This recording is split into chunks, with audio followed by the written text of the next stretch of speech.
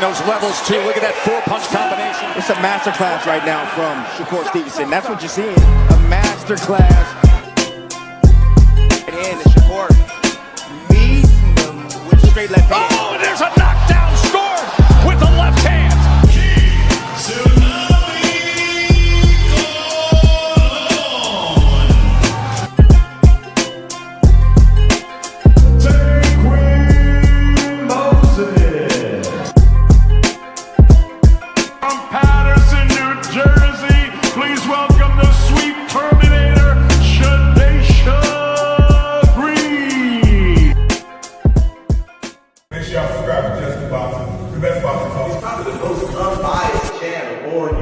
Right now, we're going to give him his just due. Shout out to my brother, Jusdueboxing.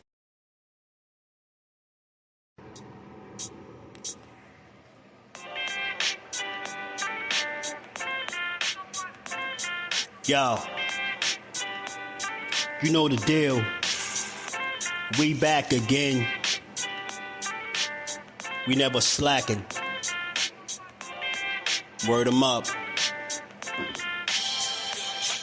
Ladies and guys, whether if you drunk or you high, it's time to pay respects to the illest man alive. If you think you got a point, he'll shrink you down to size. And from there it's downhill like a slinky or a slide. Open your eyes, got a deep connection with the rise, so you might see them jump in whenever they go live. Peep it, this channel blowing up now, it's not a secret. With tons of exclusive interviews to listen to. Them other channels I hate, but yo, they missing clues. They start narratives, sip the goose and twist the truth. It don't take a rocket scientist to get the proof. Just click the live at 4 p.m. Eastern time. But when you chime in, make sure you keep it kind. But if cowards want to debate, then it's feasting time. My man Jusdueboxing shine busy all the time. Grind 24/7, 365. Videos he might have 365. My rhyme sick, they make you do a 365. You get a rich if you think you fit to survive. It's Jusdueboxing, time to click the live. Ain't no beginners, if you soft, you ain't down to ride. I crush you, respect too, it's Jusdu. He got the illest boxing show on the internet. The boy been a threat and he ain't even had dinner yet. Word 'em up. Yeah. You know what time it is.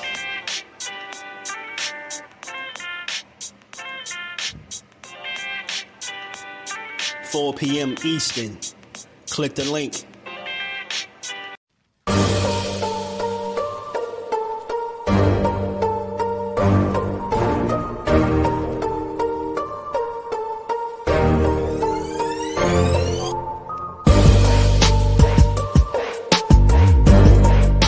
The truth gonna tell on your ass what you doing or what you're not doing every single time. You can lie, you can bullshit and all that, but when that bell ring, if you ain't put that work in, it's gonna show, bro. It's gonna show. Not to mention y'all in a sport that can cost you your life. Literally, you can die in this shit. So if that's the case, man, if you gonna do this, don't bullshit with it. If you don't really want it, say to yourself, keep it real with yourself. I really don't want this shit. I can't put the work in that it requires. Walk away. Ain't nobody mad at you. Go out there, you're young enough, you go get educated, get a skill, do something, man. But don't play with this, man. People you can get killed in this shit, man. Man, what's good? What's good, y'all? How y'all feeling on this good Thursday? We back. The good boxing is just do. How only we do, man. How only we do, man. We got to get a quote. Her just do, man. Y'all bogus. Y'all are bogus. And we going to talk about it, man. They bogus out here, man. Look, you new in the building, double tap that screen, subscribe to the channel, hit the like button, support the build. We going to talk about this, man. We gonna talk about it, and I'm disappointed. You damn right, I'm disappointed in the boxing community. But what could you expect? Bunch of grown-ass, grumpy old men and goofies, you know, just not learning how to appreciate greatness, man. That's how you know Clarissa Shields is like a once-in-a-generation type of fighter, because they don't even understand where her hate comes from. But we gonna talk about all that shit, because I've been seeing way too much of it. And y'all people sitting around here acting like y'all confused. I'm watching men go above and beyond to try to prove that she's not who she says she is. Her deal wasn't in fact what it was. Like, why is that something that people are set out to prove? But when, you know, Manny Serrano says she make $1 million in her fight, nobody questions that shit. You get what I'm saying? No other woman gets scrutinized and questioned every time they reach another level as somebody taken from her greatness. Well, we here to set that shit straight. There will be no Clarissa Shields slander over here. I ain't trying to hear. I don't care who you like. I don't care what your preference is. I don't care if you turned off, if you like, you know, bothered by the way she move. I don't care. Y'all soft ass grown men out there, man. It's tired of seeing men attack a woman. And truth be told, she'd beat one of y'all up. She'd beat a lot of y'all up. She'd beat a lot of y'all up because y'all ain't in no shape to fight no way. Y'all out here, the whole boxing world, y'all out here acting slow. Y'all acting like y'all don't know why, you know, she respond. Hey, Clarissa, if you're listening, you ever hear any of this, man, keep jumping in DMs, keep talking shit, keep standing your ground, keep fighting your fight. These people don't understand greatness because they ain't seen nothing like you before. So you got to understand, you got to part some of these idiots, man. You get me? These people don't know what it's like to be great. They don't know what it's like to spend your entire life putting on for the sport of boxing only to get questioned by the same people that claim they support you and rock with you. We here for Clarissa Shields today, man. We here for boxing. Ain't gonna be no boxing slander over this way. But man, we got to talk about it, man. Y'all all confused. She's threatening to sue a YouTuber. That's too much. Nah, the shit that y'all do, the time that y'all take out y'all lives to try to disprove her being as great as what she is, that shit, y'all should be ashamed of yourselves. It's nasty work, man. It's some shit that I've never seen before. Never seen it before. I never seen nothing like this before, y'all. Never seen nothing like it. But we gonna talk about it all, man. We gonna talk about it all. Let me say what's up to the fam. We're gonna get to the CJ. What it do, my guy? A1 Hoop Zone. I gotta hit you, man. Shout out to my brother Fabba G's. What it do? Samuel in the building. You know what I'm saying? That now they care. They be tearing her day, man. He said I'd be running from Clarissa. Ramon, what it do? I made him biased, so I support all the brothers and sisters. And Clarissa is a sister. Hey, man, I don't think you biased, Ramon. DP rocking, my guy. Eli in the building. Said whoop ass. JP, what it do? CJ, what's good, man? Shout out to everybody, man. Hit the like button as y'all roll in. We got 15 people. We should have 15 likes. Y'all gonna hear me say it. Hey, real quick before we get into that, I'm a little disappointed, y'all. I'm a little disappointed.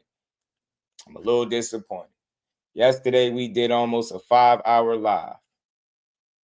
And do you know y'all wasn't even hitting the like button? We did almost a 5-hour live, bro.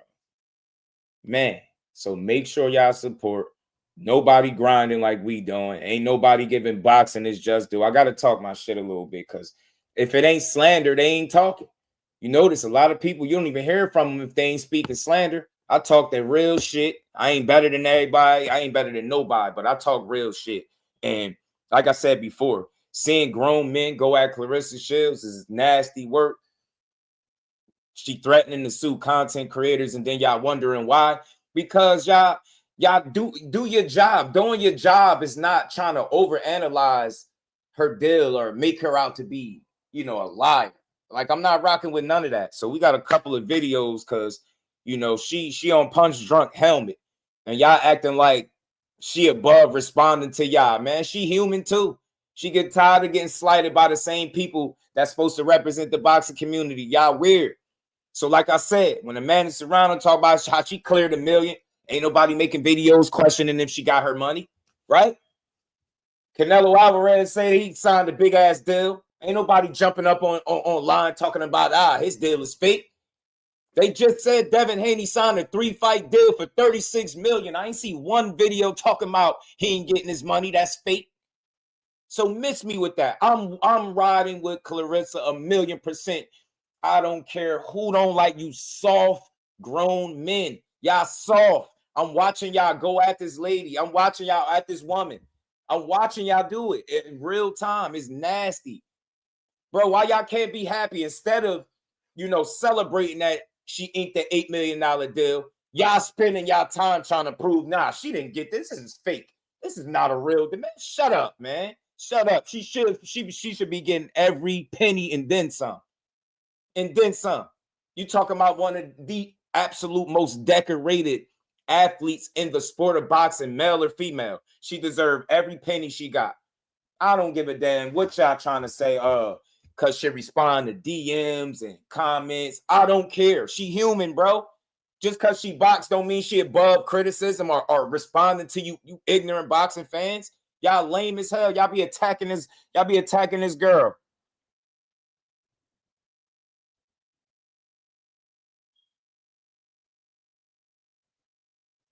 Hold on. Y'all give me hit that like button, y'all.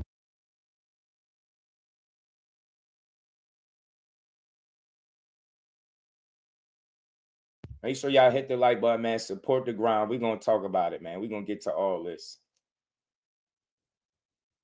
The fuck? We're going to get to it, man. Hit that like button. Sub to the channel if you're new.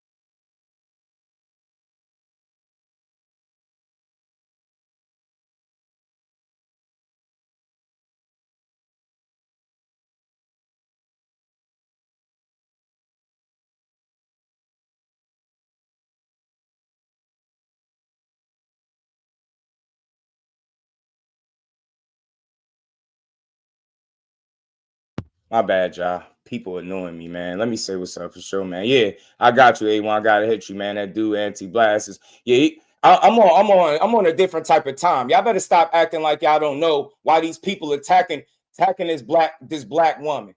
Y'all better act like y'all don't know why. These dudes, first of all, none of these dudes got relationships. That's clear. And they're all, a lot of these men, they're threatened by a confident female. And that's what it is with Clarissa. Always asking why this and why that. What you should be asking is, how are we still questioning her greatness after this long? If she say she got 8 million, then she got it. Why are we trying to disprove? Nah, that's not what it was. A fake deal, man. Y'all fake. Y'all fake. The content y'all make is fake. Y'all fake boxing fans. Like I said, people ain't jumping down Amanda Serrano's throat. Y'all don't question when she celebrate her wins, right? Devin Haney signed a 3-fight, $36 million. Nobody's questioning that. We don't even know who the fuck he gonna fight. We don't even know who he gonna fight. Let alone make it through this fight with Brian Norman to get to the 36 million. Not one person is questioning that shit. Not one. But when it's Clarissa Shields, it's like, it's nobody paying. She's not knocking anybody out. You know, she doesn't look that good. I don't like y'all. I'm telling you, I don't like y'all. I'm gonna play the video. He's a mark. He a buster. I'm tired of him. He got mad undertones with his videos. It's a reason that he go at her. He would never show this type of energy to Amanda Serrano. That dude's a fucking clown, man. I'm sick of y'all. Y'all need to go away, man. Y'all need to go away. Y'all not real boxing fans. Y'all sit up here and try to get the boxing public up in arms over a female celebrating her wins. She says she got 8 million. Champ says she got 8. She got 8, damn it. Hell wrong with y'all weird ass grown men. We gonna get to it. Creole, what's good with it? What's up with that? You get me? What's up with Devin deal? How you get? They don't want to know that. You get me? That 15 million wasn't fake for Laila Ali. Nah, they try to say that was fake too. Only thing was fake was Laila energy toward the whole situation, because she was bluffing the whole time and she never wanted to fight Clarissa Shields. She ate up the clout, the energy, and the attention she got from the thought that they was gonna fight. She milked that shit into a 2-part series and ain't want no smoke at the end. We know what time it is, and we love Laila. We strictly talking boxing. I don't give a damn about them one-upping each other. I don't care about no cookbooks, recipes, none of that. If y'all was gonna fight, my money was on Clarissa all day, every day. JP was good with it, man. PGA's big dog, Cal Coolett, blessings, family. Nick balling in the bill. No way. Hell, Devin getting that. These Clarissa actually makes sense. It do, though. It do.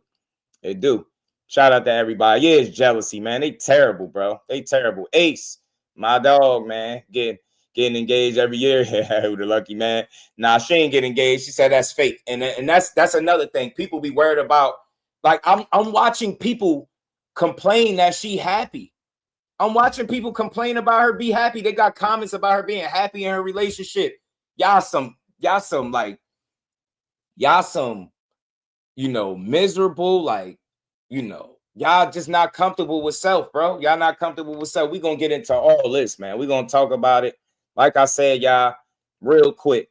If you in here, if you rocking with me, if you got a wrench, moderate the chat. Make sure people is hitting that like button. We should never have less than 100 likes. We did almost a 5-hour live, man. I'm disappointed in what I seen. Oh my goodness, man. Make sure y'all support one of the hardest working people in this space. And let's get to this shit, man. Let's unpack it, man. Let's play the video. Let's play this little video from this guy, man. Hating on the GOAT. We ain't going for no damn Clarissa Shields slander. We ain't going for no boxing slander.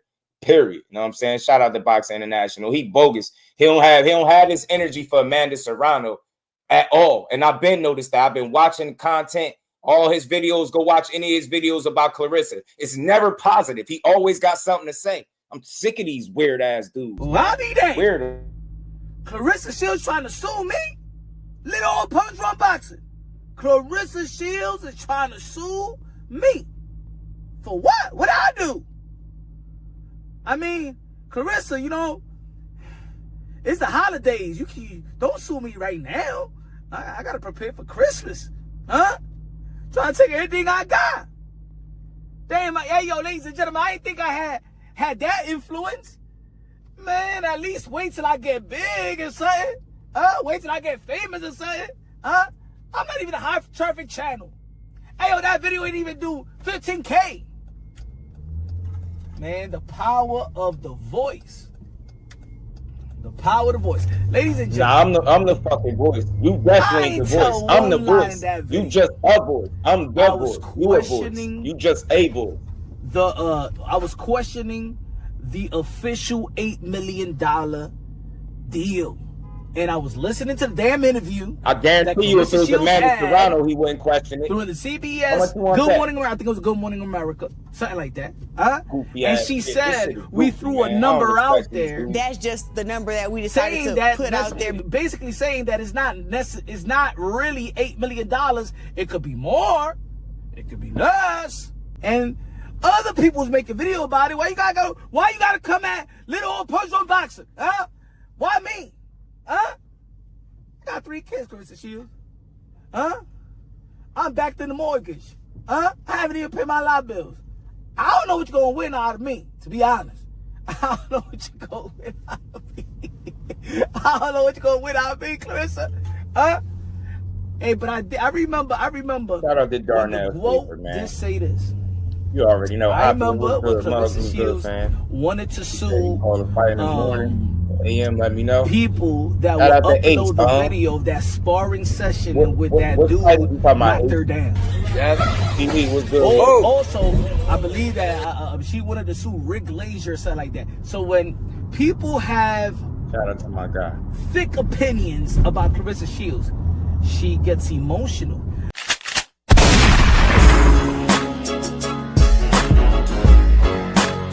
I mean, look.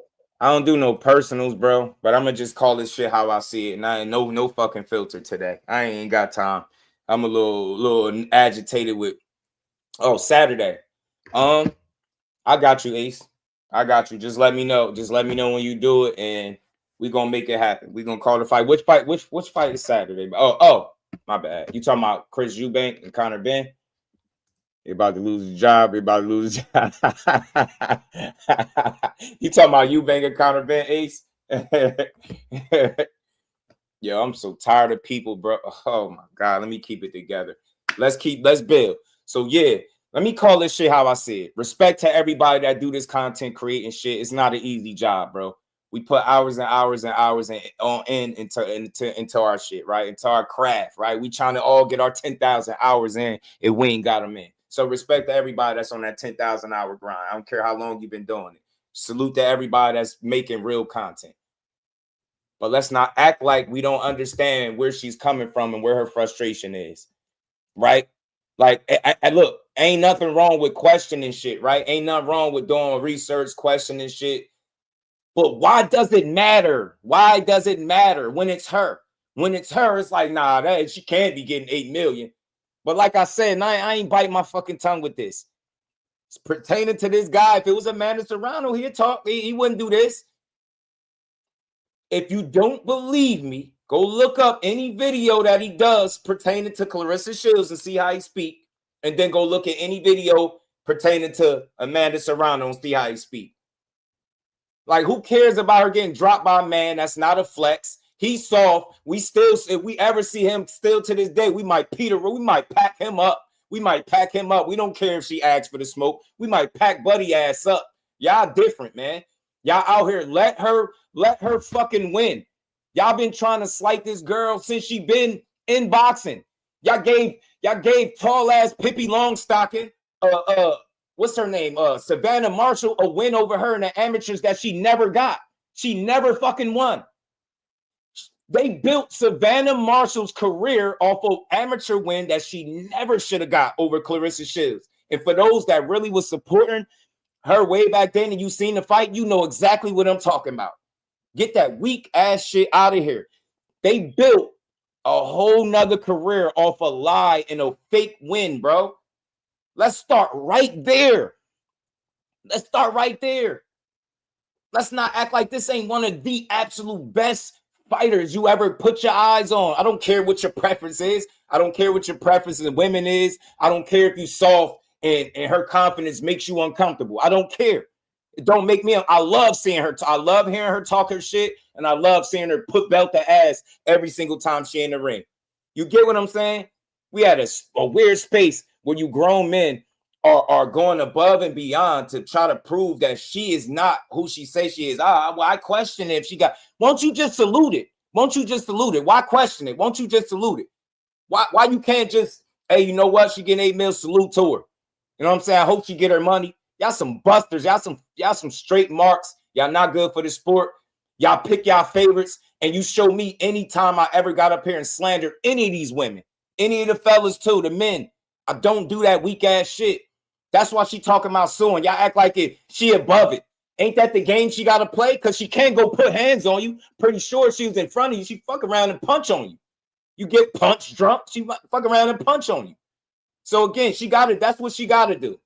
Y'all out here going above and beyond. That's what she said. Like, hey, look, y'all not doing this with nobody else when they say they made money, when they got a deal. $36 million for Devin Haney for 3 fights. Split that shit up. You not even the slightest bit curious of where all that money gonna come from?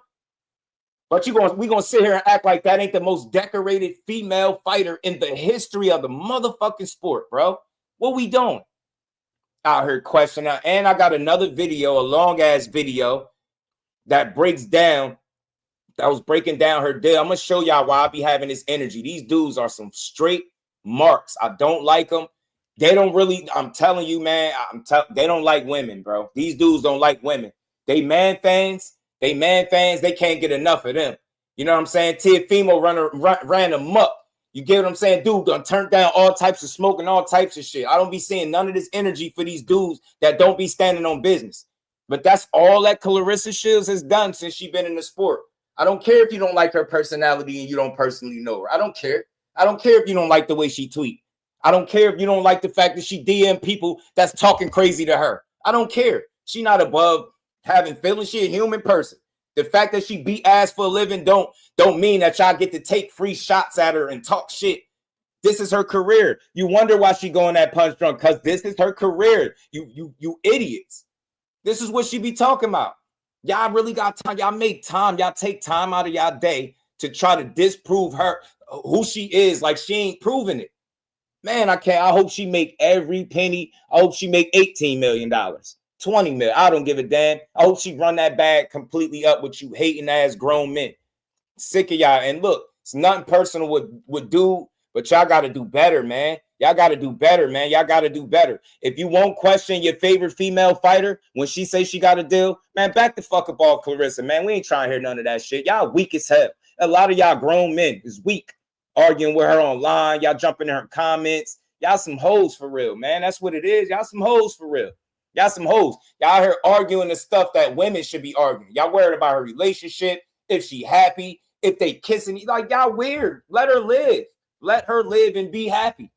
This is why I seen somebody say that, you know, man, she ain't happy with herself. She can't be fucking happy. She can't even celebrate her win. She went on CBS to lie about $8 million is crazy. The fact that people are even questioning that is wild. But I guarantee you, if it was Katie Taylor, even a Savannah Marshalls of the world, you get what I'm saying? Serrano, any of these women, they come out here and announce a deal, guarantee you won't see no videos with nobody questioning it. Nobody. Let's stop acting like this girl, this female ain't shown you that she been one of the absolute best fighters since she laced up a pair of gloves. This is why y'all play highlights of a man knocking her down. This is why y'all get off on that. Y'all really get off on the fact that a man knocked a woman down, and then that same woman, y'all willing to go at her in the comments section. Y'all all soft. If you're a man and you in Clarissa Shields comments, DMs, you making negative videos, dragging her name, disrespecting her earning potential, and the fact that she just inked the deal, you are a clown to me. I don't care who you are. I don't care who you are. And it's all fun and games till somebody start talking about suing and shit. Now it's, I got 3 kids. I ain't do this. Now it's fun and games. That girl ain't playing about her career. She sacrificed her life for the career she got right now. I'm pretty sure she bust her ass in a male-dominated sport where every time she celebrate, you got a goofy-ass content creator getting up on YouTube trying to discredit what she is. You can't make this shit up. You can't, bro. You can't. They'll make her out to be some type of duck. You know what I'm saying? All types of shit to suit a narrative. She's special, bro. And all I'm saying is if you're a real man, stand behind that. She's special. Why should we be so wrapped up in her personal life, her relationship life, who she DM, who she tweet, what she's saying? Just support her the way you're supposed to as a fan. Y'all talking about all this other shit. She turning me off. She's a turn off. She always this. She always that. Let's talk about the fucking boxing ring. Have you ever seen Clarissa Shields come close to losing a damn fight? So why is it that the way she tweet more important than how she fight? Explain this to me. Y'all act like she just talking shit and ain't backing it up. She whooping ass, bro. She beating ass. She literally went as high as heavyweight for the women. For smoke. You get what I'm saying? Outside, let's keep it real. Outside of Shadeja Green and maybe a couple of rematches, ain't nothing for her. You can't say that about nobody else in boxing. She's running out of competition. Yeah, she got a couple names left. But like I said, outside of my girl Shadeja Green, I don't know too many. Got a Franchon Cruz rematch. You got a Hannah Gabriel's possibly. Maybe a Savannah Marshall thing. You get me? Let's not act like she ain't cleaned out all this shit, bro. She is what you wish your favorite fighter was, about all the fucking smoke, proving it, making history damn near every time she step in the boxing ring. Hell no, I'm not tolerating no Clarissa Shields slander because y'all didn't like the way she tweeted. I don't get it. Get that soft ass shit out of here. What AB say? And get that soft ass shit out of here. I heard talking about, yeah, man, you see how she was tweeting, man. She ain't really my style, man. And she had an attitude. You sound like a girl. I expect women to be mad over shit like that. Y'all don't like strong black women. That's what it is. I'm calling that shit out. That's why y'all question everything that's great with her. Is she really gonna get 8 million? I mean, I never heard of win. I never heard of that before. Shut up, man. Support the lady or shut the hell up. You bogus ass, weird ass grown. I'm talking only to the men. I don't see the women doing it. It's the men. Y'all some busters. Y'all not even men for real. Y'all not even men. Y'all just males. You weird ass dudes. Sunchild Mac was good with it. Hit that like button, y'all. Sub to the channel. Support the grind, bro. We gonna keep building. King was good with it. She a black woman. Facts. Let's get to this. Let's get to this video, man. Let's get to this video, man. It's like an 18-minute video with somebody. And look, I ain't got no beef with no content creators, but y'all fucking suck, man. Straight like that. Man, y'all fucking suck. I expect more from men. I expect men to act like men. Y'all be out here arguing about tweets and shit like some hoes, man. For real, man. I don't give a damn. Any Clarissa Shields slander today is bogus. Y'all wild out here. And I don't know why she tweeted like that. I don't know why she DM'd her like that. She could do what she want. What you mean why? If y'all could sit here and take extended periods of time out of your life hating on her, you don't think she could respond? She ain't above responding. I'm glad she be on y'all ad. Hey, Clarissa. Hey, woke, keep responding to these dudes. Keep putting the pressure on them because they uncomfortable. They don't like it when you hit back. They like to just talk shit with no consequence. When she talk back, now y'all mad talking about she need to act more ladylike. Nah. She in a male-dominated sport, man. Clarissa, stand on business, man. Keep making these soft-ass beta males, these new fake men, keep making their asses uncomfortable. It's sad that her success makes y'all uncomfortable to the point where y'all got to question it. Yeah, she ain't really getting $8 million. Who's going to pay her that? She ain't knocking nobody out. She not really a draw like that. I done heard the most negative shit that you could ever hear on somebody that's doing it the right way. And when has it ever been acceptable to criticize somebody more of shit that you don't know more than the shit that you can prove and you do know? We watch her not because she had the greatest personality in the world, she the greatest speaker. We watch her because we know she beat ass. We know when we first seen her, there was something different about that Clarissa Shields girl that's different than all the rest. And it's okay to say that. They got y'all out here feeling like y'all gotta like half step giving her credit.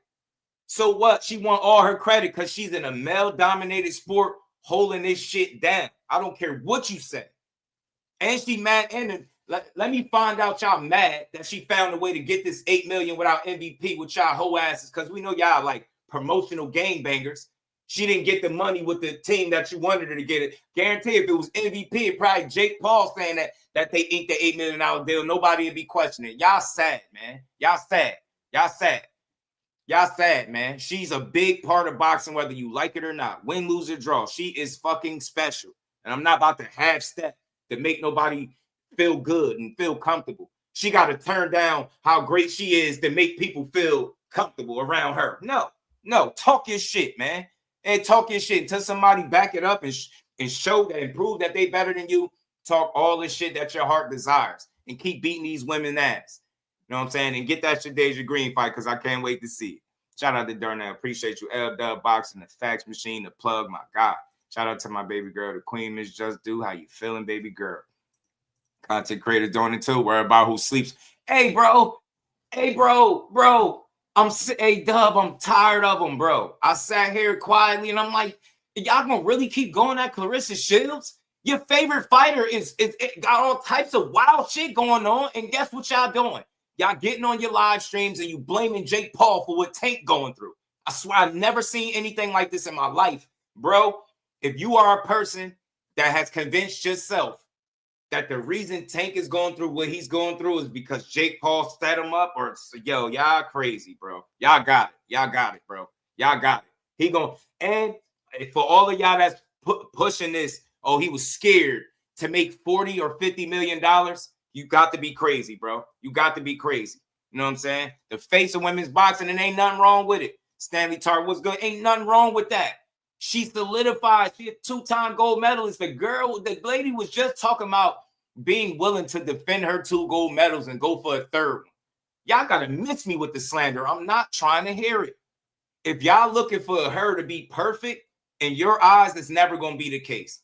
But she's perfect for the sport of boxing because she stand on business. She take challenges. She fight who she need to fight. And she win these shits. And she keeps piling up those wins.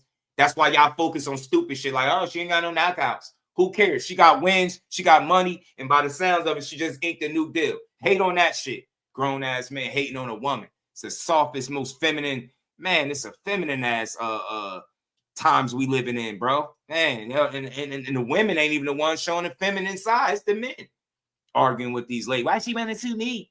Because y'all build y'all platforms up. Y'all get a little following. And then y'all use y'all platforms for bullshit, like tearing down the sport, over analyzing everything going on with Clarissa Shields. That shit is weak to me. I don't respect nobody doing that. Nobody doing that. Where that 36 million, like I said, coming from Devin. Ain't nobody questioning that shit. Nobody. Canelo tell you he inked the deal. Is anybody questioning if he getting his money? Man, Serrano tell you she made $1 million. Are you making videos like, man, I don't think she got her money. But when Clarissa Shields do it, it's like, man, don't be fooled, because what they do is they try to pose it as a question so they can say that, oh, I'm not hating on her, I'm just asking a question, I was just curious. But you don't have them same questions for anybody else that says and reports that they made money. You telling me this girl gonna go on CBS and sit in front of all those people, everybody watching, and just make up a number and lie? The fact that you're questioning that is nasty work enough. Shout out to Stressed Out Boxing. You get me, Stanley Tarver. What's good with it? Peace to the queen, Lisa. How you feeling? Always great to see a real queen in the build. I'm actually surprised that we haven't seen more boxers do these content creators. Hey, man. Sudies. Hey, Dub, they acting like they don't know where it's coming from, bro. I'm sick of y'all men. Y'all some pussies, man. I'm sorry. Excuse my language. That y'all soft. That's why y'all willing to argue with women. That's why you will use your platform to try to downplay what Clarissa is. Because if it was a certain somebody saying they got an $8 million, like I said, the goofy dude wouldn't be questioning that shit at all. He wouldn't have nothing to say. He'd be celebrating and making videos talking about, look how she the highest paid woman in the history of the sport. I know what it is. If that last name was a little, if it was a different last name with an S, not Shields, and not, if it was something else instead of Shields, you'd be rocking with it. That pussy shit out of here, man. You soft. I don't like you dudes. All y'all going at Clarissa, y'all soft, and y'all girls probably hate y'all. Y'all either single or your girl probably hate you. I'm telling you, soft ass dudes. She ain't gonna get that $8 million. I can't wait till she run that bag up. I swear I can. I swear I can't. Out here surprised that she talking about suing. Hey, Blunt, what's good with it, bro? Y'all talking about she doing too much. No, she ain't doing enough. I hope she start really suing you goofy ass dudes. She ain't doing enough. Talking about she doing too much. But this an 18-minute video trying to break down how she ain't made her money. Then you got a different video when her video went viral, did over 1 million views. Y'all was up there making videos talking about she bought her views. I don't like y'all. Shut the hell up. All my children, General Hospital ass dudes. Why should it even matter where her views is doing? She popping. She popped. She's the most accomplished female fighter in the history of the sport. She more accomplished than 90+% of these men. Y'all are questioning if she great or not, man. I miss me with that, man. Shout out to everybody, man. Over here, we build the ladies up. We build boxing up. Y'all going at Clarissa because y'all uncomfortable that she at the top. Get y'all weird asses out of here, man. Uncomfortable because this girl's sitting pretty. She deserved it. Instead of asking if she got the money, won't you make a video talking about how she really deserved every fucking penny? Competing with these men. Ain't nobody else out here getting dropped by men and getting slighted. They arguing with her in her comments. You don't see name me another female boxer in the sport that gets shitted on like Clarissa. Name me another one. Name me another one. It's women doing it. Her own people doing it. Female content creators, they're doing it. And then you got men doing it. Men, and y'all wondering why she responding. It's coming from every which way. She about to stand her ground. She been fighting all her life. You think she about to stop now because you tweeted some shit? Man, Clarissa, keep standing on business, man. You got some real fans out here that just want to give you your just due and see you win in every sense of the word. Go get every penny that they got for you out there, man. You deserve it. You deserve it. Kicking the doors down for boxing the way you did, man. You got these people hating on you. Got these grown-ass men confused, not wanting to give you your credit. All these goofy-ass dudes. I just asked. I just questioned if she got it. Why are you questioning if she got it, though? Instead of questioning if she would actually go up on live television, CBS, sit amongst all those people and just be like, yeah, I'm just $8 million, you know. Yeah, and just make it up. Hating ass dudes. Y'all some haters. I don't like y'all.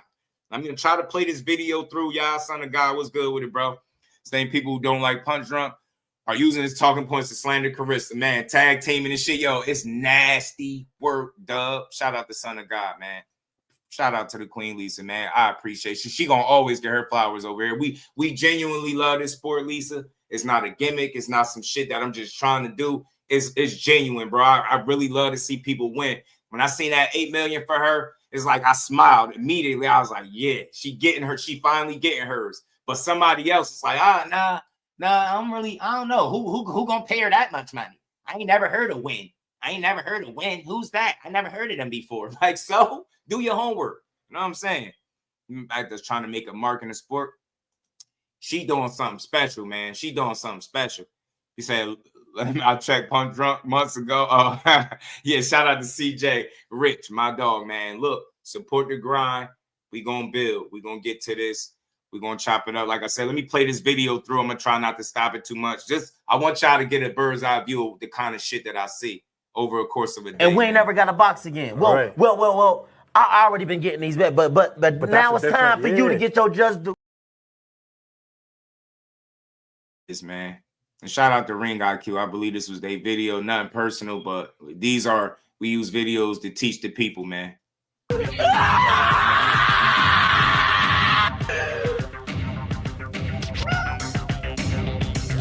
to the mother. We're covering today's top boxing news.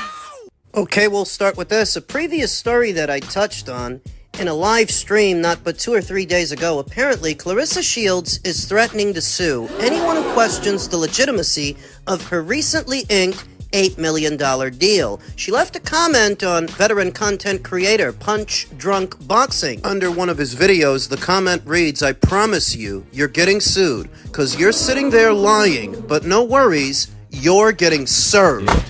Served, nigga! Is that possible? Is it possible to take a content creator to court based on the content that they upload to their channel? Well, that depends. It depends on what the content is and whether or not that content caused you any damages. Psychological damage, physical damage, fiscal damage. Did that content creator's content cause you any money? I want to say that's why they mad. That's why they mad. She got her $8 million wiped the slate clean with MVP, which could lead to big fights with Shadeja. Now they like, but she couldn't have got it because MVP's the biggest thing smoking. They didn't give it to her. She don't really got it. Ho ass dudes. Listen to this weak ass shit. That from the moment that Clarissa Shields signed what's supposed to be her landmark $8 million deal, $8 million over 2 years spread across 4 fights, there have been a good number of content creators, not just Punch Drunk Boxing, that have questioned. But of course, the one that she see, the guys that got the biggest following is the one she gonna respond to. Y'all build up these followings, y'all get these, you know, you get you a nice audience, and then you use your audience, you use your platform to create division within the sport that's already every man for themselves damn near. And this is a prime example of it. The fact that men are going at a woman, making her coin, is the lamest shit ever. Y'all women that's doing it is nasty too. I see y'all too, man. Y'all uncomfortable. I don't know why y'all not standing with Clarissa, but the fact that you're willing to go against her because of how she tweet or how she go about being happy in her relationship is the weirdest thing I've ever seen. The legitimacy of that deal, so that if Clarissa Shields is to start sending out cease and desist letters to every content creator that did this, she's going to be busy. She's going to be too busy fighting in court to fight in a squared circle. Let's analyze this. Let's try and understand. Is it actually possible to sue a content creator for defamation? And it does depend on what that defamation is. What is it supposed to be? Defamation, and what it is the action of damaging the good reputation of someone, slander or libel per the Oxford Dictionary. Is that what a content creator is doing when they question the legitimacy of Clarissa Shields' deal? Are they damaging her reputation, and does that give her grounds to sue for damages? She has to prove that something they said costed her money or caused her pain and suffering, some sort of punitive damages, something. The burden of proof would be on Clarissa to prove these content creators damaged her reputation, and she has to then constitute what those damages are. What do they cost? How did they do it? What did she miss out on as a result of what they said? Man, hold on, because you rich boxing, you about to get checked. You about to get checked, you weird ass dude. You didn't hear me say people supposed to agree with her just because she black. Weirdo. Don't know it. And you must be fucking lost. I got time today. You must be lost, bro. I'm not an agree or disagree kind of guy, goofy. I don't care if you disagree or not. You get what I'm saying? I don't give a damn what you disagree with. You ain't never hear me say that y'all gotta agree with Clarissa because she black. Goofy man. Clean some of them sugar daddies out your ear, bro. You ain't hear me say no weak ass shit like that. No logic involved. Get your weird ass on, bro. TBE, what's good with it? Play herself trying to call out Laila. Nah, she ain't play herself. She ain't play herself. Flossy Sports TV. And look, I can't tell you what she did, TBE. If you felt like she played herself, that's you entitled to that. I'm going to tell you, Laila played herself. Do you know why? Because we talking about boxing, right? This was about a fight, right? Laila could have said in that first part that she didn't want to fight. She drug it out to 2 parts, knowing damn well she ain't want no parts of Clarissa. The only reason she's relevant within any boxing conversation as of today, not her past, we know she put in her work, is because her name is connected to Clarissa Shields. You don't believe me? Go look at her YouTube channel. Go look at the 3 videos and see how all of them got something to do with Clarissa. Missed me with that. Laila milked that shit. And she knew damn well that she didn't want no parts of her. Talking about sparring and shit. Offering her a spar. You talking about a damn person that's actively competing. Why the hell would she spar you just for the hell of it? Hell no, man. So I respect what you're saying, but Laila played herself because she never wanted to fight. Y'all focused on all that other little shit. Nah, she threw herself in there when she said Clarissa Shields is not talented enough. That's what she said. She took her shots and Clarissa responded like a fighter. And then Laila became a politician making 2-part videos and shit. I ain't trying to hear that. And I love Laila. But when it came to boxing, I'm strictly talking boxing. She never wanted to fight Clarissa. And Clarissa wanted to smoke with her. If you want to prove you better than me, let's prove it. Talking about sparring, practice. Flossy, what's good with it, bro? Let's keep building. On the face of it, this reads like a scare tactic. She's preying on the ignorance of the masses to scare them out of questioning her deal. That's what I think it is. You start off sending out cease and desist letters that look legitimate enough, even if the case is a frivolous case. The defamation case. On the premise that once a content creator receives a cease and desist letter, they might lay off, and they might not. Carry on that broadcast with a number. Hey, facts, bro. She came up with a number. They got the number, and then she tried to call it fake. That's all y'all do. Y'all try to call that fake, too, when she said she had that 15 million. And the fact is, y'all act like everybody, if your last name is Ali, you got to bow down. I'm very tasteful with the shit that I say, but I keep it boxing. As it pertains to boxing, Laila, the great Laila Ali, never wanted to fight Clarissa Shields. She let y'all do all the fighting for her. Now y'all focused on stupid shit like tweeting and videos and how she won up in Clarissa. You know why that's what y'all focusing on? Because you know damn well if they fought in the actual boxing ring, sparring, any of that, you know she ain't beating Clarissa Shields. You know that. That's why y'all like, oh, Laila killed her. Laila killed her. She killed her with class. And when, man, this shit ain't, this ain't poetry class. We don't give a damn how well she can articulate any point. Can you fight? Can you fight better than the girl that you going back and forth with or not? Miss me with that. Miss me with that weak ass shit. B3, what's good with it, bro? Y'all hit that like button, sub to the channel, support the grind. I'm on one. We gonna build today. Talk about Clarissa Shields' deal anymore and its legitimacy because what she's really trying to do is elicit silence. The deal and its announcement in and of itself, like so much of what Clarissa Shields does, was all for the optics. So that if content creators are now questioning its legitimacy. Hey, Robert, talk to him, bro. Try to win with class because you know she couldn't win with hands. That's all I'm saying, bro. That's all. And that's not to be disrespectful to Laila. I'm not fooled by the dog and pony show. Oh, yeah, let me make this 2-part series so I could distract y'all from the fact that I really ain't trying to fight her. If the shoe was on the other foot and I was Clarissa, the one talking about sparring and not actually fighting, and Laila was calling her out, y'all be saying she don't want no smoke. But now that the shoe was on the other foot and she put herself in the fire by saying a certain number, then they got the number and then she tried to convince the internet that it was all fake because she never wanted to fight Clarissa. Hell out of here. She knows what she was doing by saying she ain't talented enough to beat her. She don't got no knockout power. The women ain't talented. She know what she did. She took shots and Clarissa said, oh, yeah, let's fight. And then she said, oh, nah, let me do this 2-part. Come on, man. I ain't saying nothing wrong about her, but she milked the attention. She milked that shit and didn't have no intent on fighting her. And guess what?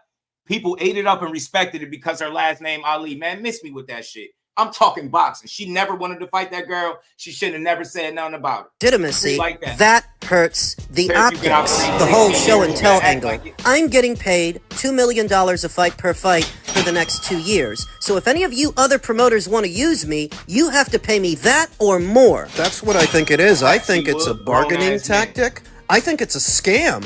I think Clarissa Shields simply could not stomach signing to MVP after all the negative You ain't never hear me say. You ain't never hear me say nothing about if she don't have hands. Do you TBE? Do you got her beating Clarissa if they fight today? Or are you gonna start talking about how long she been out the ring like everybody else? Come on, man.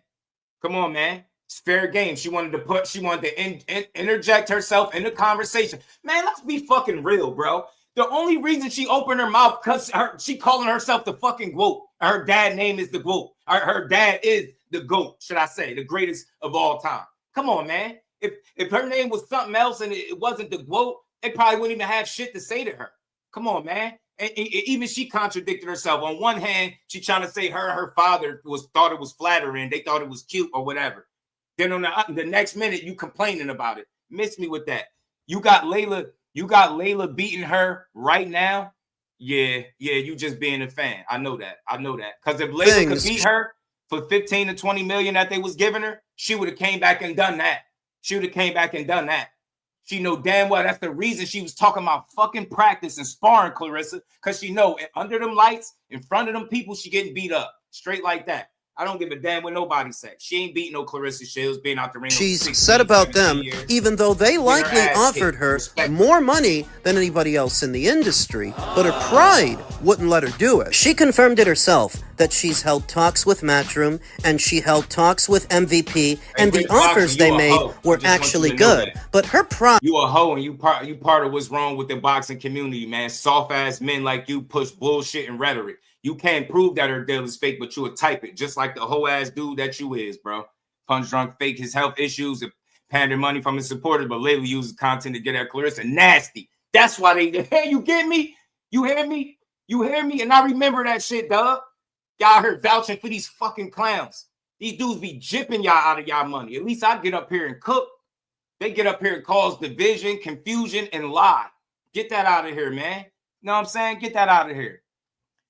Nobody, not a TBE, all due respect, bro. Not one of your sisters will do anything with Clarissa Shields in no fucking boxing ring. Knock it off. Knock it off. Knock it off. If so, you know she give out face. Tell them to go find her at the gym or something. She'll line, I don't know how many sisters you got, but she'll line them up and stomp a mud hole in them.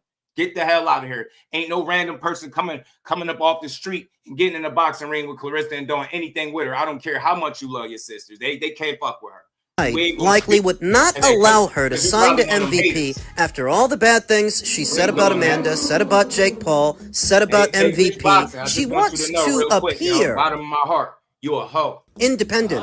Even though she walked away from a lot of money, she wants to appear like she just walked into more. What a lot of people are referring to as a scam, a lie, a fake deal. Before she tries to come after me, I'm just reacting to those reactions. That's how they described her quote-unquote landmark deal. They think Always know something, y'all. Men of integrity don't use AI voices, fake videos to get their point across. They come, they articulate their shit, and they get out the way. They stand on whatever it is they say. Fonz B, you smoking something good, man. Send some over my way, because whatever you smoking that got you thinking Laila Ali would beat Clarissa Shields and she had the opportunity to fight her and did a fucking 2-part series and fooled the entire internet or just her fans that she was going to fight her, miss me with that. Why she ain't go get that 15 million she was talking about? Huh? It's fake. I do too. And thinking that it's fake. Sister do. She gonna get her ass beat if she stepped to Clarissa. Nobody knows your sister. Your sister a 2-time gold medalist? Is your sister a 3-time undisputed world champion in the sport of boxing? Is your sister one of the most decorated athletes in the sport of boxing, male or female? No? Then they getting their asses ran through. Does not constitute a crime or constitute defamation. That's just what one person thinks, and they're allowed to think. Ever heard of freedom of speech? Thinking aloud, because thinking's allowed. That's not grounds for a lawsuit. Ask yourself a question. Is this what somebody does when they just walked into an $8 million deal? I'm sick of these dudes. All they do is whine, say stupid shit, cause division, hate on boxing, tear it down, and bitch. Y'all niggas is weird. Y'all dudes is super weird. I'm done. I had it with y'all. You content creators, y'all all bogus. Y'all be hating on women. I'm watching y'all do it. Y'all really willing to argue against a woman. I question if any of y'all got women at home. I know y'all don't. And if y'all do, your relationship's on the rocks. How does her confidence make grown men uncomfortable? You feminine ass dudes. You should celebrate her. She says she got 8 million. Say she got 8 million, unless you got evidence to prove otherwise. Other than that, you fishing just like the rest of these goofies on here. Out here mad because she is strong. I'm saying it. Strong black woman make a lot of y'all beta males uncomfortable. Y'all don't like it when she talk her shit. As good as she is, spend all that time combing the internet, combing YouTube. You telling me somebody that been out the ring 15, 16 years could beat Clarissa Shields? If she had the money to actually go do it and she ain't do it? Get out of here, man. Layla fooled all of y'all trying to sell some damn cookbooks or whatever Clarissa said. If she would have, if she knew she was confident enough to beat Clarissa, she would have went and got that damn money. Instead, she let the internet do all this senseless arguing about stupid shit. Yeah, she went up there, man. She killed Clarissa with class because she can't kill her with them hands. She ain't had no, she went to the only go-to that she could. Yeah, let me go make a 2-part series, drag this shit out almost an hour of y'all time just to tell y'all, look, I ain't fighting her. I ain't fighting her because she knows she gonna lose.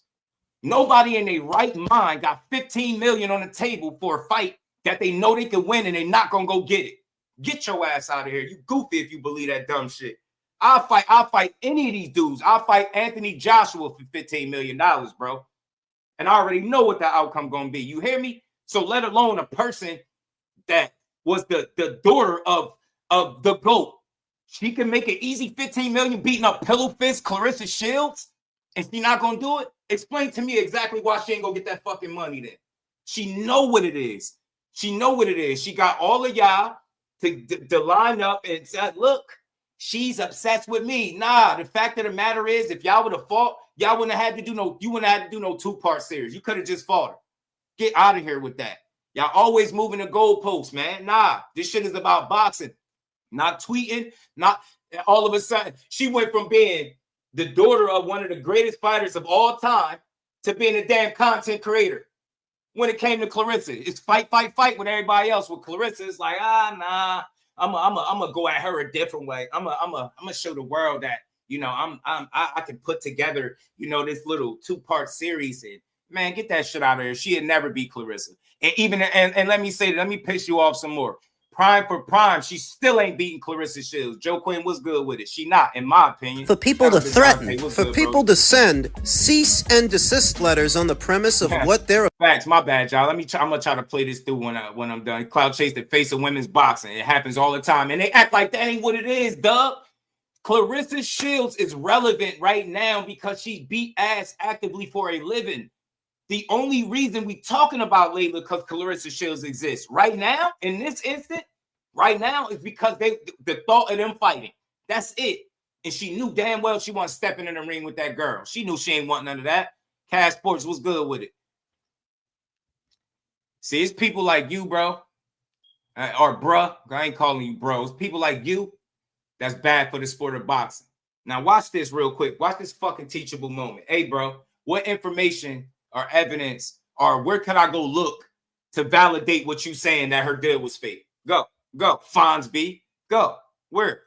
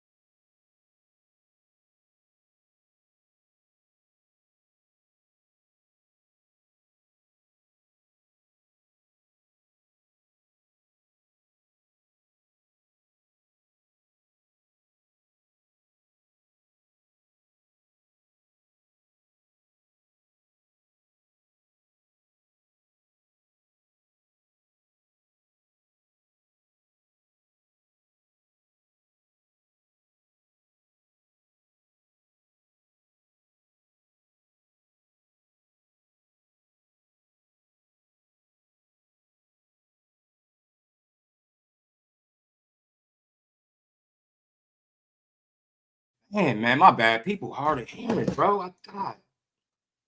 This is an interesting day. Let me chill.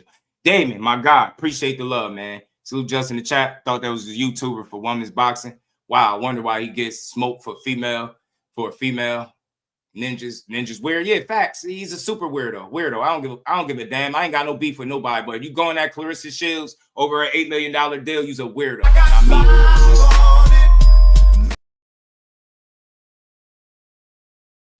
My bad. My apologies, y'all. I had a phone call. Like, I'll be juggling 5 things at once, bro. I can tell somebody 5 times I'm live right now. They gonna keep asking me questions. I swear I go through this all the time, bro. Man, I got to vent for a second. I be trying to cook, bro. I be talking to y'all. Somebody would DM me something that I did last week. Like some shit like that. Or somebody would send me something that has nothing to do with what I'm talking about. And be like, hey, Just, what you think about this? I think you need to get in the show and support and stop sending me random shit. Man, pardon me, y'all. People just be doing too much, man. But let's keep going. Let's play this through. Opinion is, who cares what their opinion is? If you're really gonna make $8 million, why should that bother you? You got better things to do than comb the internet for people to argue with about the legitimacy of your deal? Clarissa Shields. Yo, I'm telling you, it's every day. It's starting to get to a point where I gotta block certain people because they abuse my inbox. Like while I'm live though, like while I'm live talking to y'all, they'll send me something about boxing that ain't got nothing to do with what I'm talking about and be like, yo, what you think about this? Man, it's crazy. Has threatened legal action against YouTubers and others on several occasions, but records do not indicate that she is currently engaged in any active lawsuits against them. Her threats have generally been related to defamation or false claims, i.e., it's a bluff. She's just trying to elicit silence. The announcement she made was all for the optics, and surely you can see how people questioning the deal hurts the optics. I said it in my previous video, I've never heard of Win Records. That's the problem. Who gives a fuck about optics? Like, in no other sport do people question like people's money like that. Only when it come to her, because she a real one. It's not like her fight game justifies whatever money that she making to me, because she ain't came close to losing a fight. Let me make something clear. This is why I have the energy for people that go at Clarissa. Do you know why? Name me another combat athlete. Name me anyone. Name me another combat athlete that without that fake ass amateur loss to Savannah Marshall, she would be undefeated as an amateur and a professional. Have you ever heard of that in the sport of boxing? And you telling me she shouldn't be celebrated because you don't like her energy, her attitude? Man, so y'all didn't watch the movie and see how she came up? She is who she is for a reason, and I rock with it. I do. I don't care. I don't have a problem with nothing she do. I'm tired of y'all dudes. Man, Clarissa Shields talking shit, make your money, beat ass, keep making history, keep being great, bro. These dudes gonna get over it. You know what I'm saying? Make them do it 3. I'm telling you, bro. Now let's keep going, bro. Let's keep going. Name me, but like I said, y'all, while y'all think about that, I don't know the answer to it, but name me another combat athlete that you ever heard of in the history of sports that's undefeated as an amateur and pro. And we all know Savannah Marshall never beat her. I don't know what top shelf acts they promote. I don't know. Sport where she never lost. Man, a combat sport where she never lost. And we got the nerve to be questioning if she really got 8 million. It should have been 18 million, 20 million. Keep breaking down barriers and doing what you're doing. Know who these people are, but what I do know is they're new to boxing. So the idea that they're just going to kick out $8 million for a fighter when they don't promote fighters all willy-nilly already seemed suspicious to me. What it looks like is you re-signed with Dimitri Salita, same promoter that you were already signed with, and people know Dimitri ain't got but so much money. He ain't the kind of promoter kicks out $2 million a fight for any fighters that he's got. But you re-signed to him, and the money, the supposed $8 million, is coming from Win. But who is Win? Who the fuck are they? Most women boxers, the vast majority of them, do not make $2 million per fight. So when you make an announcement like that, it's going to get attention. It's going to get scrutiny. It comes with the territory. When Katie Taylor and Amanda Serrano were reported to be making $9 million apiece for what was their trilogy, you didn't have to wonder where the money was coming from. It was coming from Netflix, a streaming giant. The legitimacy of that money is not in question, but this money is because nobody knows Win Records. Who are those people? What kind of arrangement is this? So do your own homework instead of just shitting on it. Just celebrate it until you find out that something is wrong with it. But I'm telling you, if her last name wasn't Shields and it was something like Serrano, it wouldn't be no question from these idiots because they'll eat it right up.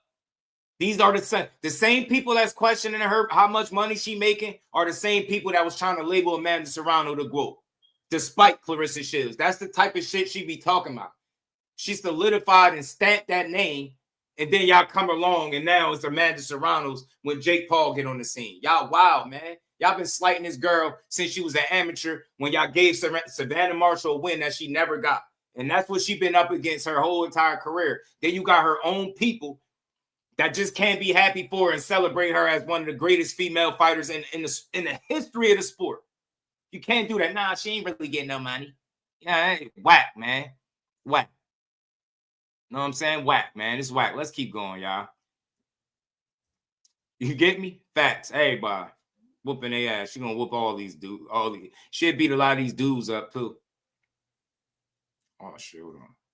If the money's coming from Win Records, then why did you resign to Dimitri? So now you think you can scare people into not asking those questions. You wish to elicit silence with idle threats. I think Clarissa would end up spending more on court fees to try to take these people to court than she would actually get back, because this is a frivolous case if she actually tried to make it. I don't think no judge nowhere is going to award her nothing because so-and-so on YouTube doesn't think her deal is real. Another testament to how ridiculous this woman is. She's 30 years old, but she has the temperament of a 12-year-old. In men's super lightweight news, Subriel Matias and Dalton Smith.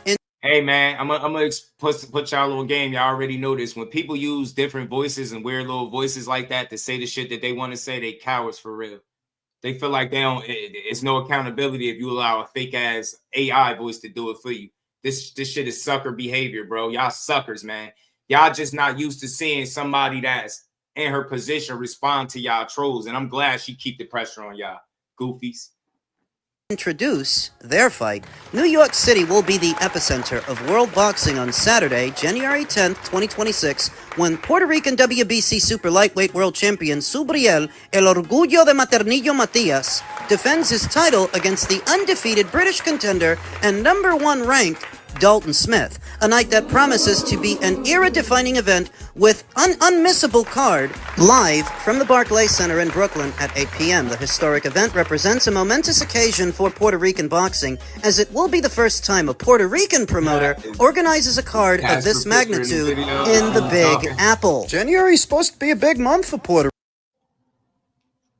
I don't know who this guy is. Rican boxing. You have Amanda Serrano defending her titles at the beginning, Subriel Matias defending his in the middle, and Xander Zayas attempting to unify his at the end. Juan Orengo, president of Fresh Productions, recently obtained his promoter's license in New York State, ushering in a new era for Boricua boxing in the international market. This is the materialization of a dream and a historic step for Puerto Rico. Obtaining my promoter's license in New York and bringing an event of this magnitude without needing to partner with another promoter shows that Puerto Ricans can be leaders on the global stage and produce world-class events, expressed Orengo. The Barclays Center will witness a night of greatness for boxing. Appreciate you, Fabio G's. I did say that at the beginning. This was ring guy. Statements from the protagonists at the inaugural press conference. Subriel Matias, WBC super lightweight world champion. It is an honor for me to fight in Brooklyn in front of a fan base that always supports boxing. I know Dalton Smith is a tough opponent,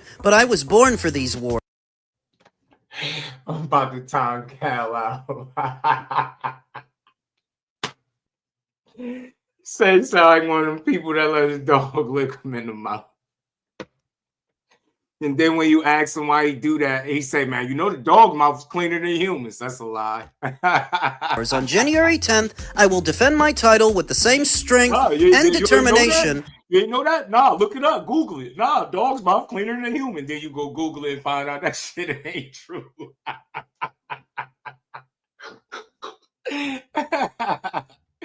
That shit crazy. Buddy didn't bash the money that were lost for the fight. Matiz promoter won the purse bid for $1.9 million at the Barclays, guaranteed to lose money, but he ain't point this out like he did about Clarissa. That's why I appreciate this dude and all his information, bro, because he always on point. He don't got no agendas, no narrative pushing, just real boxing, bro. Hey, facts forever, G's. It's terrible. The popular channel for women's boxing. This is why I'm. Hey, bro, I don't be shocked. Hey, Damon, I've seen the nastiest shit in the world when it comes to Clarissa Shields. The women don't stand with her. I heard people being mad at the way she's happy in her relationship. I promise you. I've heard some very discouraging comments about her, and none of this shit got nothing to do with boxing. Like they criticize everything she do, everything she say, tweet, her moves, if she actually made money, but they can't question if she the best, one of the absolute best participants in the sport, male or female. Me too, Dub. Me too. When it's rarely like that. That brought me here. There are opportunities that are created, others that are gifted, and in this case, we have worked hard to be here once again, showing the Puerto Rican fans globally and the boxing world that we are a reality. Defeats in life, in general, are for true warriors. Not everyone recovers from a knockdown. And real quick, so I don't forget, man, shout out to my guy. What was his name? Was it like a dog? Was that his name yesterday? Shout out to Like a Dog, man.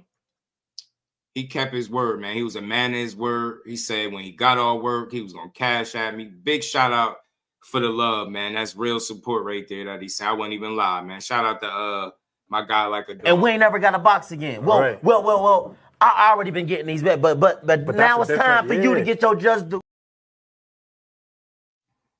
Let's keep going, y'all.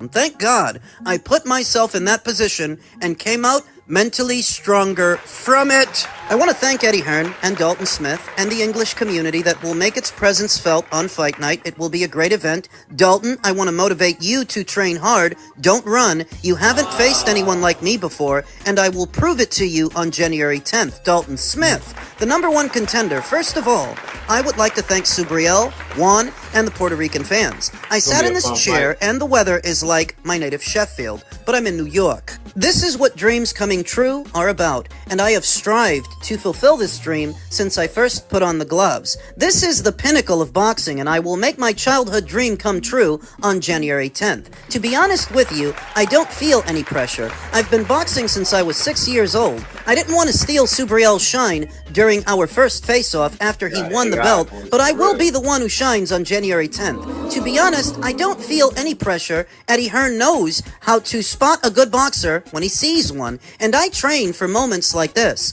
I've given 100% of myself to boxing since I was young, so I don't feel pressure in this fight. I am facing the most important fight of my career, and Subriel will bring out the monster that lives within me. Fresh Productions, a small Puerto Rico-based promotional outfit, beat out Matchroom for the rights to this fight with a winning bid of $1.9 million, whereas Matchroom, a promotional giant, only bid $1.7.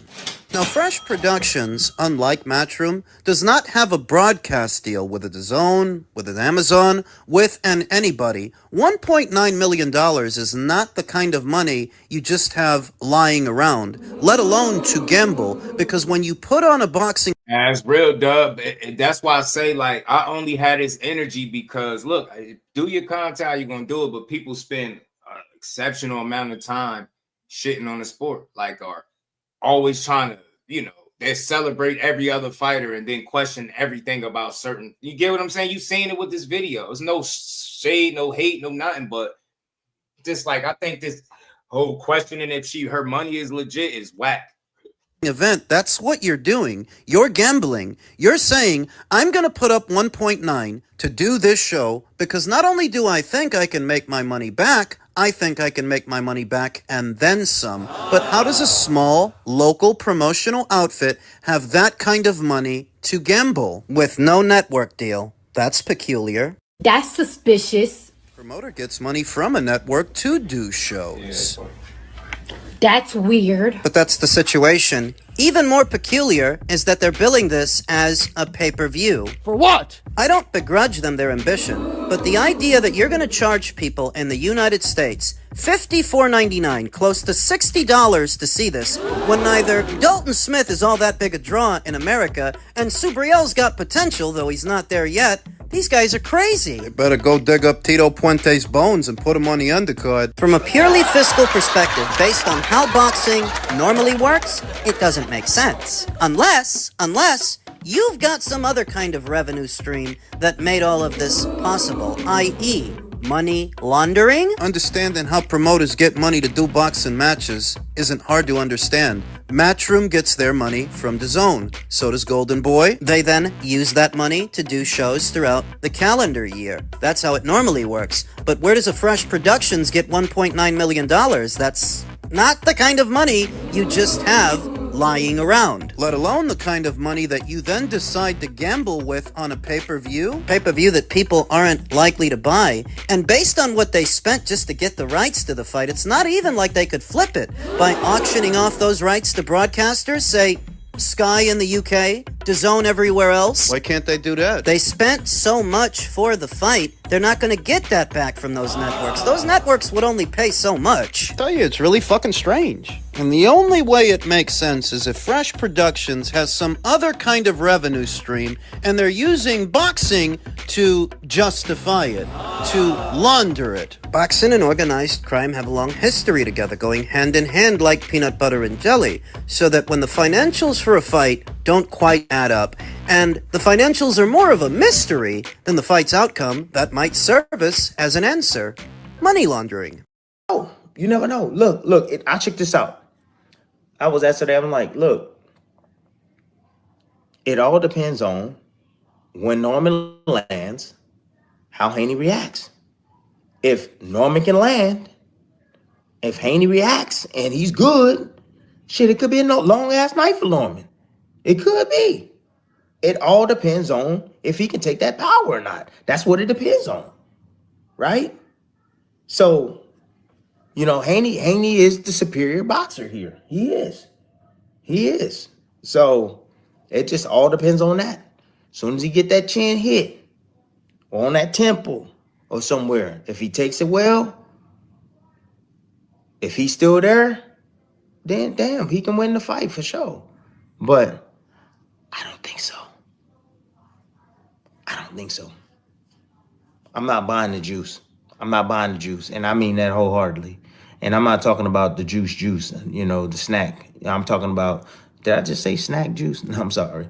No, I'm not buying it, people. I'm just saying. Well, I see the point that Timothy Bradley is making. It's a little hard to imagine that Devin Haney can go 12 rounds and 36 minutes with Brian Norman and not get touched and not get hit with something. I mean, he got hit with something in the Linares fight, something that had him hurt for several rounds, and we know that he definitely got touched up by Vasyl Lomachenko. Linares touched him, Loma touched him, both naturally. My bad, y'all. Get this out of here, man. That was enough. We heard it. Reef was good with it, bro. Like I said, man, people going above and beyond to try to disprove that girl ain't making the money she says she making. It's not that big a deal. If you was happy for her, you wouldn't even be on that side of trying to question it. She sat up on CBS in front of everybody and announced it. She just gonna wake up and lie like that. You get what I'm saying? Then y'all, well, we never heard her win, and we never heard of this. It's plenty of fighters that we never heard of too. You get what I'm saying? To the first time we see him. So at the end of the day, that don't mean question her deal and say it's not valid because you're not familiar with winning. You get what I'm saying? It's nasty, bro. And like I said before, I hope she do start suing people, putting cases on y'all. Y'all sit up and spend too much of y'all time hating on a a successful black woman that's confident in her spot.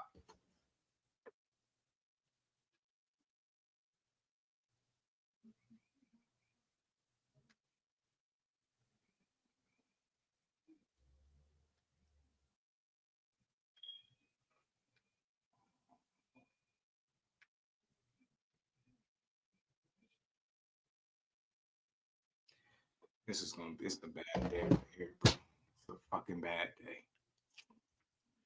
Go from nearby. I'm happy when anybody from this era makes a success.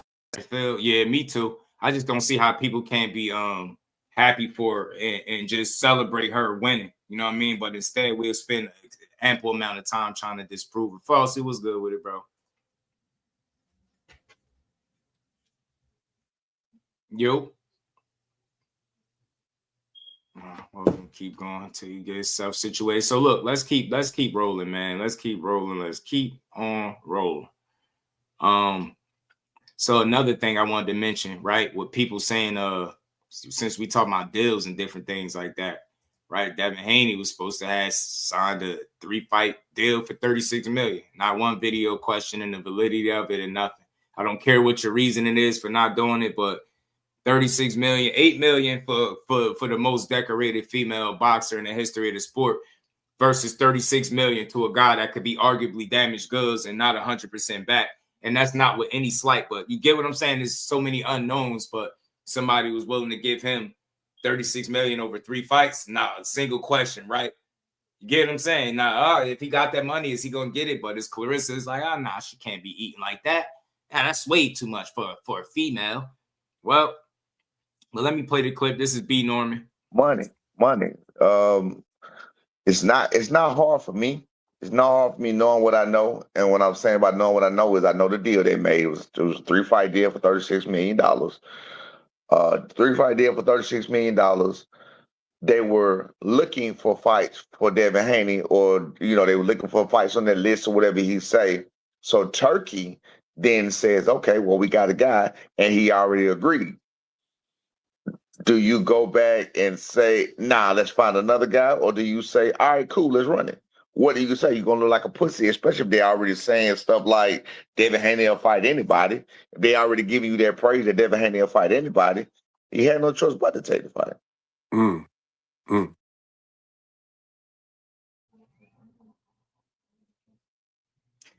And that's what they say, man. That's what they say. So look, $36 million, and I'm keeping the same energy across the board. Hey, Dev, get your money, G. Think I care if I hope you make every bit. I hope you make 40 million. How about that? I don't give a damn. I'm not in their pockets. If you could find the information that could disprove what Clarissa Shields said, I'm all for it. But if you on some wild goose chase shit and you just on some, I never heard of win, so who's that? It's no way she could be making that. Shut up. You was wrong with boxing, hating on this woman.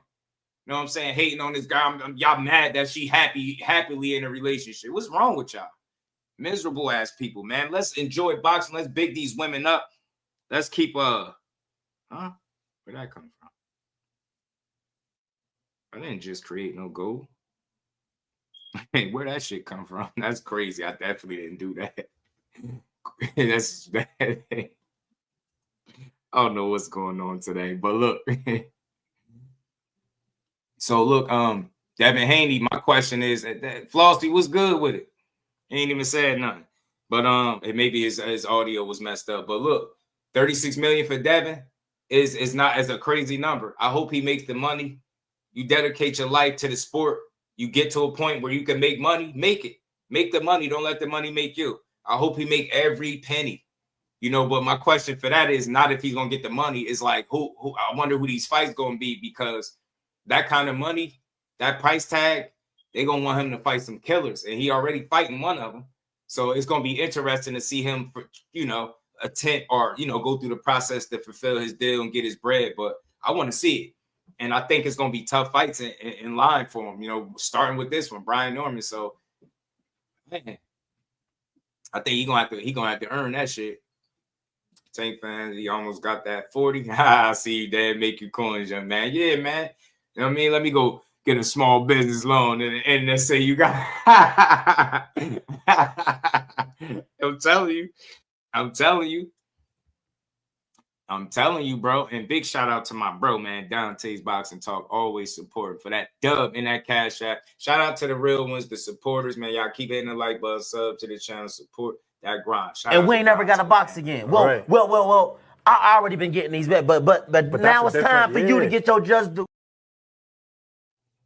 Shout out to my guy, man. Dante, appreciate the love, homie. Flossy, what's good, bro? You there, streets say just got that bag. Yeah, man. I'm poked. Hey, man, I don't want to sound like a complaining guy, but man, yesterday opened my I was thoroughly disappointed yesterday. Bro. Man, if Haney wins, Turkey wants him back February. That's a quick turnaround. And he gonna want him to fight a dog too, L-Dub. I could just imagine. If he win, he gonna want him to fight a dog. He gonna want him to fight a Doug, as they be saying. You get me? He gonna want him to fight a Doug. He gonna want him to fight a Doug, man. So if Haney, it's gonna be interesting to see who these guys are gonna be. You know, that he gonna Benavidez looks slim. Who these people gonna be that he's gonna fight for the money, but it's gonna be interesting. What's the deal? Haney got it saying 3 fights, 36 million. Let me play it real quick, run the clip. Flossy, what's good with it, bro? Money. It's not hard for me. It's not hard for me knowing what I know. And what I'm saying about knowing what I know is I know the deal they made. It was a 3-fight deal for $36 million. 3-fight deal for $36 million. They were looking for fights for Devin Haney, or they were looking for fights on their list or whatever he say. So Turkey then says, okay, well, we got a guy, and he already agreed. Oh yeah, sue him. Sue they pants off, man. Sue that damn pants off. But he said, let me hold something, Brother Just. Hey, man, Brother Just is struggling content creator, bro. That's what I call myself. It's my story. I'm sticking to it. You're gonna have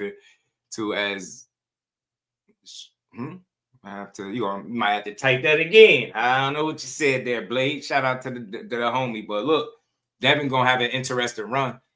Just how Dub said, quick turnaround in February. You figure November, January, February. That's quick. That's like, you know what I mean? He wants you right back in there, rest and get right back in there. My question is not so much the money. I think he can make the money, but it's who he gonna fight to make this money is what my question is, right? Like, I don't know who the hell he gonna fight to make this type of cash. I just don't know.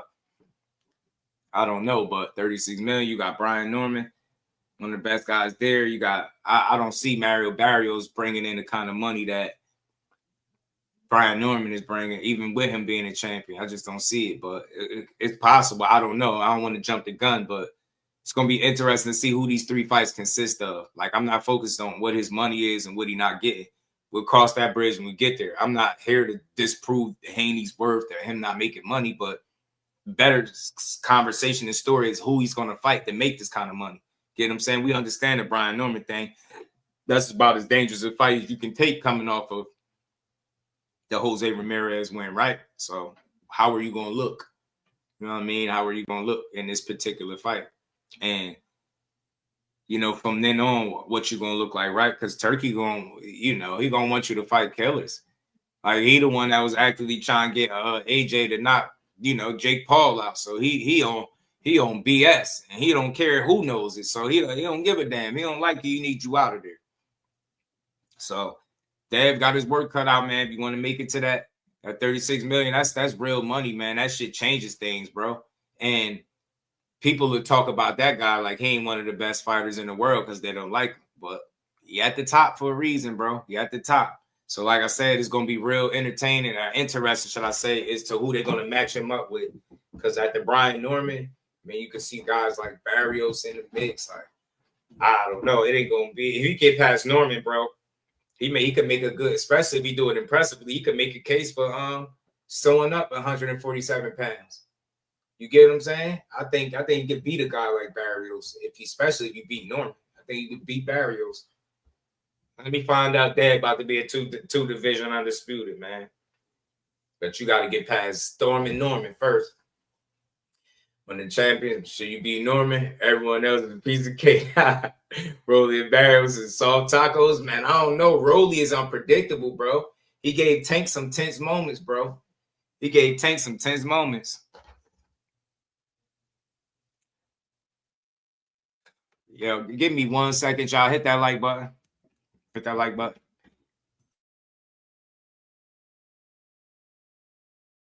He said, side note, I love the way the Eubanks talk. Yeah, they funny. The UK slang is funny.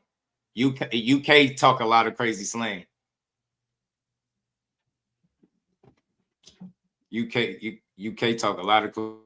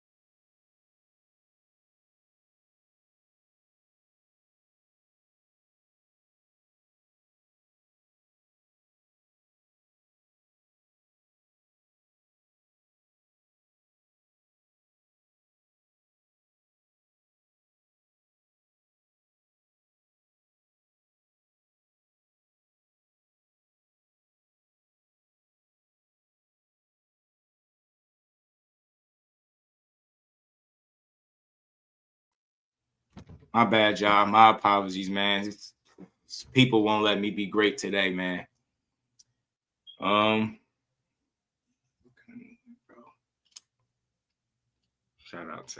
out to the thing, man. Appreciate y'all rocking. Let me get back to this. So let's keep moving, man. It's gonna be shorter than I anticipated. I wanted to pull up something that, you know, a hot topic, man. Ortiz, I seen Virgil do an interview yesterday, right? Shout out to Jamel Herring and Norbs. He did an interview, man. He was talking some stuff, some good stuff. Well, I don't want to say good stuff, but you know, he was kind of responding to some of the things being said since he fought Erickson Lubin and the kind of the energy shift that kind of took place between not him but his team. You get what I'm saying? I can't do that, JP. I got kids. You get me? I can't just put my phone on do not disturb because, you know, I'm a big deal out here. They don't let me. I told y'all they don't let me live. They don't let me just be great. But it's all good. We're gonna get through this. Let's play this interview and keep going, man. Let's keep going. I put my phone on do not disturb. I miss so many phone calls, emails. I don't care about the DMs, but the phone calls I be needing be on point. Let's get to it. All right, man. Let's pull this up, y'all. Let's pull this up. My apologies, man. But you know, sometimes it's just like that. Yeah, Big Just, not the little one. Yeah, be on me. Time to shut shit down on the internet. I know y'all probably watching other people. Shout out to us tonight. This is a good interview. We got our special guest coming on in a few minutes. Virgil Ortiz. I know everybody named Mama been wanting to talk to the brother. Let me skip past this a little bit because he popped up early. I'm gonna go to the fight, and I mean that being said, I think I'm gonna go to the fight. I mean, and you went out there and you made me look like a genius. I'm not gonna front. Running back a little bit. All right. How do you feel, man? How do you feel today, man? There we go, I feel great, man. I feel like I feel happy. I feel like that's the main thing right there. I feel happy. I feel content with how training camp went, how the fight went, and we're just mentally preparing for the next one. Nah, I mean, you had an impressive performance. You're one of my favorite fighters outright, period. And you went in there, and I called it. I told Jamal, I said, bro. Yeah, he looking like a content creator. Virgil is that guy at 154. I mean, and you went out there and you made me look like a genius. I'm not gonna front. Alrighty, thank you, man. Appreciate it. Nah, it's all good. But you know, what comes with greatness, you know, comes expectation, right? And everybody saw what they saw, and you know, Boots and Eddie Hearn jumped in there, and everybody wants to know what happened. Like, was that planned beforehand? Do you guys know about that? Like, what actually transpired?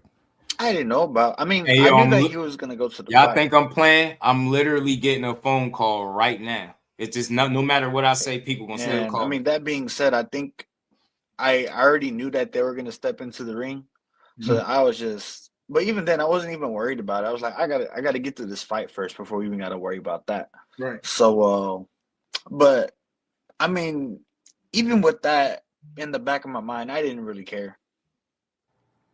Because it was weird. Because I know everybody was saying, I seen it online. They were like, "Yo, they're gonna be at the fight." So I'm thinking, "Yo, I guess it's set up. I guess it's gonna go down. Like, you know, the fight that everybody wants to see is finally going down." And you know, you guys have a crazy history over the past 2 years.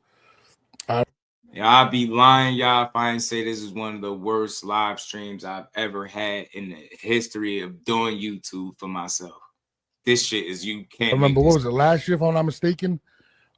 He accepted the fight, but they sent the contract over, and it was at 147, but you were at 154, and there was a lot of controversy behind that. Yeah, I mean, that was a lie. Because look, please elaborate. It was a lie. I mean, everyone knows that I almost died making 147. Right. Why am I? That doesn't make any sense as to make an argument saying, "Oh, well, we thought the fight was made at 147." It's a lie. They straight up lied about that. So yeah, I'm glad you brought that up too, bro. Because I'm actually happy to see you right now, full and healthy. Because I know when you was at 147, you had a few setbacks because of the issues with the health and weight. But now looking at you at 154, bro, like you're filling in the weight really well. You're strong. You're healthy.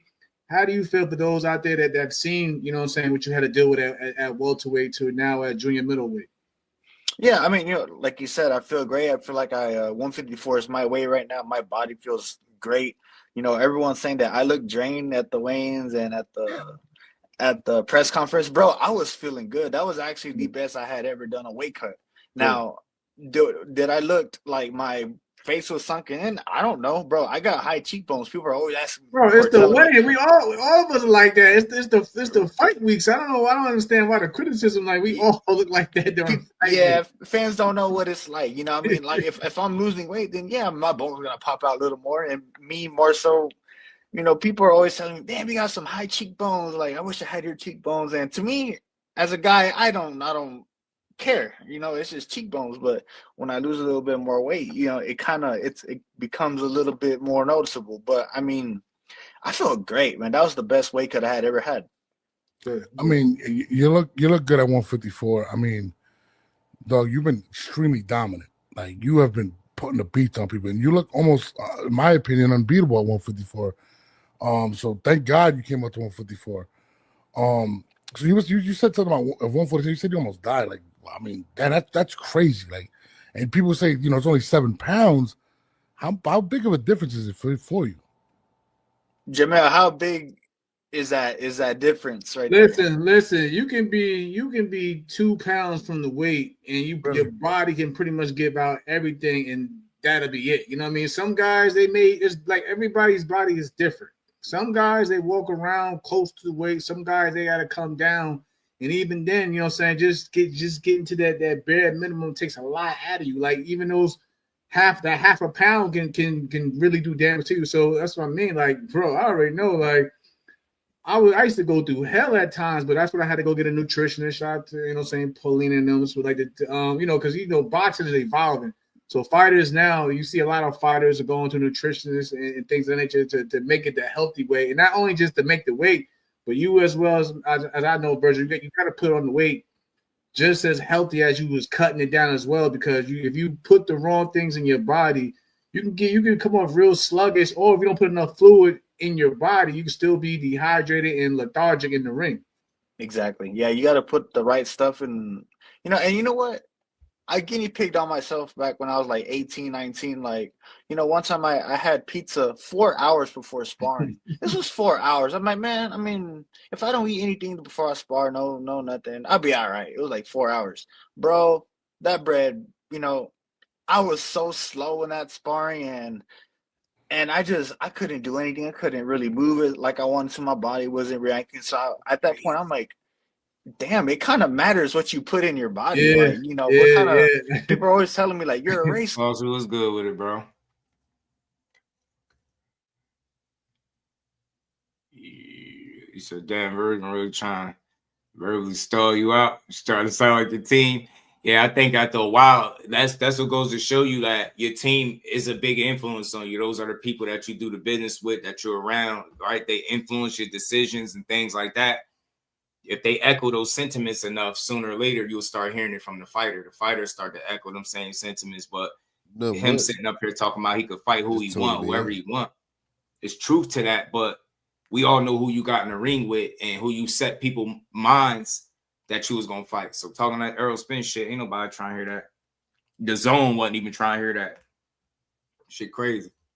Car, you're not gonna put premium gas in the car. You're not gonna just put regular gas. If you wanted to perform right, you got to put the right stuff in it. Nah, you mentioned pizza. I remember sitting down with my nutrition. No, I remember I got caught by my nutritionist after a weigh-in in New York for it was the Lomachenko Linares fight card. And I was fighting on an undercard, and I remember I made the weight perfectly fine, did everything I was supposed to do right. But then, being in New York, I went to go get a New York slice, and I got caught. And and then my nutritionist, my team, bro, my nutritionist, my team, Bo Mac and them, they let me have it, bro. So I had to go out there.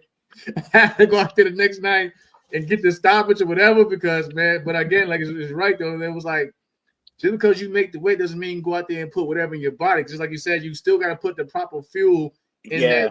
in that tank to you're not done. The fight's most out of it. You got to do it right. Yeah, you're not done until the fight's over. So you're still on the diet. And you still got to. Yeah, this is coming from, if y'all follow the career of Jamel Herring, man, this dude always used to be in tip-top shape, bro. Like, I've never seen Jamel Herring out of shape ever in his career. You still got to slowly work your way back into eating whatever you want to eat, whether it's fast food or whatever you was eating in camp. You still got to work your way slowly back into it, people. It's a process, both ways, going down and going up. Hell yeah. T-Hill, what it do, homie? Now, How you feeling, bro? Of course, you had your fight this weekend. The big. And my bad, man. Shout out to everybody that's rocking with me. My apologies. It's been a rough, rocky start, man. People been calling me nonstop. They ain't letting me live, but we gonna get through this the best way, man. Shout out to the fans, like man. when we came in the ring and stuff like that. But a lot of people have been critiquing you. A lot of people have been coming at you. It's been coming from different ways. Eddie Hearn said stuff. Roy Jones said stuff. I'm actually gonna play what Roy Jones said, if you don't mind, real quick. Go for it. Cool. So this is what Roy had to say about. Gonna go say about Earl Spence and somebody else. We don't want to hear. Oh shit! Is he? Shout out to Tay the real clean and combat. He going to bare knuckle. That's crazy. I definitely don't want to hear that. You told us on national TV after the fight that you wanted to do exactly what that man said. That man told you. Well, that's what I want to see. I don't want to see you do nothing else right now. You can come back and go to Earl later. You can come back and go to Crawford later if Crawford chooses to do that.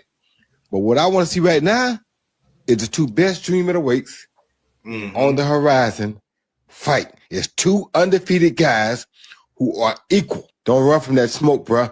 Don't run from that smoke. Let's make that happen. What is your response to Roy Jones saying, don't run from the smoke? Everybody wants to see that fight. I mean, what's your take? What are your response to Roy Jones? How am I the one that's running? I already said yes to the fight twice already. You know what I mean?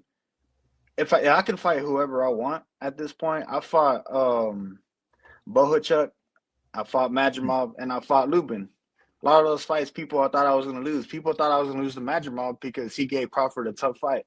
People thought I was going to lose to Lubin. They thought he was going to box the shit out of me. You know, so I didn't think he was going to lose to Majimov. Big shout out to the homie Kyle Cooler for that dub in the Cash App, supporting the grind. Shout out to the real one, man. I appreciate it. And we ain't never got a box again. Well, I already been getting these bets, but now it's time for you to get your just due. Love to my brother Kyle. Shout out to everybody that supports the grind, man. We appreciate y'all. Let's keep going. I mean, like, my guy Flossie, I can do whatever I want. I don't care what people think. I don't care if it's Roy Jones, as great as his career was. I don't care. I don't know. People always have a lot to say.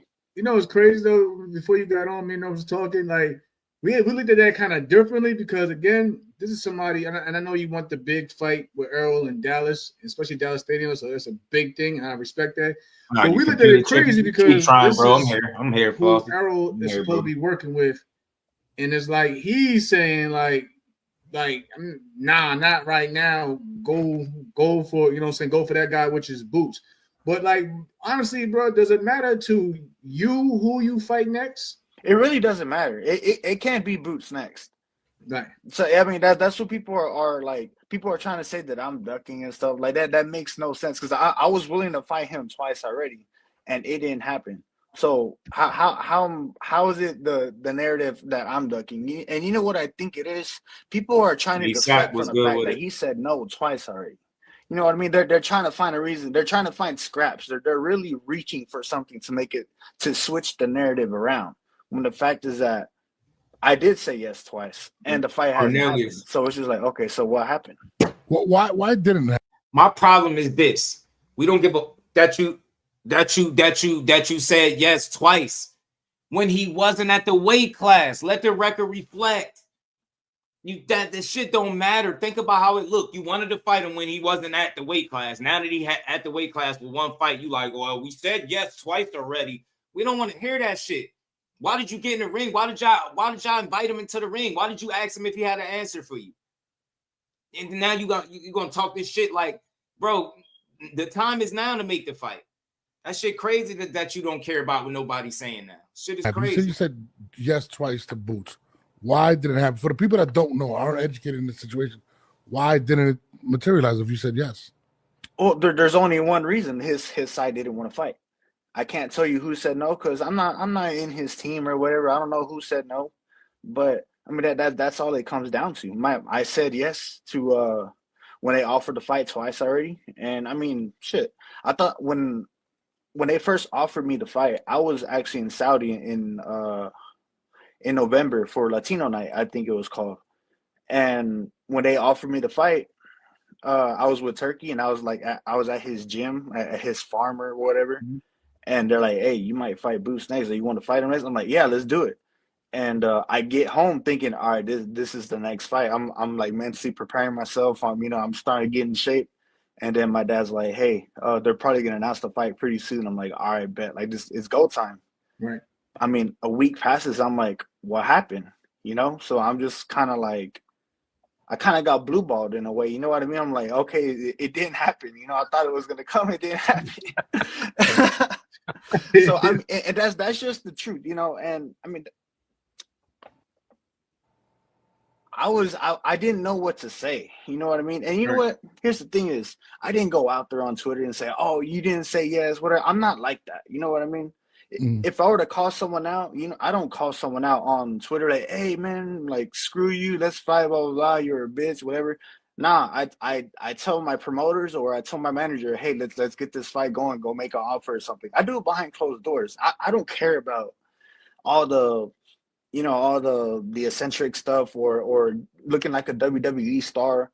I don't care about any of that. I literally just wanna fight the best. I don't care about followers. I don't care about making buzz happen because I believe if the fight is big enough, it's gonna come by itself. It's gonna come naturally. I don't have to talk shit. I don't have to do anything. I don't have to go push people or make fun of people, call people names. That's not what I'm about. I just fight. That's it. Somebody in the chat was saying, if you said yes twice, I understand what Virgil was saying. I don't even I'm not trying to be all on his case. My thing was, what was the point of getting in the ring and selling the ideal of the fight being next if you wasn't going to fight him? Now you saying like it doesn't sound, it sound like now that he right there in front of you, he greeted you with the energy. It's like, well, I said twice already. So it's like, bro, you ain't gotta talk no shit. The fight gonna sell itself. But the thing is, are you gonna fight him next? Because you allow him to get in the ring with you as if that was your next option. That's where you was going.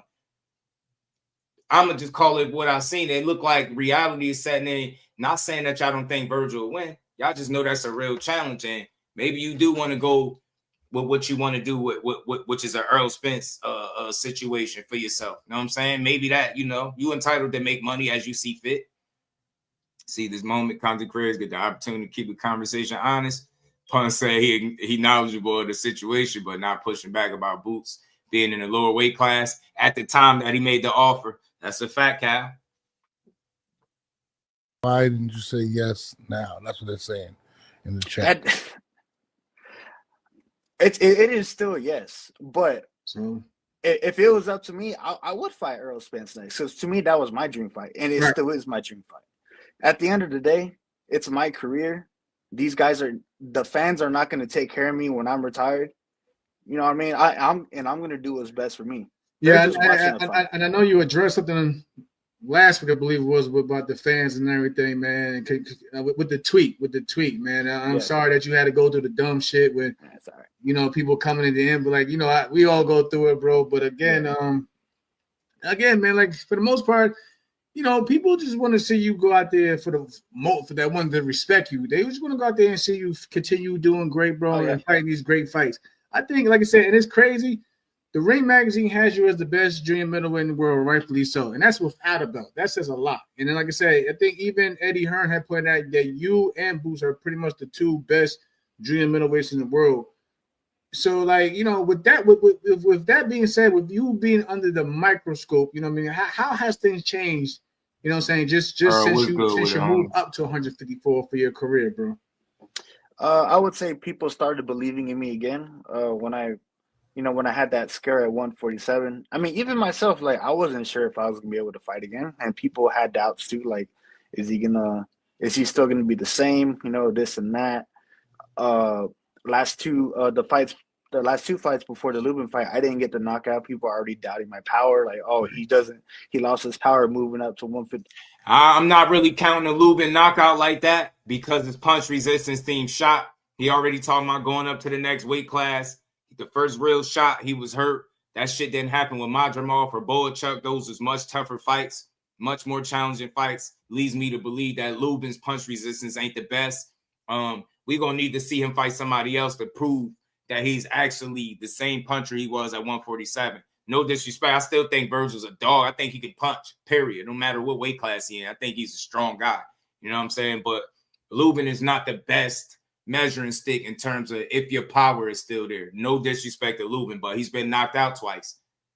It ain't like you knocked out somebody that never been knocked out yet. And he been knocked out early. So, you know what I mean? Shout out to Cornelius. What's good, player? Before, well, as you can see, I mean, Worst it's still live I there. ever had in my life, I swear. I feel like with every fight, I was getting better physically, mentally, intellectually. So I mean, it's about time. I think the fight will happen, and it's very possible that it happens next. As far as people saying that I'm ducking, like I said, it's just you can't please everyone. You really can't please everyone. And to be honest, I stopped caring a long time ago. People can say whatever the hell they want. I don't care. I get it, bro. But like I said, man, I get it as far as not caring about what the people, because people going to be people. They switch up. Fans are fickle. They switch up with the time of the day. You got to do shit for you, your team, and the people that care about you the most. I understand that. But at the same token, don't be a guy that has been on the record saying you want to make the biggest fights and give the fans the fights they want to see. And then when you stand in the ring with a fighter that they want to see you fight, it sounds like you that's not your number one priority. And by him getting in the ring, it created this illusion that was your number one priority, fighting Boots and him fighting you. That's why you asked him. He got an answer for you. But y'all did look like that wasn't coming next. Boots looked like he was more confident in the exchange. He was talking more than you usually see him talk.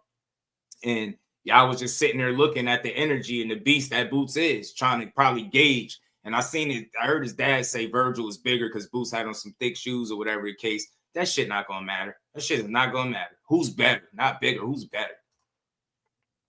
My next question was pretty much like, Virgil I get what you're saying, bro. Yeah, like I said, at the end of the day, you're the one putting your life yourself at risk. You know what I'm saying? Like, I know how it is. I'm a fighter as well. You're a fighter, so I get it.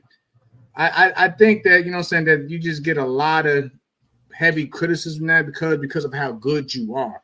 You know what I'm saying? For the most expectations. Part, it's expectations, bro. And for the most part, fight fans just want to see you go out there and continue, you know what I'm saying, being great, but also continue pushing yourself, you know what I'm saying, petitioning yourself as you do, night in and night out. So I see, like, even down in the chat, I see why you get a lot of criticism. But like I said, for the most part, man, you gotta. I think it's like you're an ambassador to the sport. You know what I mean? You're an ambassador, so of course they're gonna always hold you at a high regard. You know, that's why I asked you, you know what I'm saying, how you've been feeling mentally since you transitioned at 154 pounds, because again, we know you had the scare. Like, a lot of us didn't know if we would ever really even see you or even see you at your best. So, but now that people are starting to see you at your best, of course, they're gonna always hit you with, who's next, what do you want to do, and then you know what I'm saying, it doesn't matter what you decide to do, bro. Just know you're always gonna hear those whispers in you know what I'm saying, in the distance. But like I said, as a fan, because I am a fan of yours, V, I still, like I said. Hey, man, look, I heard the gist of what this is. Shout out to Jamal Norris, man. The gist of what he was saying is, sound like the energy is a little switched. It sound like Boots is not priority. He's an option, but not a priority. Sound like they'd rather explore other options. I could understand it from a career standpoint. You that close to a title, do you fight Boots without no title on the line? You mess around and not make it to the title. Definitely a risky fight, 50-50, one that you definitely could lose. And it seemed like y'all rather go do other things before exploring that possibility. If you wanted to just be a bigger, more meaningful fight, I think fans would appreciate it if you said that. But, creating an illusion that, him getting in the ring is what's next for you. You saying that's your next fight and it not being your next fight. And then you start talking about Earl Spence, a guy that's been out the ring almost 3 years. That's the difference between Team Ennis and Team Boots. I mean, Team Ennis and Team Ortiz. Team N is like, bro, why would we want to fight Spence? It's been out the ring almost 3 years. You know what I'm saying? That don't make sense. We're going to fight one of the other guys. So Team Ennis is with the challenge at hand, and it seemed like Team Ortiz, they might be weighing their options. I don't think he's scary. I don't think Ortiz is scared at all, but it just seemed like they rather do something else. That's all. You know what I'm saying? I would love to interview Virgil myself. If I can get him on, I will. I like to talk to him and just pick his brain a little bit, see how he feel about some of the same stuff. Like, you know, I want to know what he think about this shit. And if you had it your pick, if you could pick, what would be your next fight? You get what I'm saying? That'll give you a lot of answers. But Virgil seemed like a straight shooter, an honest guy. You know what I'm saying? And I appreciate what he do for the sport, man. He's a real one. He's a real fighter. Said almost 3 years, Just. What's that? What you mean, T Hill? 2 cents was good with it. It's the worst live stream I ever had in my life. I gotta share that with y'all. It's like I'm pushing through it, but I had to take that off. I did boost leverage. I didn't. I don't know. He vacated. That's something that we wouldn't never know that. We wouldn't know why he didn't leverage it. You know what I mean? Leverage the belts, but end of the day, leverage or not, you can't make nobody fight you. Leverage them and fight who? You know what I'm saying? I don't even think he had to do that. He vacated them, let them to joints go, moved up, fought a fight, and now I'm calling for the smoke. And, you know, everybody acting like they got something better to do. I respect Virgil, but it sounds like you full of shit right now. Yeah. Oh, yeah. Almost 3 years. That's what I'm saying. T Hill, that ain't the move. You know what I'm saying? That's not the one that everybody want to hear. But I can level with Virgil and understand that as a fighter, that's something he might want, right?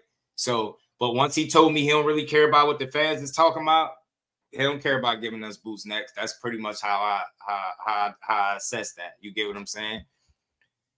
Lubin he would have got done dirty. I just think his punch resistance is shot. And people are talking about Mortez Aliev. Lubin was gonna fight Mortez Aliev. He said it was too much negotiating going on, and they didn't basically have their shit in order. Golden Boy came with a better offer, more lucrative, and he had their shit in the right order, and that's the direction he went.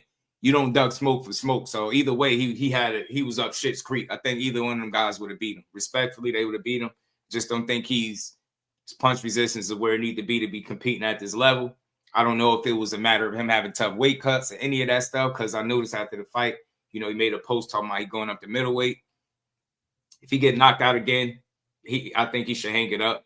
It's getting crazy. All your losses is by knockout, all 3 of them. First round knockout loss.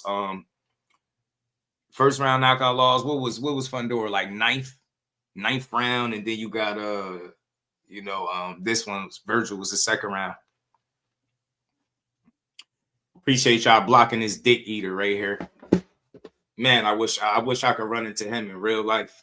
I got some real frustration I want to get off. I wish I could run into this soft ass dude in real life. I really do. I love to run into you in real life. Shakur got more money than your whole family. All of them put together. He ain't a star, dick eater. You come in here every day talking about him, you goofy clown. Tired of y'all weird ass kids. Charlo should fight Crawford.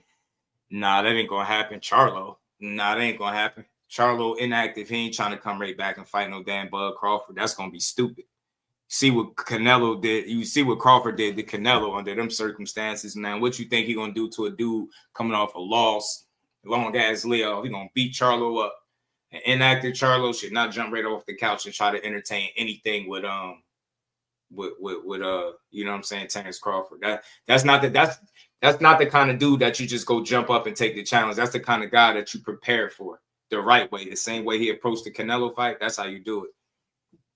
Why you wanted tacos for dinner, but Virgil just pissed me off. We in Jamaica. Big shout out to my bro Dame. He said, I think we messed up steering Boots toward Virgil. He had a title fight right in his lap. After the title eliminated, did we let Boots down? Nah, we ain't let Boots down, damn it. Nah, we kept the same energy. You know, Boots beat up Lima, right? And we was like, we don't want to see no more tune up. Boots got right in that ring and said, hey, what up? Nah, so Virgil is letting us down. Team Ortiz is letting us down because they created the illusion that this is the guy they really wanted to fight. If a guy turned me down twice and he's now actively in the weight class in my ring after I just won, I'm beating your ass. So the energy switch is throwing me off. That's why I would like to talk to Virgil myself. Like I do. The rest of these dudes get talked to them. I want to talk to them myself, man. Shout out to Damon. Appreciate the love. Johnny Beck, first fight, Crawford is 160. I don't know about that because Johnny Beck fighting Lara, so we don't know. He said he got his eye on him. We don't know. I heard something about Carlos Adames being possible to fight for Bud, but we just got to see. Ain't none of them dudes to me beating Bud at 160. They got to show me. Carlos Adames included. Carlos Adames, Johnny Beck's a big guy. He bigger than Beetle, man. Dude out here bigger than a light heavyweight. Big as hell. I think Crawford would beat him up too, though. I mean, energy switch first, began in the ring. Yeah, man, that shit switched once they seen Boots standing in there. They seen Boots start talking, pointing to that watch. They was like, damn, he in here jeweled up. Nah, we can't fight him next, Verge. We might have to go do something else. Like, they all changing their energy and they all focusing on 2 offers. And I'm tired of hearing that. Fight him now. He's here now. But Virgil say he don't care what the fans talking about. So that's telling you right then and there, he don't give a damn what the fans talking about. He gonna care when ain't nobody paying for this shit. And he not the draw that they saying he is. Like, all this A-side shit, this bullshit. So he like a fake created A-side. You know what I mean? Yeah, they seen Boots in there jeweled up, iced out. They like, yeah, we can't give him a chance to get no more ice off us. Boy, at the ice, y'all gonna go back to the jeweler on y'all ass, man. Shout out to Boots. Told y'all mother, because y'all was gonna change y'all energy. Yeah, soft ass dudes. Now y'all here walking it back. Now y'all here exploring options. Now y'all here talking about dream fights. Now y'all here talking about who ain't on y'all radar. He ain't fight this one. He got to prove himself. He proved himself. He was man enough to stand in that ring with you. Y'all asked him, is he going to give you an answer? And now y'all the ones walking it back. Bullshit if I've ever seen it. Bullshit if I've ever seen it, man. So look, I love Team Ortiz. Y'all some real ones. Y'all proven. Y'all battle tested. But I told y'all when it came to N1 mixtape Boots, y'all wasn't going to be the next ones to audition for that damn mixtape. It don't matter because as long as you stay at 54, y'all going to cross paths sooner or later. Now, I don't like calling nobody no duck, but hey, you ain't fighting Errol Spence next. You ain't fighting for no title next. Then who you going to fight? You can't just avoid Jerron Ennis. You let him stand in the ring, bro. And y'all looked uncomfortable. Your whole team looked uncomfortable. He got in there and said, what's up? And y'all like, man, this shit feel different when it's in front of. I know, it is. I told y'all. And one mixtape. Y'all watch basketball? Y'all know what and1 is? Yeah, that's what that next mixtape coming on Virgil Ortiz. He ain't want that. He ain't want that. Next mixtape would have been what? Volume 36 featuring Virgil Ortiz. They ain't want that shit, bro. Shout out to 2 Cents. Yeah, man. I've been having the shittiest live I've ever had. The Butcher, Crush, what's good with my guys, man? How y'all feeling? Zoom Verse, shout out to the bro. How you feeling, man? Said, does Boots fight Thurman to get the front door? No. Thurman don't want to fight Boots. You think Thurman trying to get punched out of the ring? Hell no. He ain't trying to do that. I just don't think he's youthful enough to beat Boots. I don't. Think it'll be entertaining as long as it lasts, but I think overall, I think the pressure, with the way Boots approaches the fights, I think it'll be a interesting challenge for Keith Thurman. Yeah, he a vet. He got the legs. He can move. He still got his power. But I don't know if he got the youthfulness to deal with Boots. I feel like you got to be a pretty youthful guy to beat him. You know what I'm saying? Because the ass whooping commence pretty fast when it's Boots. No fill out rounds. He just get right up in there and start kick your front door open, walk through your living room. You know what I mean? Start turning furniture over. Then he get to the kitchen, and then it's curtains from there. Now he in there fixing himself shit, dishes flipped upside down. Like he go in your pantry and start fucking shit up. And that Virgil know that. Virgil, like the last time we seen him in the ring, he beat the piss out somebody. And you notice how they try to downplay it. Like, yeah, well, we didn't know who that guy was. Man, look, you know who Boots is. You know what I'm saying? We knew who Lubin was, but we also know Boots is expected to be better than Lubin, right? You got every reason to fight that man. Ain't no bracket structure. It's really lunatic. It's a matter of who wants to fight, bro. It's a matter of who wants to fight. For real. Who wants to fight?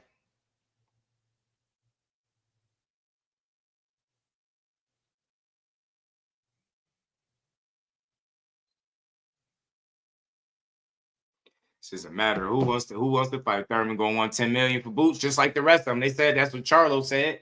That's what Charlo said. And look, Virgil Ortiz manager said if they ain't got 7 zeros, they won't even get looked at. Don't send nothing their way if they ain't got 7 zeros. It won't even get looked at. That's what he said. So that shit just don't sound right. It don't look right.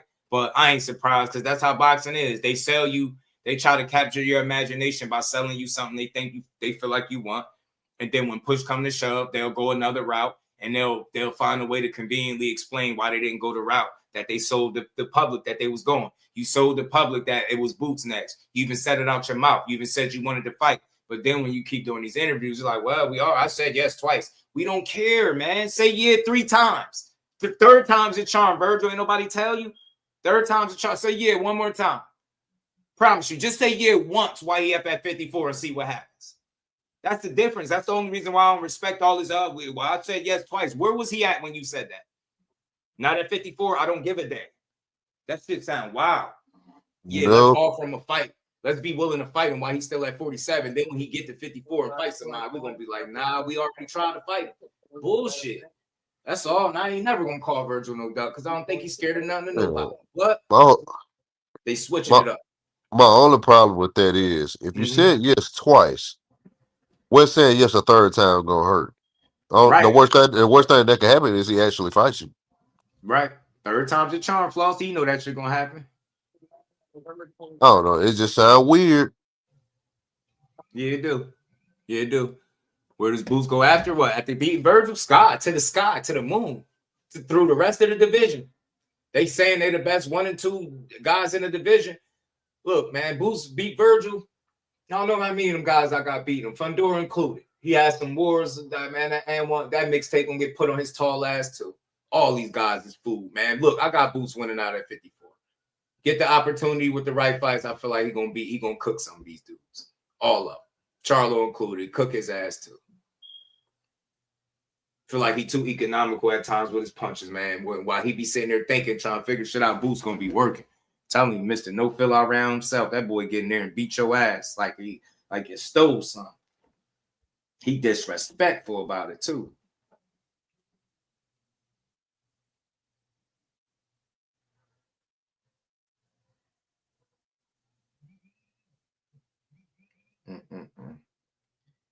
Shout out to Frank Martin. I can't wait to see what he's gonna look like at 40.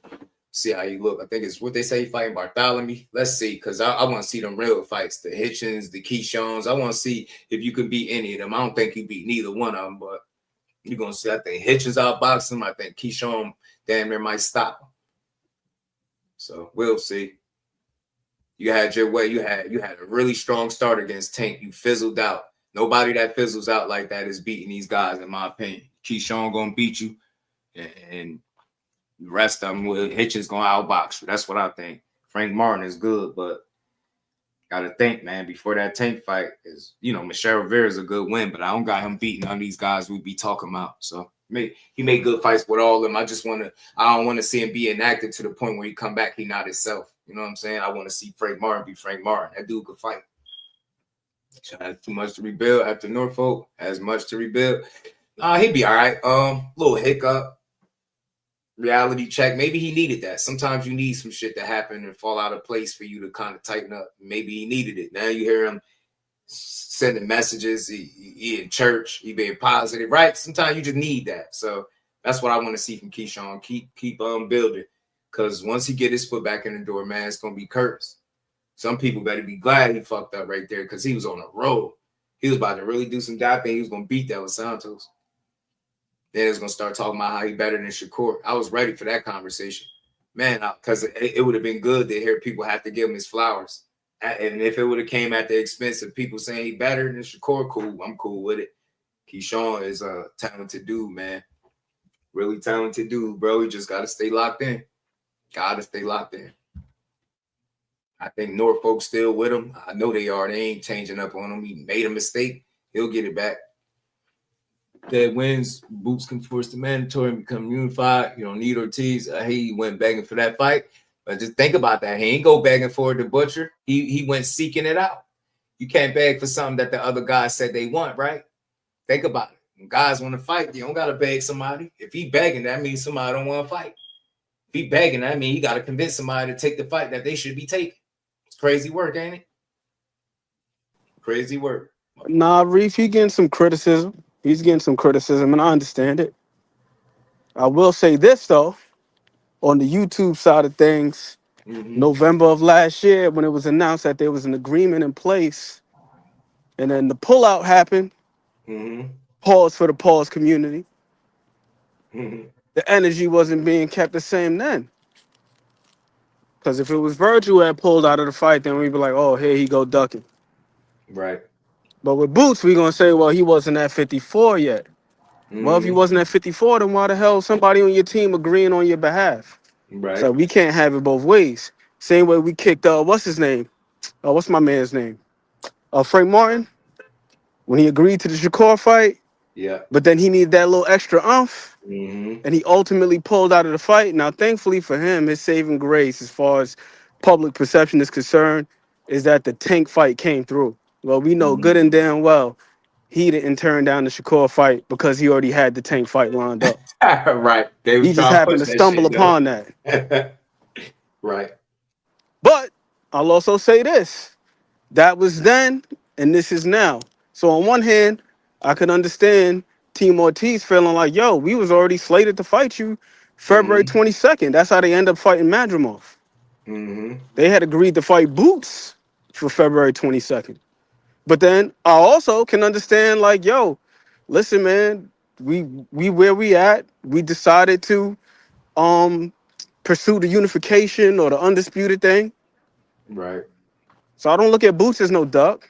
Right. But if we are going to keep the energy consistent, we know good and damn well what the talk would have been if it would have been, oh, Virgil Ortiz's team decided to pull him out of that fight for whatever reason. Right.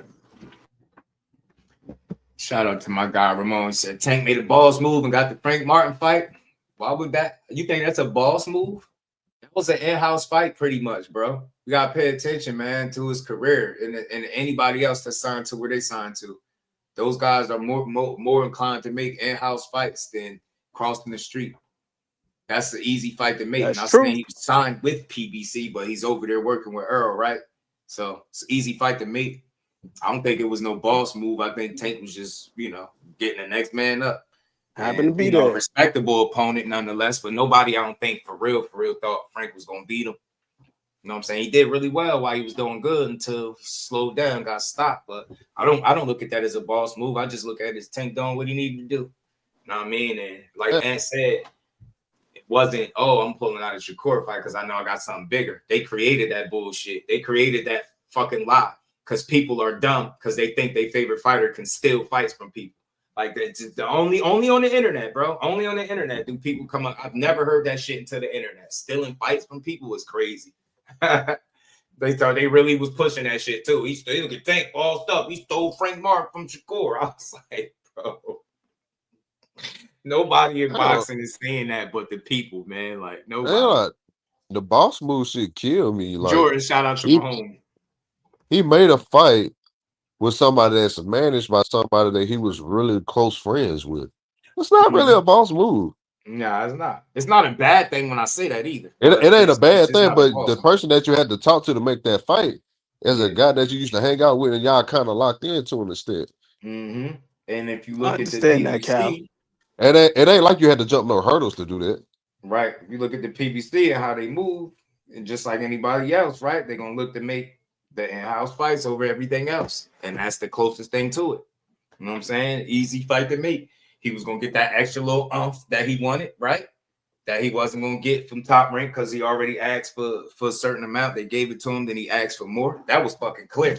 I knew he was lying, Frank Martin, when he said he didn't know how much he was getting paid. That was a fucking lie. I was like, damn, this dude going to really sit up here on this platform with these ladies and lie? Bro, that's the first thing they tell you. There's no way you're going to know every detail about the fight, the venue, who the opponent rounds, you fight for a belt, all this shit. And then you don't know how much money you was gonna make. That shit is foolish shit. It's bullshit. Bullshit. And you clearly asked for a certain amount, and they was about to tell you no. I still remember that conversation. He was like, you know what? Give it to him anyway. Gave it to him. And took the contract. I forgot how many hours he had it for, and then sent it back. when he realized, you know, how much Core was getting. The fact of the matter is he didn't want to get his ass beat for the money that he asked for. Simple and plain, because Frank Martin wasn't beating Shakur. He was going to get his little muscular ass beat, and we all know that. Not about to play with this shit. And Can you blame him, though? Can you blame him? I mean, listen, bro. You have to show me you could pick up boxing that late and beat him. That shit ain't going to happen. You got to leverage this. Oh, I don't blame Frank for wanting that extra little umph. You know what I mean? Me neither. You going in there with that man, Shakur Stevenson. And then here's the other thing, too. To Frank's credit, he did fight himself into precision because he was ranked, one in the WBA? So he was more than a respectable opponent. I think even more so. But hell. Why would he do that, though? Fight Pitbull again for what? Core versus Teal going to be good? Yeah. Belt the ass. I got to be at that fight, too. Belt the ass. Belt the ass. Tank said but I'm somewhat serious with it, Reef. I'm somewhat serious with it. Because I look at it both ways, man. It's like, again, and to my man 2 Cents, they said that they had an agreement in place. And the thing that stopped it from going further was somebody on Team Ennis stating that they wanted the fight to be at 147. Like this shit is documented. And I believe that's part of why Boots made it clear, if you don't hear it from me, you know, try to clear up any type of discrepancies that anybody may have had, because it makes him look a certain way. You got an agreement and then things fall through. You know what I mean? So, but again, I ain't gonna crap on Boots for that. Boots is a hell of a fighter, man. He's a tremendous fighter, and I think that he's with the smoke. But here's the one thing, like Just always says, these people have plans. So maybe, just maybe, Boots was with it at that time. But then maybe somebody on his team is like, listen, if we could get another belt over here, we can make a couple things shake. Maybe we see what it's like. But clearly, you know, that 147 was becoming increasingly tougher for him to make.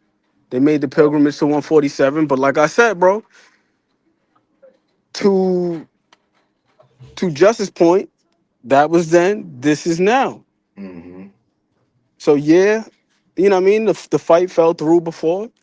Why the hell can't we make it happen now? But I also understand what Virgil is talking about as far as the criticism. And I think that a lot of these fighters, man, they reach a certain point where they just get tired of hearing the criticism. So it's a damned if you do, damned if you don't type of situation. So you get to a point where it's like, yo, fuck the fans. When you got people sending you messages, die, bitch. When you got people saying that you scared to fight this guy because of you faking an injury, and then you post a photo of your hand post-surgery with the scar on it, and then the motherfucker says, oh, is that really your hand? Yeah, stupid shit. Just dumb shit like that. I'm like, I be wanting to do whatever the hell I want to do too. And I'm glad you came up here and spoke on that side of it, because that's why I level with him too. And I think that it got to a point where he started to feel like, man, I ain't caring what these people saying, because like you gotta think somebody just randomly woke up and just was like, hey, die, bitch. I hope you something, and gets into the hospital. It's like, damn, bro, what? And he probably like, man, I don't give a damn about what these people talking about, because the ones that really rock with me gonna rock with me. The ones that don't, they ain't. And that's just how it is. That's just really what it is. The ones in boxing, when you rock with somebody, you rock with them. When you don't, you don't. Shit crazy, man. Bruh, even with Boots, like I was doing my study, just looking at his jab versus Villa. And people still tell you he ain't fought nobody. Now, I'm not saying that Villa is the greatest thing since Willie Pep or anything like that. But I'm listening to the broadcast, and they had mentioned Villa was ranked, I think, top 10 at 147 at the time by Ring Magazine. So I'm like, yo, he's fighting some decent people. It just is what it is. But the expectation is so damn great, it's never going to be enough. It's never going to be enough. He could go out there and smoke. He could go out there and smoke Virgil, right? And you know I'm a Virgil guy. Virgil's my guy. But he could go out there and smoke Virgil, and it'll be like, well, Virgil was overrated. Who did he beat? He beat Lubin, that was damaged goods. Yeah. Boachuk got his ass whooped by Brandon Adams. And he really didn't win that fight. He really lost that fight.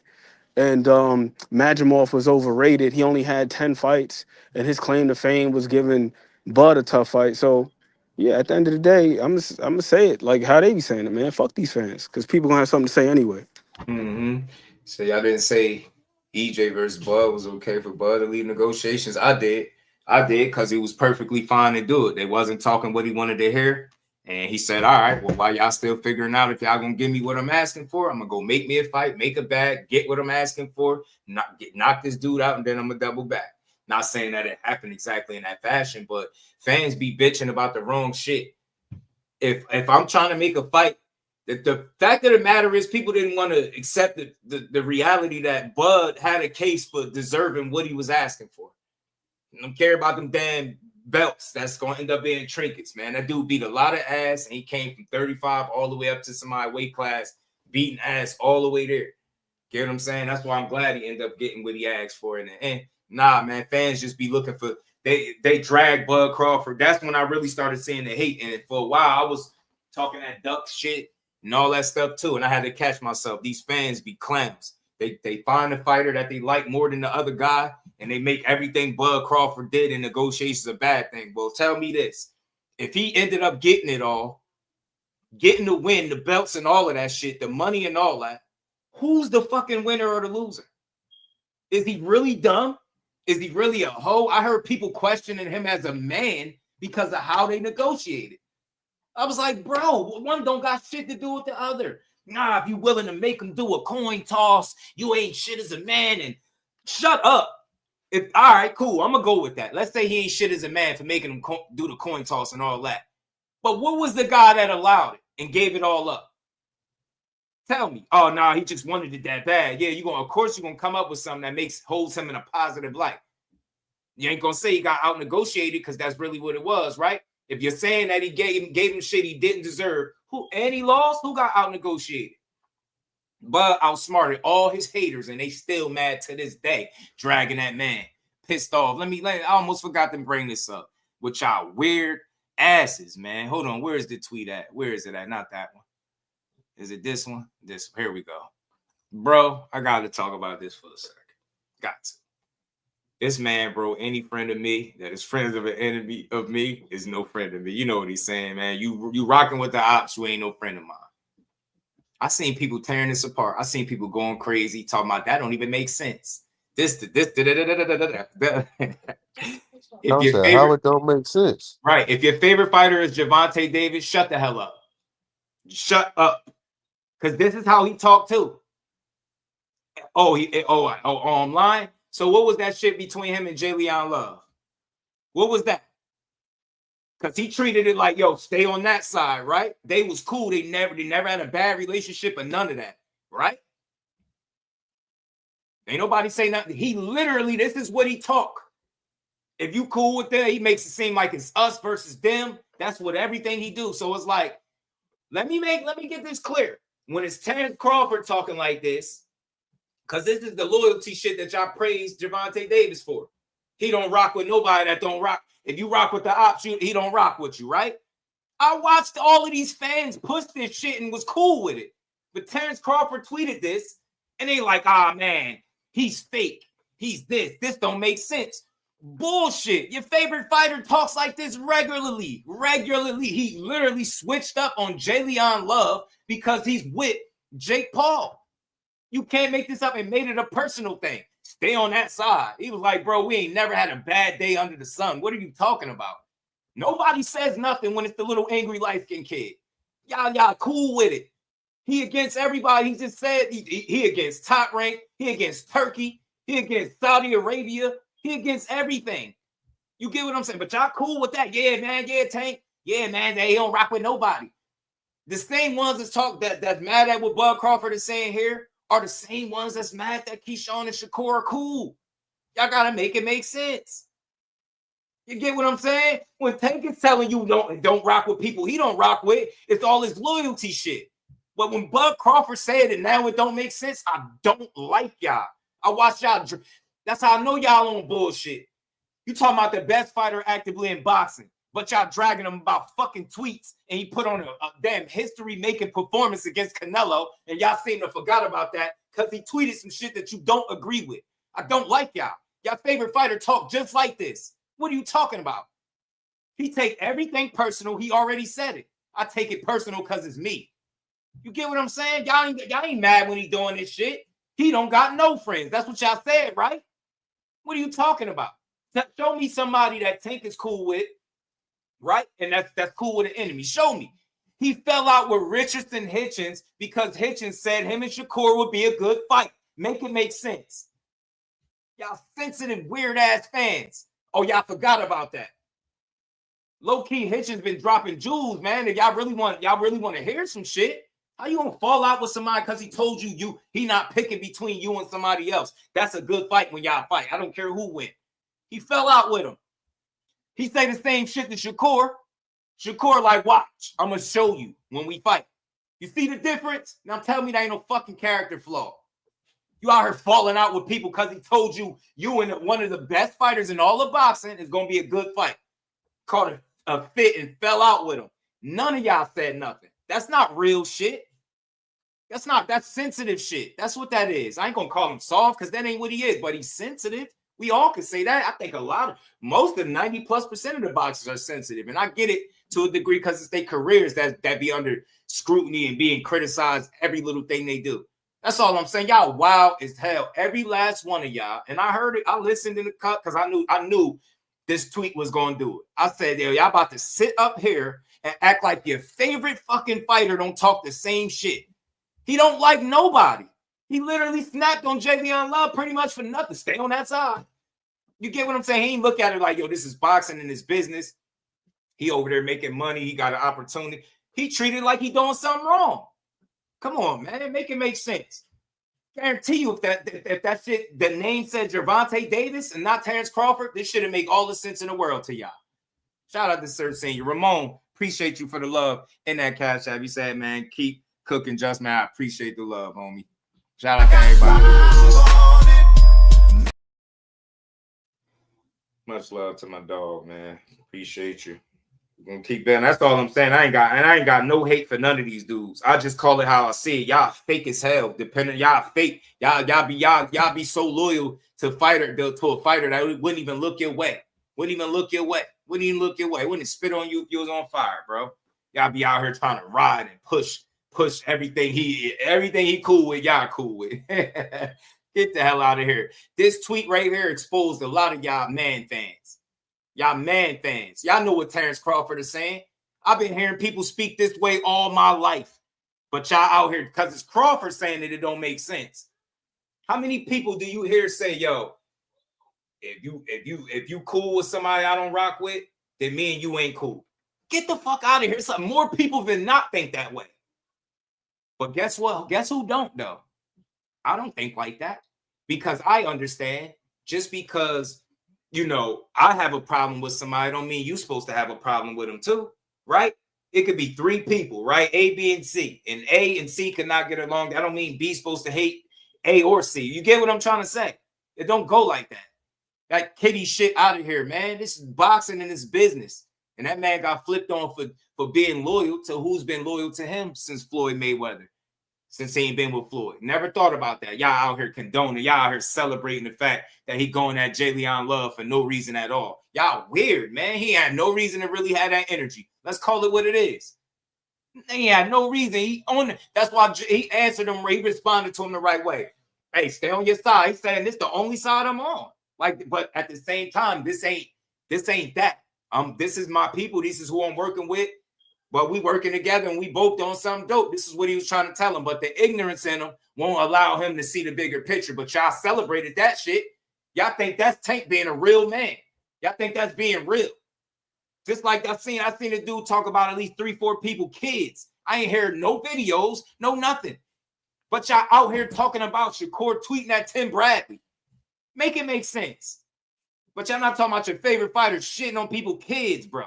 For no reason at all. Jumping in inboxes, dissing people, kids. Y'all cool with that, but you mad at Shakur for responding to Tim Bradley. Y'all make it make sense, y'all fake-ass boxing fans. Fake-ass boxing fans. Fans start more beef. I promise you they start more beef. They fake, bro. They fake. These dudes don't like no boxing for real. They like drama and bullshit. Mad at Terence Crawford for speaking the same shit that a lot of y'all feel like y'all on. And you know how I know? You know how I know? Because I'm a part of this YouTube space. And y'all is monkey see, monkey do. You got the right kind of influence. You could convince people not to rock with this one, versus that one. I see it all the time. Y'all fake, man. Terence Crawford, one of the realest things in this fake-ass sport of boxing with these fake-ass fickle fans. It's one of the realest ones, and he get the most criticism. Don't get in trouble, take care of his family. Then y'all start talking about his personal life and how he cheated. Weird-ass dudes. No, most of y'all ain't shit for real anyway. Talking about him, he cheated, man. I don't rock with him after he did that to us. Man, shut the hell up. We don't rock with Crawford because of how he treat his woman. Like, that's not our business. We rock with him because since 2008, all the way up until now, he's been beating all kind of ass. That's why. I heard people really saying that. Yeah, man, I was rocking with Bud. He cheated on his girl. Man, shut your soft ass up. Shut up, man. You sound crazy. What about the dude he just beat up? What about how he just beat Canelo up and made him look like he almost ain't even belonging there with him? What about that? But his personal life overrides what he doing in the ring because y'all not real boxing fans. Big drop, Dre. Shout out to the homie. Mike Kirkman, what's good with it? Out here shitting on Terence Crawford. Y'all disgust me, man. I swear y'all do. I can't wait till he retire so he can just sit back, count his money, undefeated, and just watch y'all hate. Y'all gonna have to find somebody new that. Oh, never mind. Y'all already got his replacement. Y'all already know who the replacement is. Mike Kirkland, what's good with it, bro? Y'all know who the replacement is. Y'all know who the replacement is. Gonna get all the hate once Bug gone. Y'all know who it is, man. Y'all know who it is. Y'all gonna be hating to the cows. What they say to the cows? Come on, what how I go? Yeah, y'all gonna be hating for a long time. Y'all know who that replacement is. Hold on, let me see if I got the picture so I can pull it up. Shout out to Big Drop Dre. He said, "Cook, my guy. Always appreciate the love. Shout out to you." What? This not funny. How am I supposed to get home? Hold on. Hold on. Here. $2. Take the train. I'm watching that later too. I'm watching More Money later just cause that shit is so funny. That shit gonna always be a classic. Yeah, Auntie Schofield, a real hoe out here. Yeah, oh yeah, my bad. Shakur Stevenson. Yeah, my bad. I almost forgot to mention it. They're gonna be pulling their hair out in a little while. Listen, something that I noticed about Terence Crawford, Clarissa Shields, and Shakur Stevenson, right? They all get similar hate for rocking with each other, for being solid with each other, bro. I've never seen anything like that. I've never seen anything like it. And when it comes to them, how people try to one-up Clarissa, like for perfect example, this Laila situation. Laila killed her. Laila killed her. What do Clarissa Shields do for a living? She boxes. So until I see Laila Ali climb inside the square circle and cook her in there, none of that journalism, that shit don't mean nothing to me. I don't give a damn. That dog and pony show don't mean nothing. She did all of that, and she had to do that to distract you from the fact that she never was going to fight. But that's what the narratives, y'all go at Clarissa's, the Shakur's, the Bud Crawfords. Y'all use narratives to try to destroy their careers. You know why? Because inside the square circle, Bud Crawford undefeated. Clarissa Shields ain't never lost a fight in her life, except for the one they robbed her. You get what I'm saying? Same thing with Shakur. That's what I see. You're not gonna make me feel bad for telling the truth. Y'all be dragging all three of them just for being successful, bro. For being confident, for rocking with each other. Y'all mad at Core for not fighting Keyshawn, but none of y'all won't tell Tank to fight Scooter Davis, though. Same shit to me. Same shit. Ain't he at 135? Ain't that his little brother? Thought it was no fake brothers, right? Ask him to fight Scooter. I don't hear none of y'all making that argument. You get what I'm saying? Selective energy, man. Core gonna be the next thing up. Y'all gonna be hating. Bug gonna retire, and y'all gonna transfer the hate to Shakur and Keyshawn.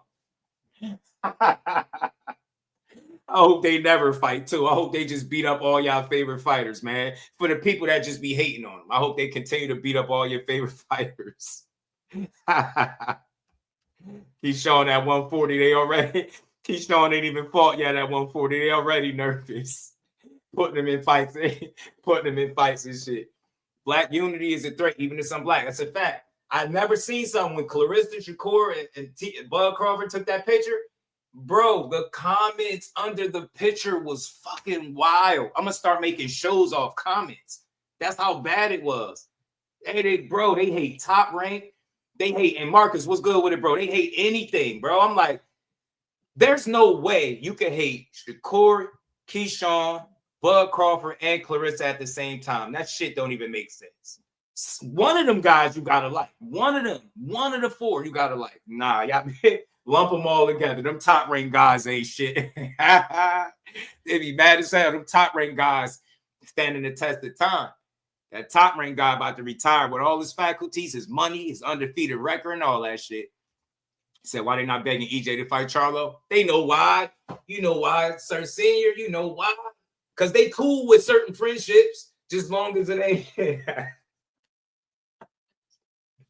Hey, yo, they cool with certain friendships. They cool with certain friendships, bro. They cool. They don't know what I'm saying.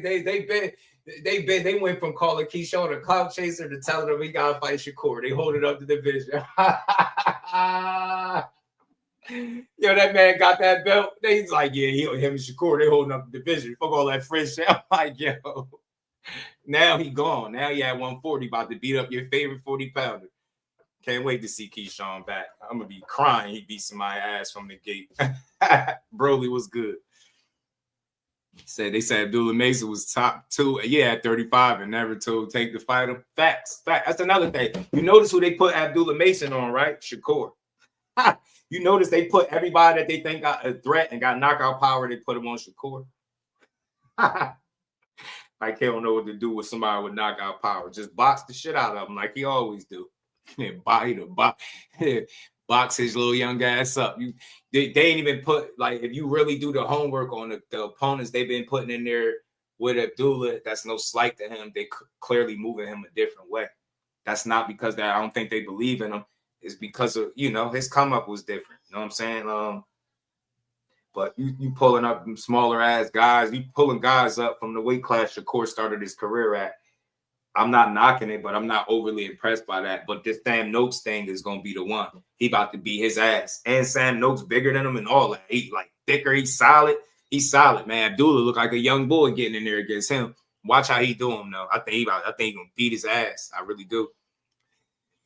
So then they say they would fight. You talking about Core and Keyshawn? They flirted with the idea, you know what I'm saying? But I think with them, it's easy for them to say no to fighting each other because of the respect. It's mutual, and it's easy to say no to something that's not a real possibility, if that makes sense to you, right? You know what I'm saying? It's kind of like how people say they won't fight Jake Paul, right? It's easy to say you won't do that, but let somebody come call your phone and you realize it's 40, 50 million up there. You like, hold on. You get me? I think that's what it is with Core. I think with them two, if people want to see them fight, I think you're going to have to talk some real money, or I don't think it'll ever happen. Me personally, I just don't think they'll fight each other. And again, I heard this story, you know what I'm saying? They rock with each other a little bit different. So whenever when you with somebody, when they at their lowest point, that's not somebody you necessarily trying to punch in the face. And I can understand that. And why I respect it is not just because it's them. They wouldn't be the first people that, said something about not fighting that I respect. It's just in boxing, they'll want you to sell your ass for $1. And when I watch how grimy this sport is to everybody, how people get chewed up and spit out, and I see two young black men that's said, the hell with this, we can make our money without beating each other ass, and we gonna be rich. You get what I'm saying? I respect it because it's like a mutual thing. You get what I'm saying? And I just, unless the right dollar sign is thrown at them, I don't think they ever got a reason to go outside of what they've been doing, right? Like, if you really want to see them fight, then you pay them. Get what I'm saying? But it's crazy. It's like, why want to see Shakur fight somebody in Keyshawn that was just like a prospect not too long ago, or a clout chaser and all this different stuff, right? So people only want to see that fight because it's a win-win. It's two guys that they don't like, self-eliminating. They don't care which one beat who. They just cool because somebody got beat. That's just what it is, man. I'm glad. Exactly. I'm glad you said that, because that's what I was going to say. I don't even think people care to see whether or not it's a good matchup, because if both of them is ass, or they not like that, they overhyped, they're hype jobs, and what difference do it make anyway? I think people just want to see one of them lose. Preferably to each other. Right. Yeah, facts. Take a meeting. I say Omaha because Buzz from there. Yeah. Listen, this is the thing. Like, I ain't gonna say I'm the greatest boxing fan in the world, but I'm very consistent. No matter who I like, that's not gonna make me start hating the next man. or when you see two fighters go at it, now you inherit his beef. That's what some of these weird Tank fans be doing. They be inheriting his beefs and shit, getting in the comments, arguing with fighters for him. And like, bro, what is y'all on? Dude could fight his ass off. He out here making grown men take naps against their will in front of their father, and you think he needs you to come tweet some shit to somebody? He don't need you to fight for him. And we ain't never got to box again. Well. I already been getting these bets, but now it's time for you to get your just due. So if a boxer smoke weed before a fight, they usually always lose. Shit, nah. No hate, but Teal got to pay. Yeah, nah, Teal got to get his ass beat. My bad, Justice. I was asking if EJ and Charles said they would fight each other. Yeah, they flirted with the idea too. Said something about the money. Both of them expressed interest in wanting to fight each other.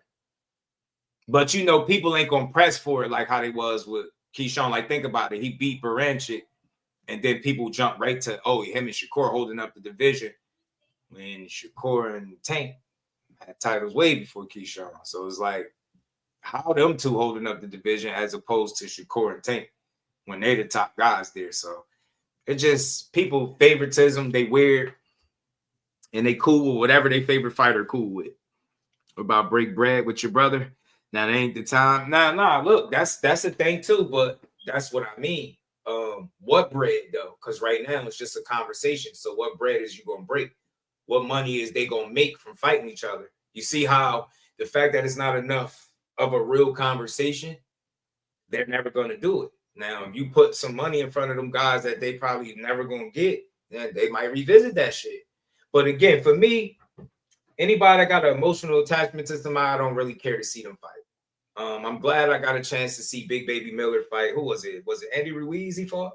Was it Andy?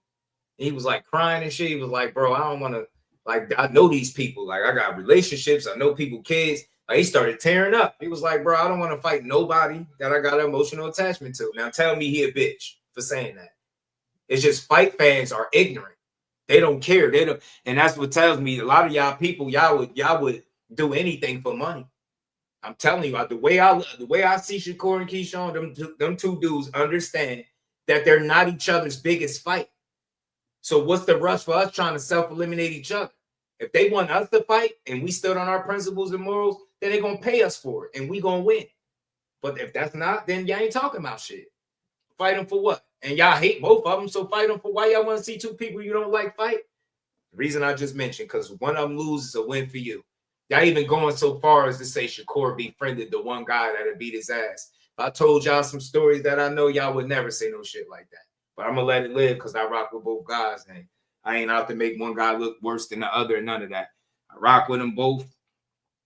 I think they feelings toward each other is mutual, man. When you got people, you know, when you at your lowest point in a mental institution and you got somebody checking on you, and the first one there when your son is born, you're not thinking about punching that dude in the face.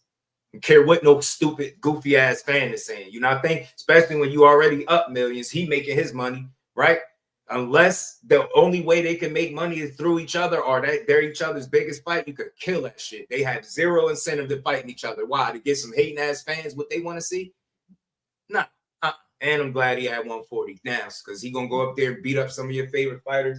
Core going after he beat up T.O. or whatever happens there, back to 35 for him, man. They be doing a lot of hating, G. I don't get why they pushing that. If anything, you should be pushing Keyshawn and goddamn what's his name? Keyshawn and Abdullah, if anything. Facts. They press both of them kind of young and on the same, like on the same pathway with their career. Right.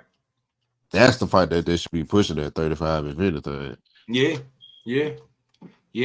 I knew people didn't care about he said, hold on, gotta run the experiment right quick. I knew people ain't care about fights when they shitted on the Zepeda fight. I knew it wasn't no longer about fighting the person you were supposed to fight. It's about shitting on the fighter that you don't like. Zepeda wasn't nobody. Imagine Tank. I started hearing people say that. Imagine if Tank would have fought Zepeda. How many people did he fight, in your opinion, that's lesser fighters than him? Stop. You act like he's some damn like his standard is like something that nobody like. What are we talking about? Like he too good to fight somebody like Zepeda. Who the fuck? What was the dude name that he didn't look the best against, but he knocked him out? What was it? Was it Fonseca? Yeah. It was another one of them UK dudes. And some he ain't look too good. Like he fought lesser guys before. Like lesser guys than Zepeda. That's for damn sure. That might be my biggest gripe in #1 ranked boxing. guy across the sanctioned bodies? I'm not knocking him. I'm just asking a real thing. Did he? I don't think he I'm did. not sure. It was like, I'm not sure. damn. Y'all shitted on a Zepeda fight when that dude was ranked #1. I don't care if he was ranked #1. I'm like, damn. So Man, I hate that's the biggest gripe in boxing for me, bro. Because before the fight, there wasn't a conversation, and fans do this shit to fighters every single fight. It goes from, oh, he's ducking him, he's scared, he won't fight him, he ain't gonna beat him. Then as soon as you beat him, all of a sudden, the fighter was shit out of thin air. Right. You might have heard me say this before. Fans shit on fighters and who they fight so much. It'll be hard to put fighters in the Hall of Fame because every time you beat somebody, the fans gonna say that person was a nobody. Yeah. So who really is somebody like? A lot of people care more about being right about the narrative than getting the fight itself. Mm-hmm. Yeah. They don't care about narratives because the narratives allow you to be able to distract people from real boxing. And you could talk about stupid shit like tweets and how it made you feel and what he said in this interview that he was capping about. It's like back to my point with the Clarissas, the Shakurs and Buds. They use narratives to attack their career because if you focus on the actual in-ring activity, it's not much room for you to hate, right? Bub and beating ass. Clarissa, head and shoulders above the competition. Shakur, probably could count on one hand how many definitive rounds that you've seen him lose in 24 fights. They don't have much ground there, so they'll be like, well, he ain't fight nobody. Well, this one wasn't good. Then they'll talk more about tweets and what he said in this interview, how you felt about what he said to this. Like, bro, shut the hell up. Tell your favorite fighter to strap up and shut up and stop talking shit. Tell him to strap up and stop talking about his damn money. Yeah, I said it. I don't care how you feel. Tell your favorite fighter to stop bringing up money every time that young boy from Brick City talk about putting hands on him. Start talking about his money. Yeah, man, I got more money, man. Yeah, you don't sell. That's why you had to go to Turkey. And then in the next tweet, he told him they trying to cash him out. How are you trying to cash somebody out that don't sell? Make it make sense. So, yeah, hold your favorite fighter accountable. When he's saying bullshit, call him out on it. Man took a whole fight off the table in front of y'all face and was going to give y'all an exhibition, and y'all was cool with it. Ain't nobody bat an eye and say shit. Now, imagine Shakur Stevenson saying in the tweet, man, I'm turning my back. I ain't fighting you. It'll be all type of duck videos left and right. Y'all sad. Y'all really sad. Y'all sad as hell. I forgot what was the latest Shakur narrative. Somebody texted to me. I forgot. The next one they push it. I forgot what they're trying to push now. Oh, man. At first he was a snake for the Jake Paul move, but your favorite fighter not for fighting him. Make it make sense. Shit be crazy, bro. Shit be crazy, man. And I love Tank. I ain't say nothing bad. I ain't say nothing damaging, but y'all don't hold him to no kind of standard. Y'all go with whatever he do. If you want to talk about people, kids, you cool with it. If he want to shit on fighters that's more accomplished than him, y'all cool with it. If he want to sit here and talk about his money when people talk about fighting inside the ring, y'all cool with it. You get what I'm saying? Y'all cool with it. He fighting a lesser fighter than the guy that's talking shit to him. Y'all cool with it. Cool, whatever he do. Whatever he do. Talk about somebody's mom. Y'all gonna be cool with that too. I'm telling you, I seen it all. When I seen him going at Billy Joe Saunders' son, and I seen one of the females that used to slide through here say, hey, they probably did something to deserve it. I was like, wow. Damn, y'all here justifying bullshit behavior is crazy. But that's what y'all do. You know what I'm saying? Y'all don't want to see these fights no more than me. Y'all don't want to see these shits. Virgil Ortiz have to jump on Boots quick. And Boots might jump on his ass. Before you get in there, say, can you blame content creators for pushing narratives when folks cash app and super chatting by the hundreds for them? Nope, I can't. When you put it that way, Cal, nope. They're pushing narrative in the heartbeat for some money. I swear. Shakur Zepeda, Shakur done that. You absolutely can blame him, Cal. Can blame him. Because if you're the one who's the host, you're in control of the show. You're supposed to be the one that set the tone for the people. Yeah, but all right, let me say this. And you know, most people don't, I ain't gonna say most, but it's a fair amount of people that's not really here for boxing. They want that money. So if they know that a narrative they pushing is going to provide them with somebody supporting them, they're going to push it. I watch people like, oh my God, the stuff you could watch and observe just in the cut is alarming. I promise you it is, but that's what it is. People are controlled by what pays them. I can't push a narrative just because I think you're going to pay me. I can't do that. And I mean, I can't do that. I can't lie about, I can't get up here and lie to people about shit just for anybody. Like these people, I'll watch it. They'll push something that they know is not true. Like I said, man, the fact that Terence Crawford had more people shitting on him and attacking him after the Canelo fight than I'll say a fair amount. I would say a fair amount of people attacking him that celebrating what he did. It kind of exposed who's the real fans and who wasn't. Superman would it do? I think it goes along with what Flossie was saying, man. You got some people who said some things prior to the fight, and they went so hard with it that they had no choice but to double and triple down because they don't want to look like hypocrites. Yeah. But the thing is, everybody's allowed to, have a change of opinion if they're presented with new information. So if you thought, oh, I didn't think this guy was going to beat this guy because of X, Y, Z, then it didn't play out that way. It's okay for you to say, man, what a tremendous performance. Like I said, you ain't even got to go overboard with it. Give him the Tim Duncan fist pump. Hey, man, good shit. It was better. Right. He was better than I thought he was. But Right. a lot of folks, Integrity over for whatever views, reason, they're man. not going to do that. And I don't think it's just all about the cash apps and super chats, because you got some folks that are doing this shit on platforms like X where they're not getting paid to do it. To be honest with you, I feel like the lines are very blurred between the people who are in the chat and the people who are up on the panel. Right. So yeah, you do have some people who are, I guess you could say they're aware enough to say, hey, I'm gonna say X, Y, Z as long as the money keeps coming in. And you got other people where they just genuinely feel this way. Because a lot of folks are not gonna be as objective as you. A lot of people are not going to be as objective as Floss. A lot of people are not going to be like L-Dub, where it's just straight information, or like behind the hands where he's going to go get somebody else who can verify his opinions. And it's not even so much about the opinions, asking questions from professionals. Everybody's not going to be like that. You got some people who genuinely believe the things that they're saying, and they just happen to have people who are on the same wavelength, or as the saying goes, your vibe attracts your tribe. So if you out here spewing this crazy shit that's unfounded, baseless, then 9 times out of 10, your audience, they're just looking for people that are going to confirm their own bias. And that's pretty much what it is. But I do believe that if folks were to just get up here and have honest, and just not even just honest, but genuine boxing discourse, then the people would have no choice but to fall in line with that.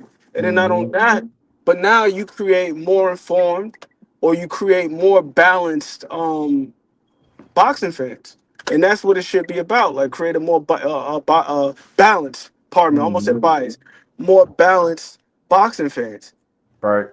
But again, if you're in a position where you're speaking to people several hours a day, you're in a position of influence.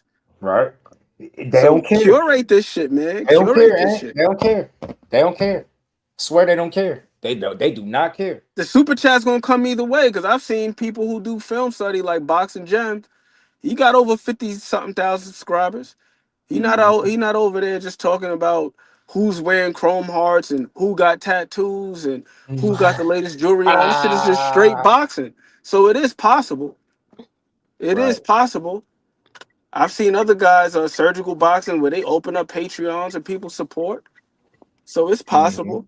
Yeah, it definitely is. I just think that shit get overshadowed and drowned out by the mass bullshit. But it's still they got the right name, Boxing Gyms, because they are a gym. Oh yeah. So they're an asset to the space because they're about teaching and not pushing narratives, man. I feel like it's a lot of smart people with channels, but they use their intelligence to mislead the people. You know what I'm saying? Confuse them. Like I get tired of seeing hit pieces about these fighters, bro. Like this shit getting corny, man. And I said it on Twitter a while back. I see why people do this for a while and they see what it is and they be like, nah, this ain't it. Shit just fake. It really is. It's like the people that's supposed to represent the sport in terms of like using platforms and influence to bring fans, they use it for the wrong shit. Push narratives and be divisive. This shit crazy. Just dude, Tank be talking about people kid. Hell yeah. Yeah, Yes. he do, man. He said Yes. some crazy shit about Lamont Roach, kid. Like, I know where your kid go to school. What type of veiled threat is that? That's not even a veiled threat. Like, what type of threat is that? You know where? I know where your kid goes to even school. go a That's little some worse bogus than shit. that. He's talking about Billy Joe Saunders, like how his kid was dressed and shit like that. And the dude, the clip, remember the clip I was going over where Julian Rodriguez dropped Tank as an amateur, and I posted, I had people going off on me. You ain't have to post this shit. Like, who the fuck you talking to? You know who you talking to? Like, I'm a person I will write a paragraph spazzing. I'll be really letting people slide. So I'm like, damn. But the reason for me posting the clip, because I caught on to their little beef. And dude was in an interview talking about the fight that they had as an amateur, and he beat him.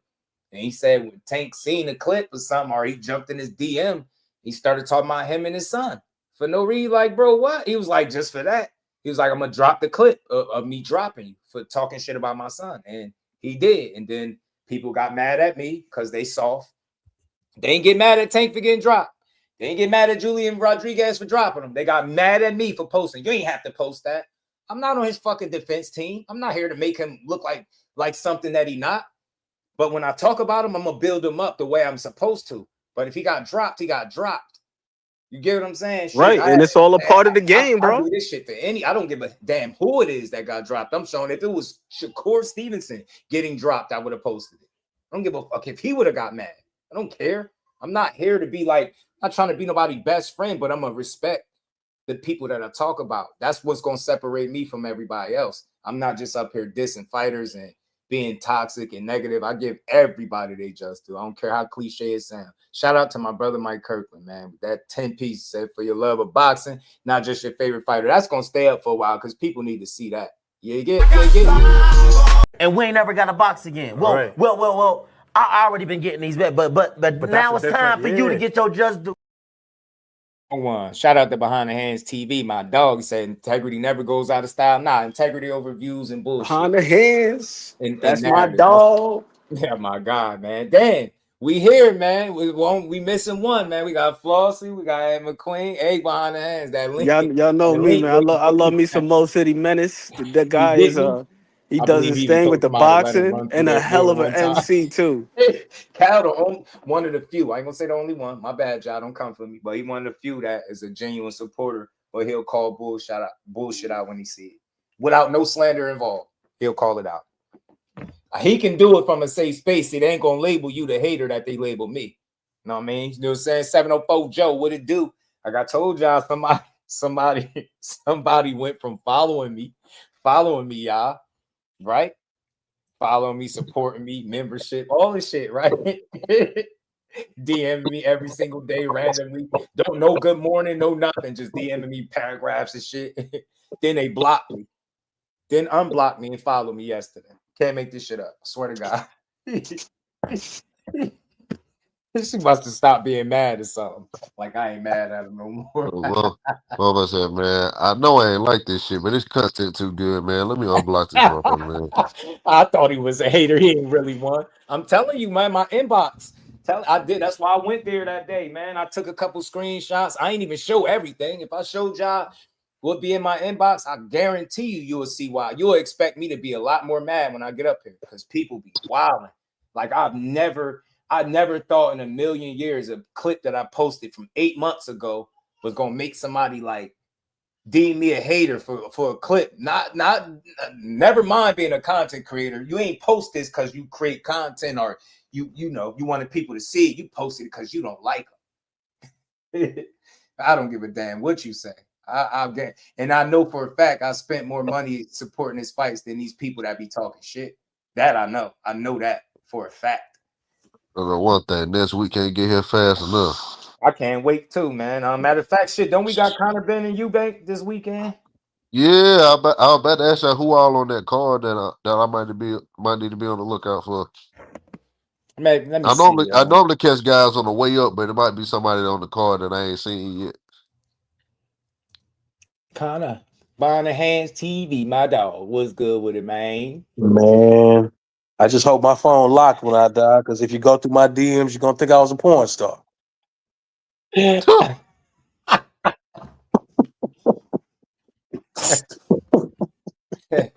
Oh man, you gotta say no, porn. not What the they say side porn. piece. It's side Yeah, piece I was crazy about, in my DM. why was I thinking about that when he got up Behind the here, man? Yams TV. Behind the yams on them. Straight up. Behind the Yams TV is funny. That sounds like a secondary channel or something. I'm just saying. Yeah, some people call it a secular channel. So look, y'all, Jack Catterall, Kurt Scooby, and Adam Azim, that's the one I'm looking forward to right there. I ain't gonna lie. The rest of this shit, I don't care about. Jack Catterall, I want to see what he's gonna look like with Bosey, Connor Ben, and Chris Eubank, the rematch. Man gonna be a man. You know, Keyshawn ain't scared to be a starter. You know, oh, you on thin ice? Shit. Oh yeah, they be hating on Keyshawn, boy. Shit. Wait What till he time come that back and card beat start? man. What Eubank? I gotta Yeah. look it up. Probably It's early, one of though. the mid. It's in America. It's one of them, early afternoon cards. Right, it's gonna be one of them early joints. Yeah. The main event probably gonna happen by 6. What it do, my guy? 5 or 6, depending on where you at.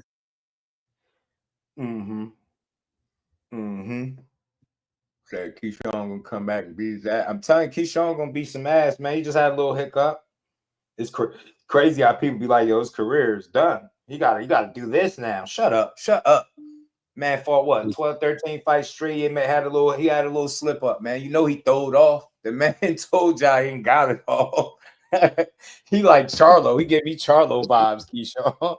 I mean, what kind of expectation do we have of people who choose to get punched as a career? Yeah, right. I mean, we expect them to be like worldwide scholars. Come on, Keyshawn man. to go live right now and have fun by his damn self, talking to the people. He'll just be wild. Only other one I see do that is Mel Charlo. That man had that poncho on. He was like, shout out to Texas for making Terence Crawford relevant. I'm like, yo. That dude crazy as hell. Walking all whistling, coming back. I'm like, yo, this man is a fool, man. And why the fuck you got that poncho on in the house? What's crazy is that it's not an act. That's him. I don't think so. I really don't. Not with Charlo. I'm telling you. I'm telling you, he turned up round the clock. That shit funny to me. I love it. And what I don't like about it though, bro, and you'll know this better than me because I know you've heard it too. Where people, they was drinking, he drunk. I'm like, no, it ain't no liquor. He would wake up like, who thought I wasn't gonna wake up this morning? You know what I'm saying? He wake up hype. He wake up hype. He's showing me on that shit. Say, bro, I hang out with his pops. You know what I'm saying? And shout out to Kevin. You know what I'm saying? I mean, him chop it up a lot. He was a live wire like that too. You know what I'm saying? It's just in his genetics, man. Right. That's it. I love him for that energy. Every single last dude in this family named Charlo is like that. I love it, yo. I love it, yo. That's why I said I want him back. Shout out to Rick Timms. That's why I really want him back in the game because I just don't like I look at your whole body of work. I don't reduce you to one fight where you didn't look your best or you took a loss. I look at the majority of the times you stepped in the ring and what you showed me. I think that's more realistic than a one-off where you was out of your element, out of your weight class, and just in over your head, to be perfectly honest. You know what I'm saying? Realistically, you're supposed to do that because think about everybody who go to work. Imagine your job or your boss judging you off the time that you came in late or called in, and that's all you are. You know what I'm saying? The time that you came late. You know what I'm saying? Come on. Yeah. That time you came late. Yeah, the flat. And yeah, he just comes late all the time. Like, bro, it was one day. You know what I'm saying? But that's what we do to them. The thing that annoyed me the most is he took a loss at 68. Now all of a sudden he losing to every C and B level fighter at 54. Like what kind of math are y'all be doing? Like I don't get it. I don't get it at all. Well, I really don't understand. People are a hostage of what just happened. You know what I'm saying? They can't get off of it. They don't want to talk about the run he had. Because I'm going to be honest with you, a lot of people overlook his undisputed run. They don't even talk about it. He had a nasty run. You know what I'm saying? I'm talking about, we talk about people cleaning out divisions. He cleaned out an entire division, and I ain't going to let that just be slept on. Like, he didn't just do that. He did do that. You know what I'm saying? You don't even see people do that anymore. I ain't gonna lie, I felt somewhat vindicated after he did what he did to Banana, because I did not appreciate what Banana did to my man, Julian J. Rod Williams. Man. So you know what I mean? Shout out to Jamel Charlo for doing that. Oh, it felt like revenge. It was like Christmas came early for me. I didn't appreciate what he did to my man, J. Rod. That stoppage will be forever tattooed in my memory of watching this man's body go into convulsions. Off a damn stab. I said, what the hell kind of job was that? Yeah, that was different. That was different. Push that man navel through his back. I think that's what they mean when they say you got your muffin cap pushed back or something. Yeah. Because that was turned into a vibrating stab of the century. Yeah. I don't know. It's just something about me with goddamn shit talking boxing punches. That shit just do something for me. I love it. I can't wait to see him back in the ring. Yeah. Hopefully. You know, my thing is though, Flossie, it ain't necessarily me looking forward to seeing him back in the ring. I always compare it to like this. Them dudes is like flights. And the flight should be getting ready to land at some point. You know what I'm saying? It's not just taking off. It's been in the air a long time. It should be looking ready, to land. And I just be wanting them to land the plane safely. You know what I'm saying? Go ahead and, land it and check out. You know what I'm saying? You don't got to fly around forever. You know what I'm saying? But when it's time to land, you don't got to crash and burn either. So, you know what I'm saying? I don't expect for him to have a whole lot of fights left. I just want him to get what he need to get and get out of there. You know what I'm saying? Because we've seen it all from guys like that. We've seen them their better years. You know what I'm saying? So I don't have any expectation for them to be out here walking down a whole division at this point in their careers. Same. These guys in their mid-30s. Whatever we get right now is the cherry on top. As you've already stated, bro, the undisputed run was crazy for several reasons. Not only did he clean it out, but he actually had to double back on 2 occasions to get that undisputed. You know what I mean? One against Harrison, the other one against Castano. I'm like, when the hell have we seen that? Where a guy had to fight somebody twice in the undisputed right? Fight 2 people twice at that. I don't think we've ever seen that. That may be the only time that happened. Devin had to fight Kangaroo Jack a few times, but you know what I'm saying? Outside of that, you know what I'm saying, he had to do it twice. So you know what I'm saying? It's a little different. Yeah, but that one, I felt like that was a little bit more due to the contractual agreement. You know what I mean? We're gonna run it back.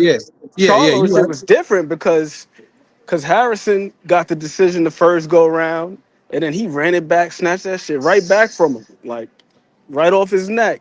Like TI ATL. Then the Castano joint, that was the draw. Then he came back, stopped him in the rematch. I don't think anybody got that. In the rematch, stopped the guy both times. That's better special. in the rematch both times to me. I'm like, that was the other thing that I thought was very impressive too. He was better in the rematches. Yeah, I agree with that. He's more focused. He was more dialed in. Unfortunately, he's one of those guys that can get emotionally carried away.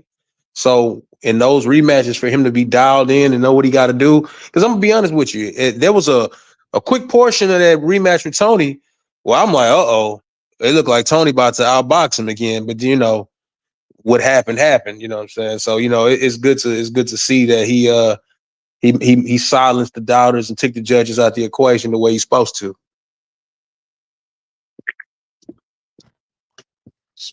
For me, Rick Thames, it was circumstantial, bro. I wasn't really mad at the rematch with Charlo the Canelo fight, because for one, he wasn't even supposed to be in there. That was supposed to be Maul, but he stepped in for his brother.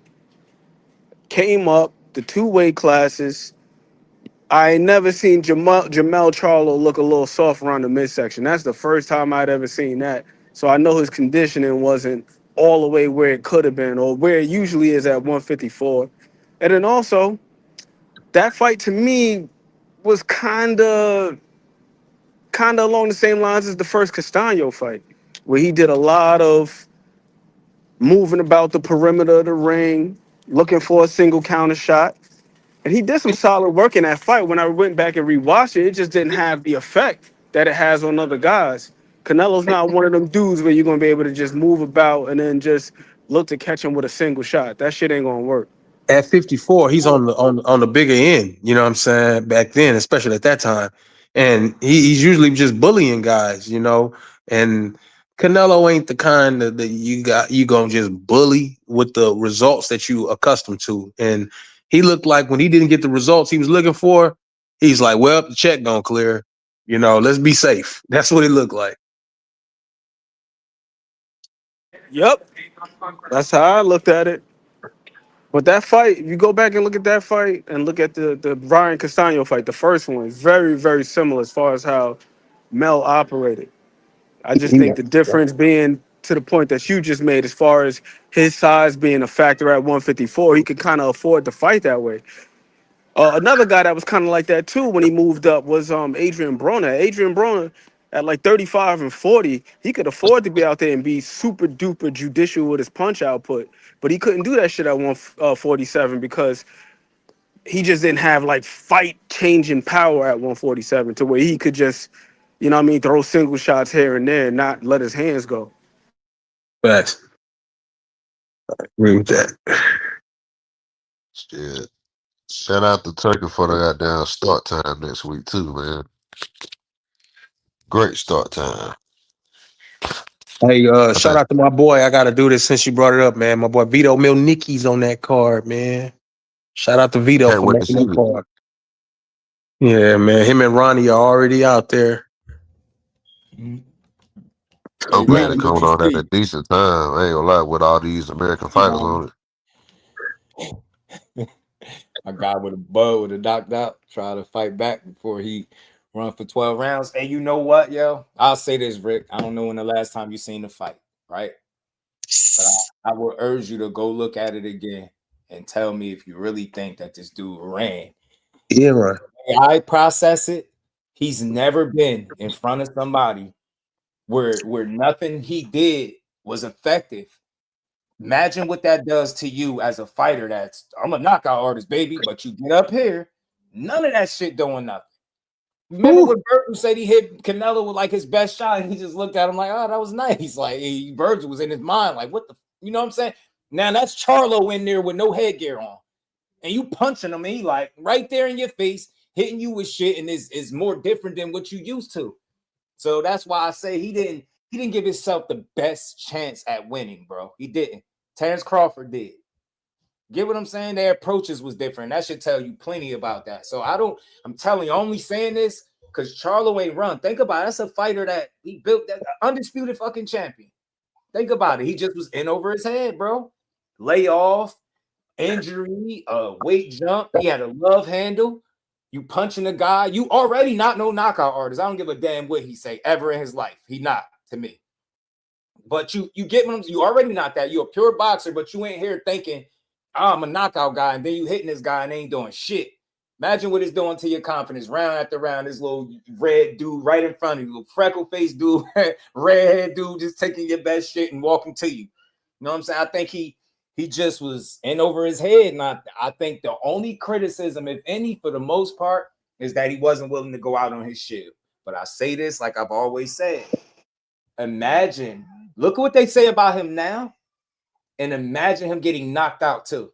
You think people would have been like, I respect it because he got knocked, man? Nah, they would have clowned him. They would have clowned him. Clowned him like, you got knocked out by Canelo. Yep. Yeah, I can't knock nobody for making a business decision at that point.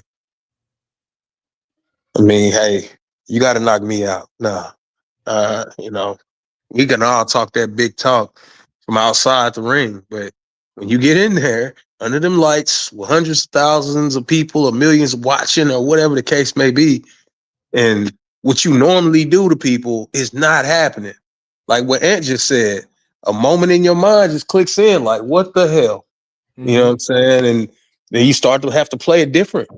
You know what I'm saying? It's just, I think people leave out the psychological part of what happens in the ring. You know what I'm saying? We just watch it from the couch. It's easy to be like what you would have did or what should have happened and this and that. But when you go on, I mean, I'll be at these fights and literally sitting in their corner with them during the course of a fight. And I like to like kind of study their face and see where their mind is at. You know, you can see the eyes moving and, you know, you can see the wheels turning in their mind. So imagine going to your corner after a few rounds with Canelo, ain't none of that shit working. Oh my God. You know, and here you are looking up at the board and you got a bunch of rounds left and, you know,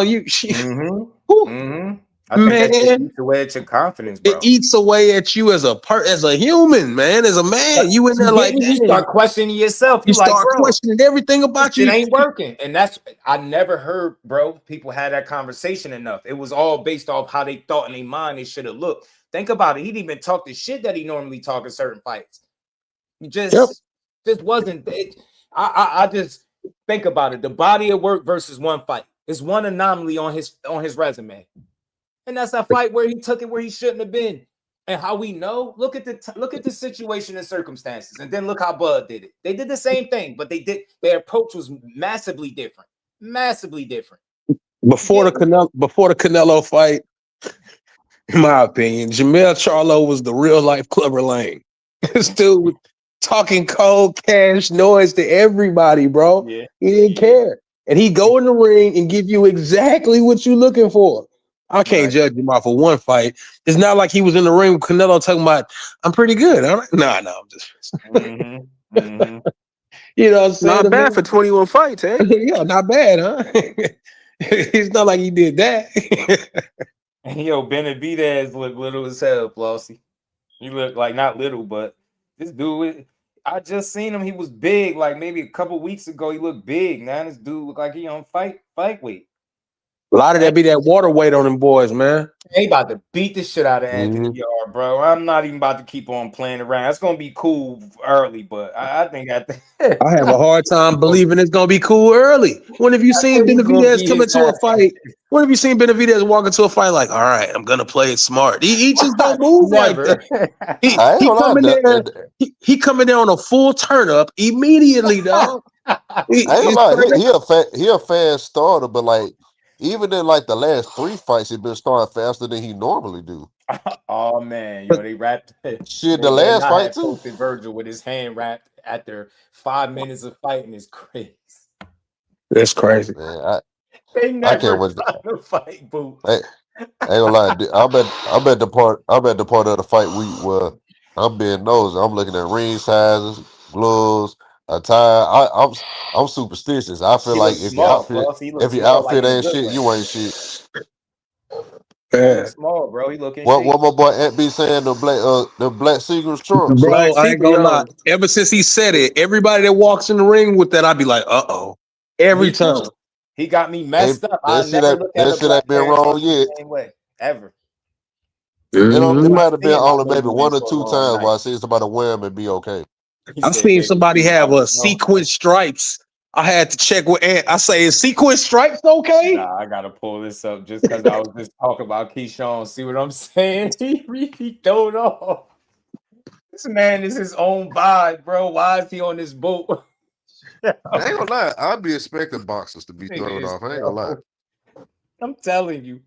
That's why Corey like him, bro. It's very rare you find one that's not. Like, he ain't got it all, man. Keyshawn ain't got it all. And he like it.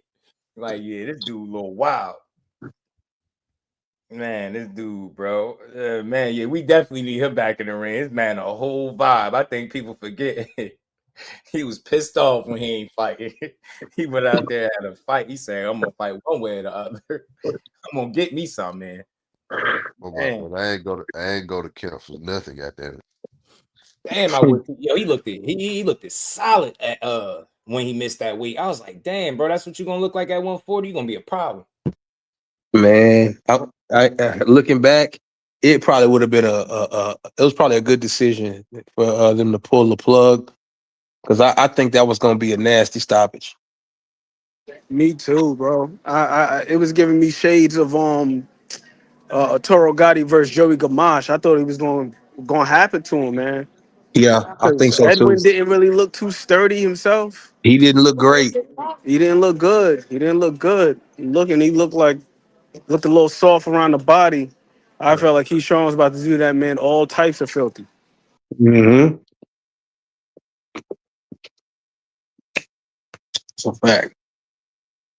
Then we would have been questioning why the hell did this team send him in there like that, off the layoff, the blood clots, and all this other shit. And you got an overweight Keyshawn in front of you. And not just an overweight Keyshawn, but he looks strong and lean as shit. But not in the fat way, but he just. That's what I'm saying. Like, not in the fat way. He was ready. He was ready to fight somebody. You know what I'm saying? And it just didn't happen. And I'm ready for these press conferences this week too. I don't know when they're gonna have. I don't be paying attention to the Saudi press conferences like that. But it's always, the 2 days before the actual fight. I would say I'm looking for goddamn Bill versus Norman Senior. That's gonna be my highlight of the week. They gonna steal the show. Hilarious. Yeah, I got you right. Keyshawn was just on the boat having a damn ball. As we go through life, it's gonna get real bumpy. You don't know what's gonna hit you. But you try to just get back up. And sometimes when you catch yourself in the slump, you look out to the earth, and I need you to say, God did! God did! God did! Yeah, he's slow. Man, he got it all, bro. Man is trying to fight the wind and shit. Man, that dude's crazy. You see what I'm saying? That's Charlo shit right there. Yeah. They gonna vibe regardless, bro. They gonna have fun. Yo, did y'all peep when Charlo did the video when he was talking about like Spence, Boots, and everybody? Like, he told dude to go get the charger. He was like, some dude tired. He said, man, I don't care about that. Go get the charger. I said, this man is slow. This man told him dude tired. He said, man, I don't care. Go get the charger. I'm like, yo, this man throwed off, man. He crazy. He said, buddy, with the cartel, I'm telling you, out there wilding. That's why I say, man, how you don't like him?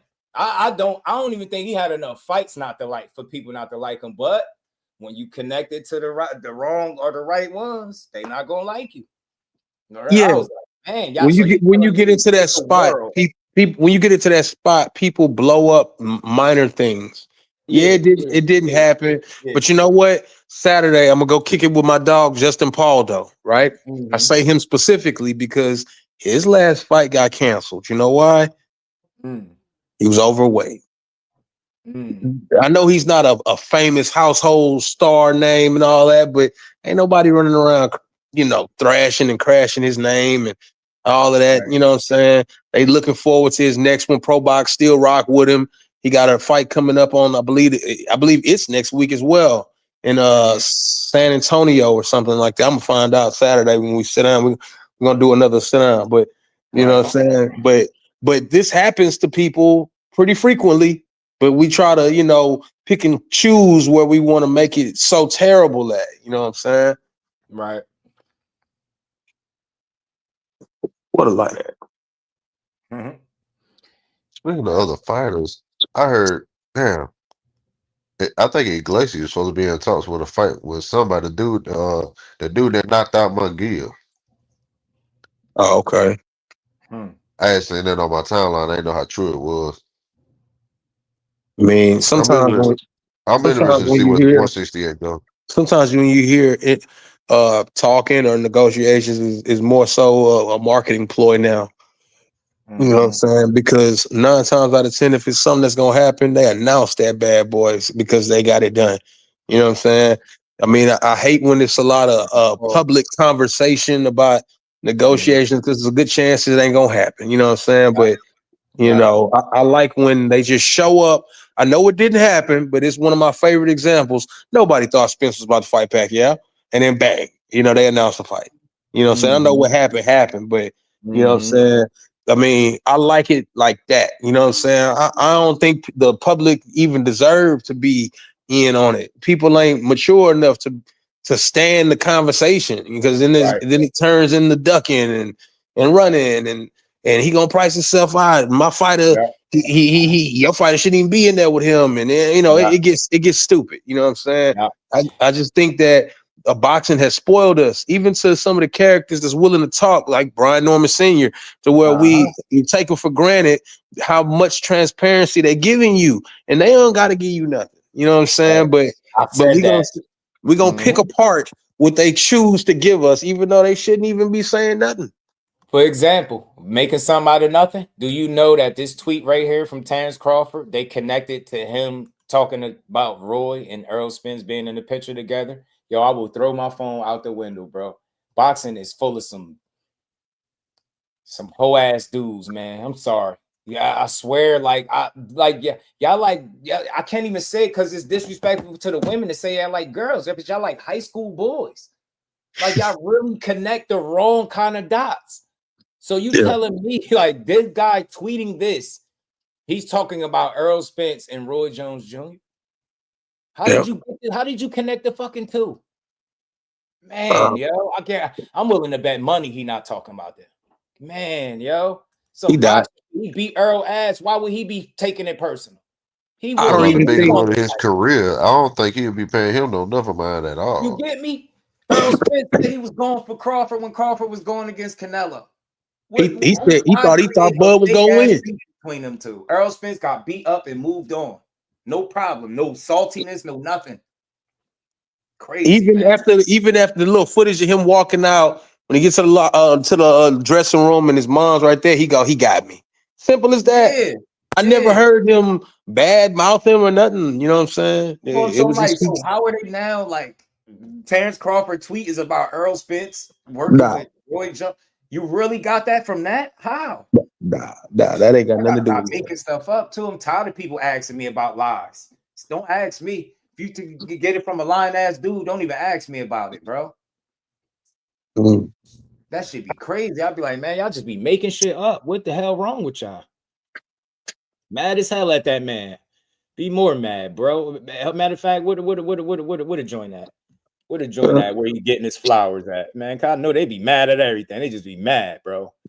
Where was that? Terence Bud Crawford was getting his flowers somewhere. Is this it? Got some more flowers. I've been getting a lot of flowers lately. Hey. Be mad as hell. Get them while you can smell them. See the flow. Yes, sir. They probably mad all right the way now. In Uzbekistan. He ain't fight nobody. I don't even know why he got fired. Good too. He rubbing it in. I love it. Love it. Me too. I'm being transparent with the people. I was on the other side for a second. Then I had to I'm like, I'm sounding crazy. Like everybody, I had to catch myself. I'm like, hold on. Can't be mad at one of the best fighters in the world. Like, what the hell? I had to chill. I had to fall back. I was almost wrapped up in the bullshit. Because I just wanted to see the fight. And then it was going the way it was going. I'm like, man, do this dude want to fight him or nah? But I challenge people all the time, and I do it again, to not allow boxing to be divisive. Cameron, if you already know, my guy. Mm-hmm. If you could fight from keeping boxing from being divisive, you'll enjoy it a lot more, man. Mm-hmm. Shout out to Cameron. Yeah, that's what I'm saying. Stop this pick a side shit.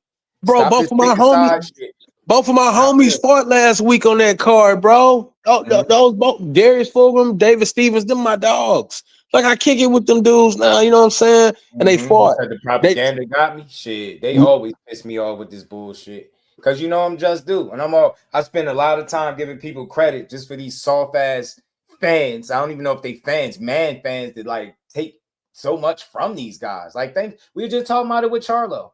How do we reduce him to one fight outside of his weight class rather than the full body of work at 54 and him being an undisputed champion? It's convenient. That's it. You get what I'm saying? That's how we taught to think.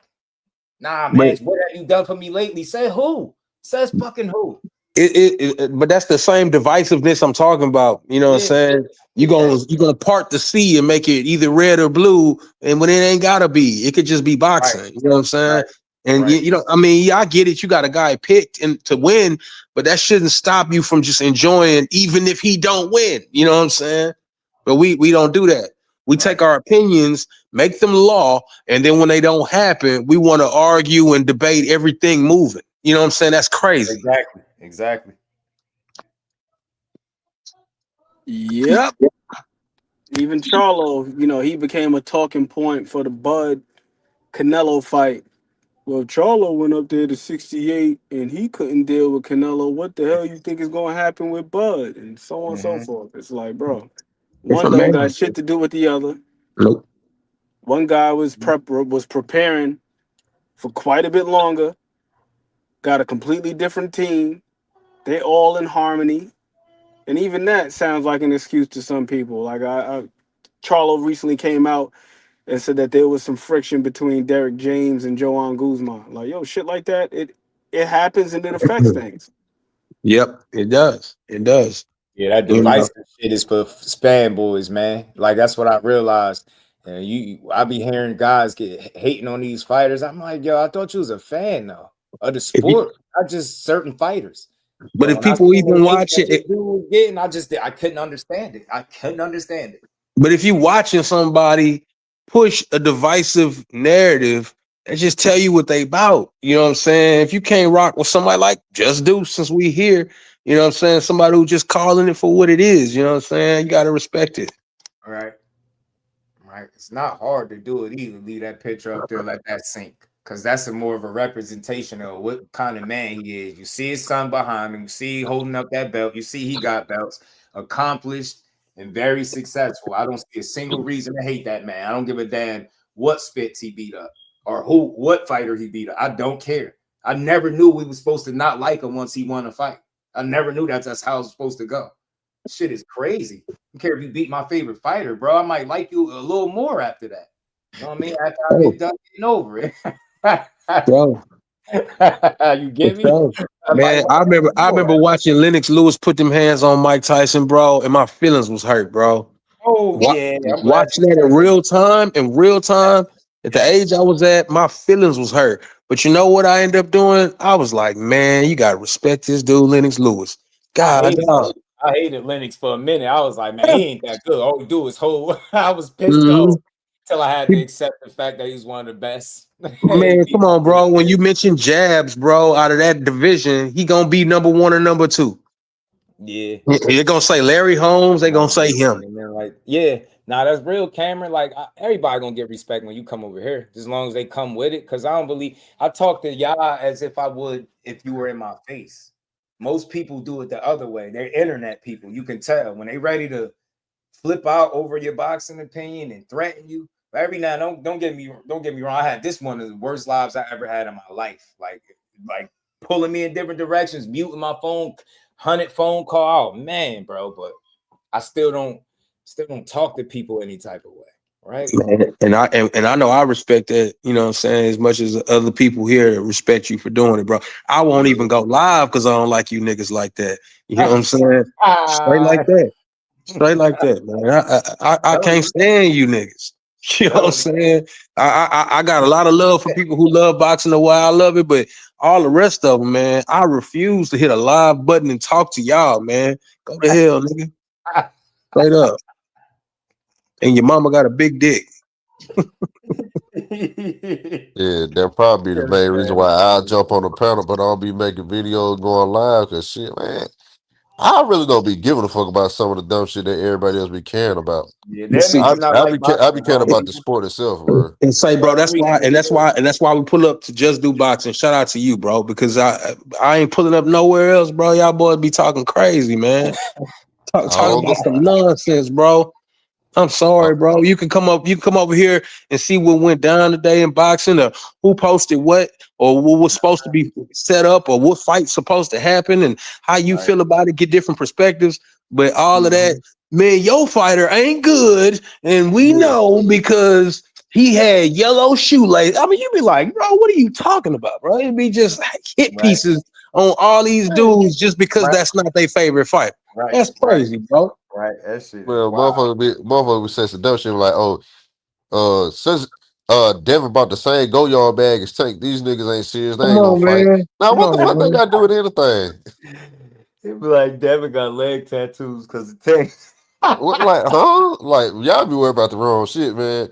Go watch All My Children or some When shit I like seen that, people man. write that letter, on X, I was like, bro, the fact that this shit is this drawn out, like he had to take some real time to write all of that shit out. This man listed his braids, his tattoos. I was like, yeah, I'm willing to bet you ain't got no woman, and if you do, the relationship almost This over. type of shit that happened when boxing news is filtered through YouTube and social media, bro. Mm-hmm. So it sound like we had the barbershop. That good barbershop talk, good Yeah, barbershop talk. Yeah, and that's to your point, Flossie. You see it starting to infiltrate media as a whole, to where you got them asking Brian Norman Jr. to rate the outfits of his opponent. What the And hell he we gave the talking about? best answer in the world, bro. Yeah. I don't care about no outfit, brother. What Man, was I'm here to throw hands and go home. Throw man. hands and make bands. Hey, every time I see him have an interview, I end up liking him a little bit more than I already did. I told Facts. people that I said that to somebody, but I not to bring shit up, but one of the little prick, he was like when I was basically like saluting him and his pops as real individuals, the person reduced it to them coming to the channel is why I'm like, bro, that's more the reason for me to have the opinion I'm having, because I had a chance to talk to him. You dumb fool. People are dumb. And I gauged his energy. I talked to Brian. I interviewed Norman Jr. more than once. Energy, that you can't fake that shit. And he give that energy every interview. Go look. But them Go boys look. they was like that before fame. Before fame, they was like that. Right. Right. And it's that same way. First thing I got from him, I was like, oh, he trying to be transparent with a bunch of people that don't really know the business. And he doing his best to bring you in and make you a part of it. And like, just like invite certain pieces of information to the conversation that wasn't there before. But instead of a person listening to a man tell them about their business, they trying to tell him about his business. And it's like, all right, bro, y'all just some stupid people, man, on this internet. Mm-hmm. Yeah, the cornholio shit, 2 cents. And additionally, I'll say this too about Norman Sr. in particular. Depending on whose platform you see him on, that's gonna 9 times out of 10 dictate what type of interview you see from him. Because when I've seen him on here with you, and when I seen him on Shower's channel, and I want to say KG, y'all did a fantastic job of just doing just a good interview. It wasn't just boots the whole fucking interview. You asked him about him, shot the shit. I'm like, yo, these dudes seem cool as hell. Like, Senior to me, he seemed cool as hell. If you give him a good interview, he's gonna give you a good response. If you just want to just hear about boots and all this like rumor mill shit, then that's the type of interview you're gonna get. So if you ask him questions about this, he gonna kick it to you as honest as he possibly can. And it just is what it is. Norman's great for boxing. I think the Haney's great for boxing. People just take shit too personal. That's true. That's a fact. And You know 5 years. Remember Jay Hardcore. He seen Bill in person, and I'll never forget what he said to him. Like, with all of that trolling and shit, he was like, "Bro, I'm just out here promoting my son." That's when no cameras and none of that shit is on, and I know that's what he on. He literally he turns on the personality thing when the camera come on. He know what they need to see. Mad at him for it. I'm like, bro, y'all weird, man. You can't be mad because he learned the game. That's the game right there. That's the game. He not a fighter. He not a fighter, but he knows how to captivate you and make you watch. Regardless if you like what he said or not, you gonna hear what he said. And you gonna go back and tell somebody. Turned his son into a multi-millionaire. Y'all better shut the hell up talking about how he fell. Yeah, right. I can't wait to fail my 2 sons the very same way. Man. You get me? My son get a deal like get a paycheck like that, boy. We gonna fail again. I'm telling you, we gonna keep failing. We gonna fail. We're gonna flunk like a motherfucker. We're gonna fail our way to the top. All the way to the top. That shit crazy. Man, get beat up in one fight. And they like, you see, he wasn't shit. I'm like, yeah. Hey, a lot, man. You as a fan ain't. These fan bases be so fickle, man. I don't even like fucking with the fan bases from 140 down. I ain't gonna lie. I just watch the fights. His fight may be the most anticipated fight off that whole card. Yeah. Come on, bro. It ain't even the main event, bro.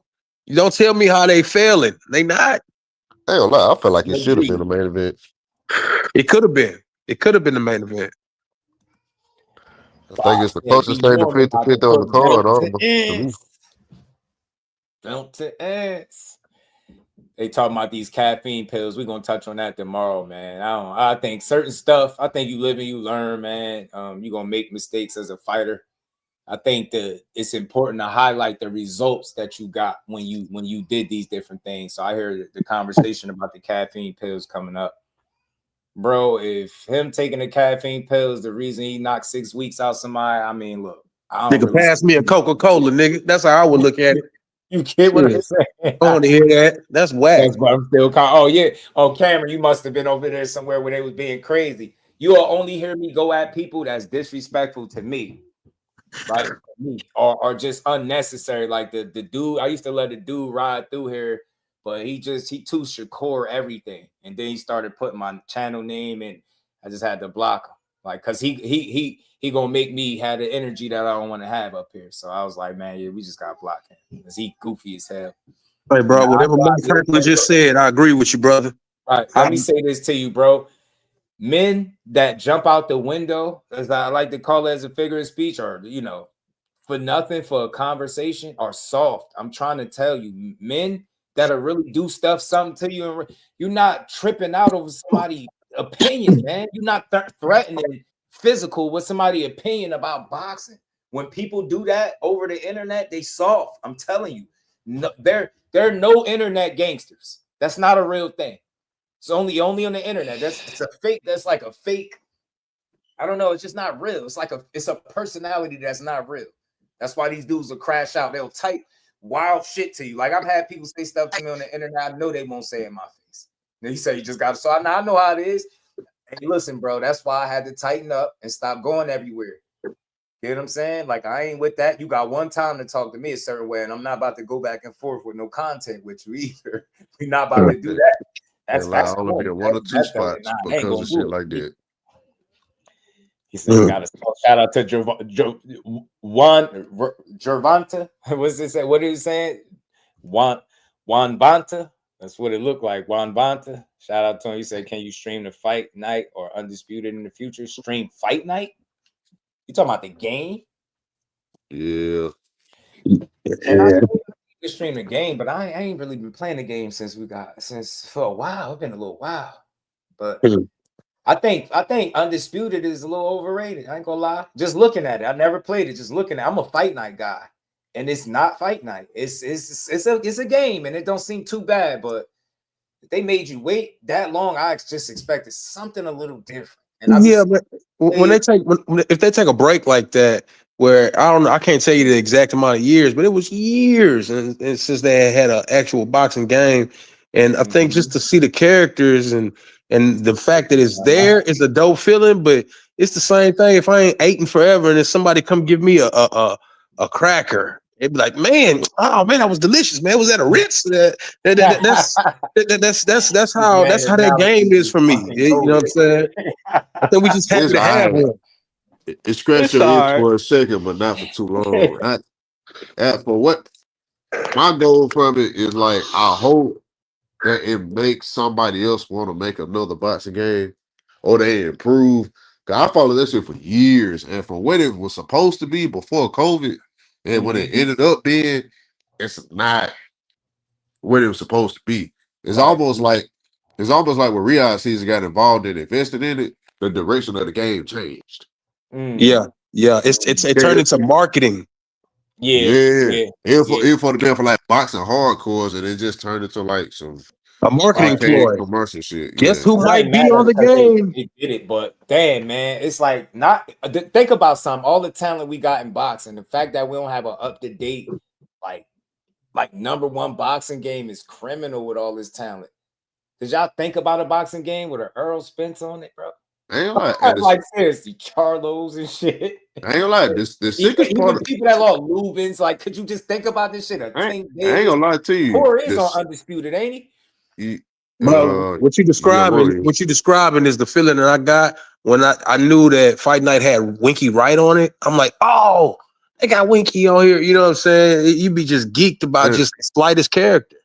And the sickest part about it is they got like 100+ fighters, and that's the most fighters ever in a boxing game, and it still feel like you missing so many people. Right. But you know what the issue with that is, Flossie?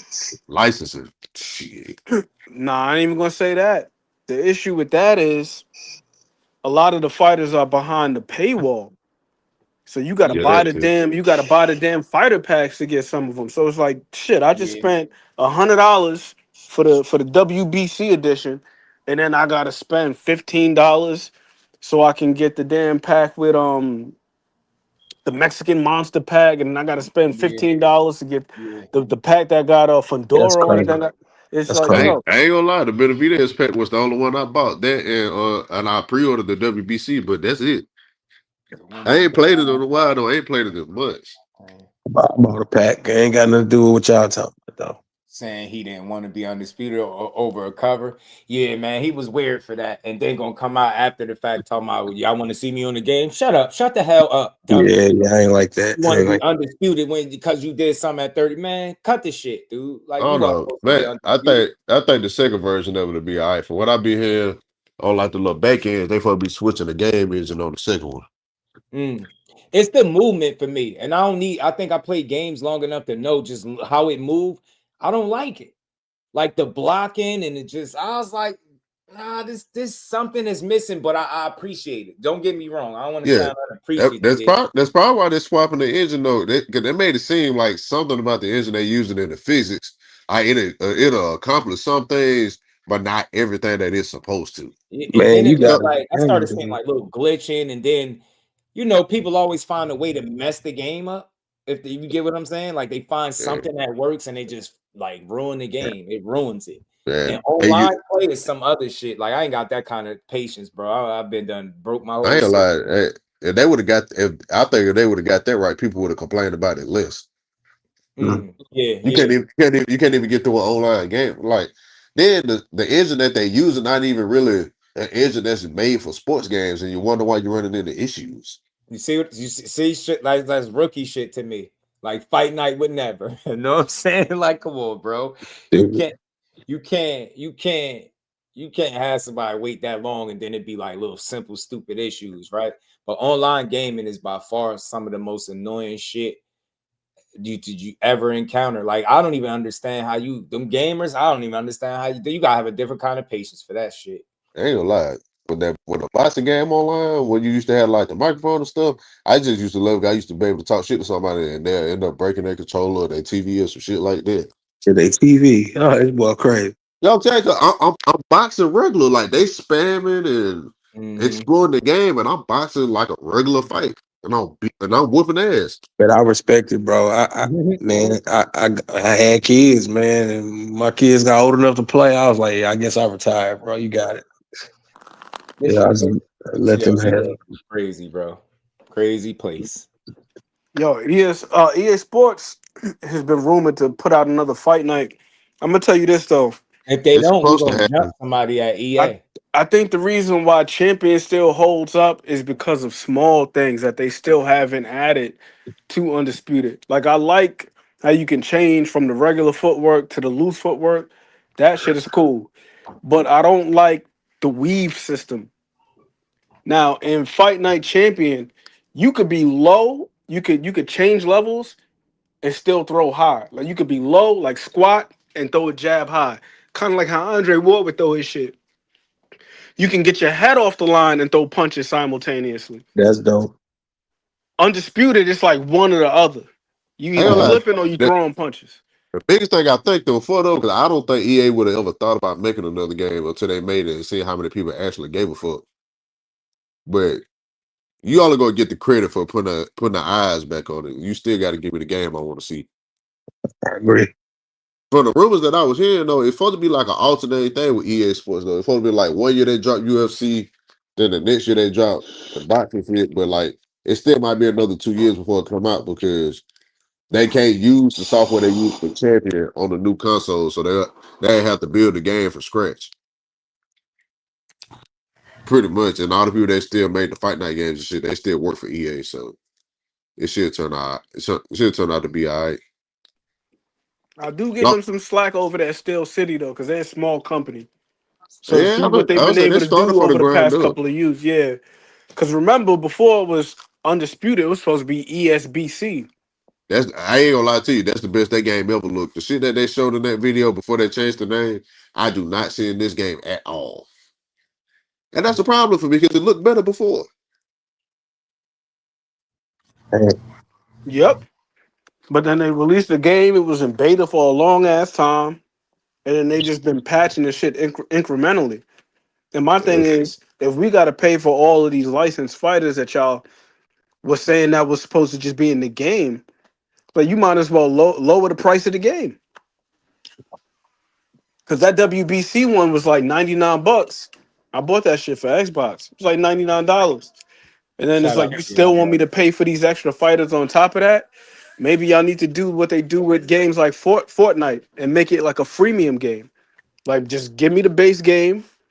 And then if you want me to pay for all these fighters, and I'll pay for them additionally. But don't have us paying $70 to $100 for the game, and then you still got to pay more money on top of that. It's like that with to fight with some fighters. A new 2K come out, people buy the shit, get the points for the mod player, and then the new 2K come out, and then you buy the game, do this shit all. It's just like a scam after a while, and then these games are lazy because they don't really make. Remember, from year to year, you could look forward to a couple of key like changes or updates or upgrades, whatever you want to call it. Now it just like copy and paste. The same game from last year with updated roster. They might tweak something slightly, but it'd be like the same game. It's lazy, and they making so much money off it. They make so much money off that VC, man. That virtual currency. Yeah. That's how they really be getting people. Because shit, that, and you want to throw a do-rag on your fucking player, just it's 12,000 VC, and then that converts to like probably about close to like $5, like actual cash. The game is criminal, bro. Like that and Roblox. I hate that game with a passion, bro.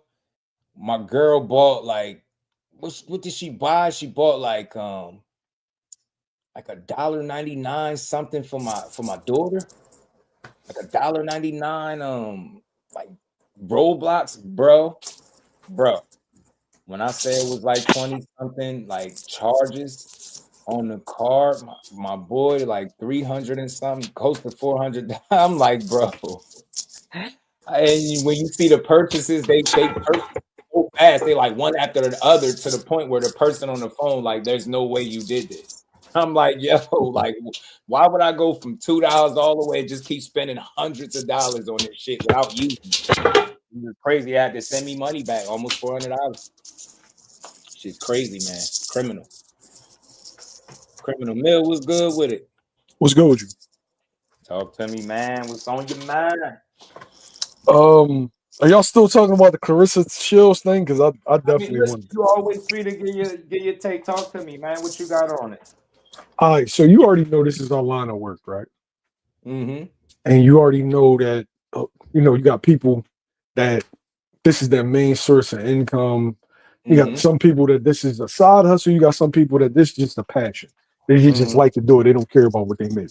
Right. And for me, the journalism is my career now. And so if I have a bad month, I'm eating noodles and noodles. Feel me? Right. So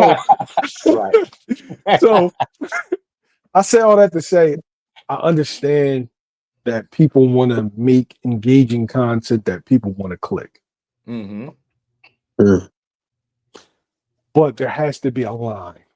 I know people about it. Yeah, I know people are going to be like, "Oh shit, like for real, this is how you feel?" I think this shit should happen. Now, I don't know what the guy said. I don't really watch him. He's not somebody. I've seen him say shit before that like there's no way I'm going to give you support.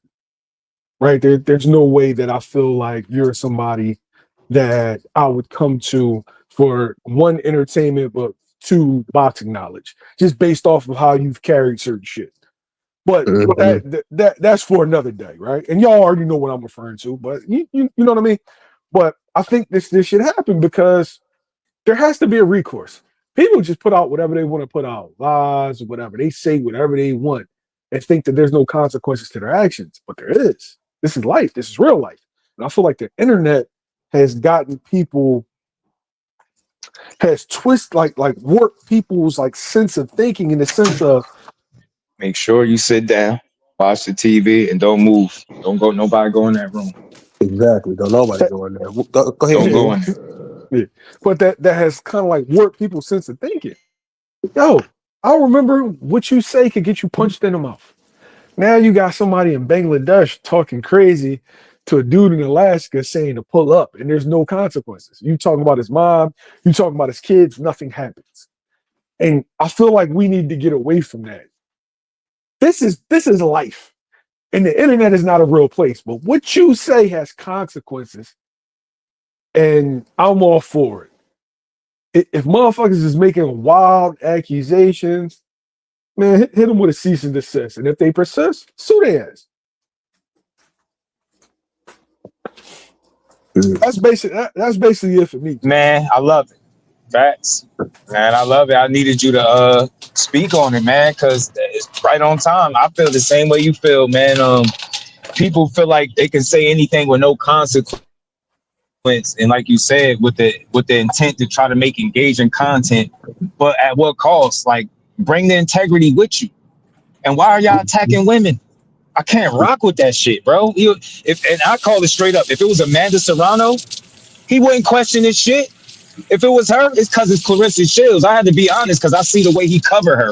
It's always questions and negative shit and undercutting her accomplishments. He just can't call that shit how you see it. He goofy. I don't give a damn. When I see you don't got no integrity with the way you do shit, and if you side with one over the other, this ain't that. Y'all be picking sides with strangers, with fighters that you don't even fucking know. I like all of them. I support the sport in its entirety. If you are putting on, I support you. I don't know where these people get off with the narratives. You got the women attacking Clarissa. You got the men attacking her. Then you got the content creator. It's like, bro, what we doing? Nah, man, I love what she doing for the sport, man. We should salute her. Now, for me, I have my criticism for Clarissa, but it's criticism in certain pockets. It's not criticism for her as a whole. She's a great fighter. Right. It's stuff that she does that I don't agree with. I don't agree with the Laila shit. But that's for that specific thing, I don't agree with it. I don't think that should have been a thing. But, to each his own. It hurts us with these dudes carrying it this way, just because our shit will be regular boxing talk, right? I'll do an interview, I ask people questions, you more so cover the sport and analysis and all that. But if somebody is putting out, oh man, Jerron Ennis shoots Gervonta Davis over gambling beef, and then here just comes, well, yeah, let's break down Xander Zayas versus Vergil. Which one is somebody gonna click on? Exactly. And it's frustrating, bro. When you got integrity, it's frustrating, bro. I could go narrative driven like these goofy dudes, but I just can't do it for no crowd. I can't lie to people for a crowd. I can't do that. Yeah. I just want to get back to just boxing, bro. But Mill, see, the problem, Mill, is that you actually are part or a thread of boxing. And, for those that move like that, there's a certain integrity you got to carry yourself with anyway. You know what I'm saying? So you already live a life of being integral and responsible with what you say. You know what I'm saying? You basically dealing with people who not living by the same moral code or compass as you, within the sport. You know what I'm saying? So that's going to continue to happen because, like you just said, you can't, make somebody accountable for what they doing in this space. But, I believe that, karma or whatever, it don't sleep. You know what I'm saying? So, let those people do what they do and let the chips fall where they may, bro. You're doing a great job, bro. You know what I'm saying? The fact that you even, I'm gonna tell you as a person that do what you do, to even be in the position you in means you had to put some work in to do it, and you had to put in solid work that's respected around you in order to be received like that. I too live that, so I salute it and I respect it. I don't think you even need to bat an eye when they do that, bro. You just got to keep doing what you doing, because what you doing making waves, bro. Motion, I really appreciate that, bro. And I know you can relate. Yo, if me and you say something, we outside. You know what I mean? You like talk about boxers will come up to you and trainers will come up to you and address how they feel about something and what you said. And you gotta stand on everything. You either gonna be a bitch or you gotta stand on what you said. Like these dudes, and I'm not saying him because I've actually seen him out before. But a lot of these dudes that be talking, they be in a crib somewhere. You know what I mean? Safe. Put up. Yeah. Yep. I mean, I can't be at Jay Prince gym and been irresponsible with my comments. It's not possible. I can't be around Ronnie. I can't be at Maine with Bobby and Benton and sit there and speak recklessly and be received to come back there again. It just ain't gonna happen. And then I'm pulling out a camera with a microphone to chop it up with people. There's no way that's gonna happen with me being an idiot. So when you put that idiot costume on, I know what you're not doing. You're not doing what I'm doing. Period. You one of them people. My gym, that's what they gonna say to you. Like, man, bro, ass dude with the camera up out of here. Like, bro, what was that you said on the internet? I didn't see them come and go in the gym, man. Get put out.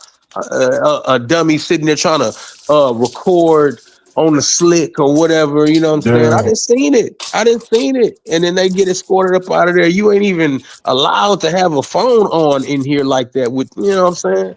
You know, that's why I respect certain fighters. Shout out to Shakur for having a lockdown camp. You can't just come in here, the door is locked. You know what I'm saying? You know, because there's too many goofies running around saying and doing dumb stuff in this space. Oh, real shit, Facts. With no accountability, it's wild. Can't even have that, bro. For you to be around the individual that you around, bro, and be able to get a first-hand experience of being around that dude, you seen dude in a light that ain't none of these dudes gonna see. You've seen him respond to certain things a certain way and have to do certain things or be a certain person that none of these dudes, but you ain't got to run and say, nah, man, I seen Boots slap the shit out of somebody outside, man. You know, you ain't got to do that. You ain't got to do it. Because the reality of it is these is regular people and you just so happen to be around this dude based on your grind. Man, bro, keep going, bro. Don't even look at them dudes, man. I don't at all. Be unapologetic with your movement like you been, bro. You ain't got to worry about them dudes ever. They gonna stay where they at. I always say, man, YSM, classiest dude in boxing. Because one thing that always stood out to me early on was all of the interviews that I seen him do with Bozy. He always say, thank you, Mr. Bozy.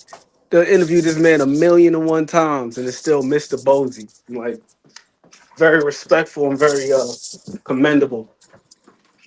Real talk. And he just put the work in.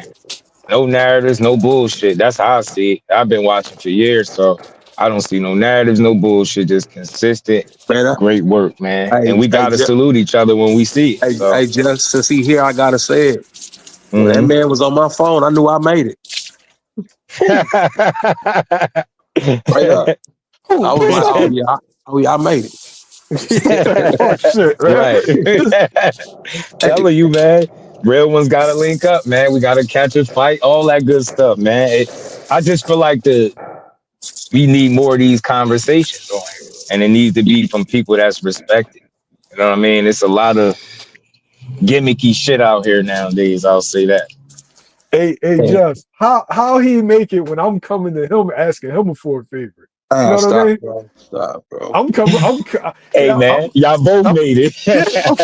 I'm coming to him asking him, can he make something shake for me, man?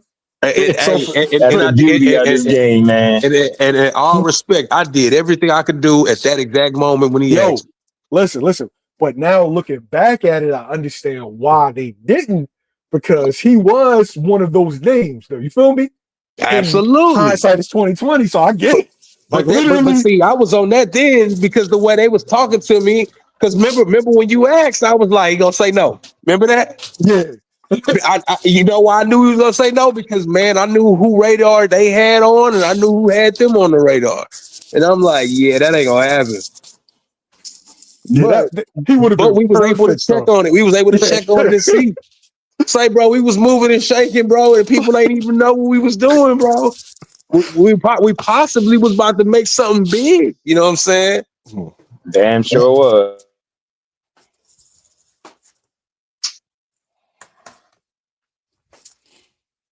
Yeah, I appreciate you making that phone call for me, though, man.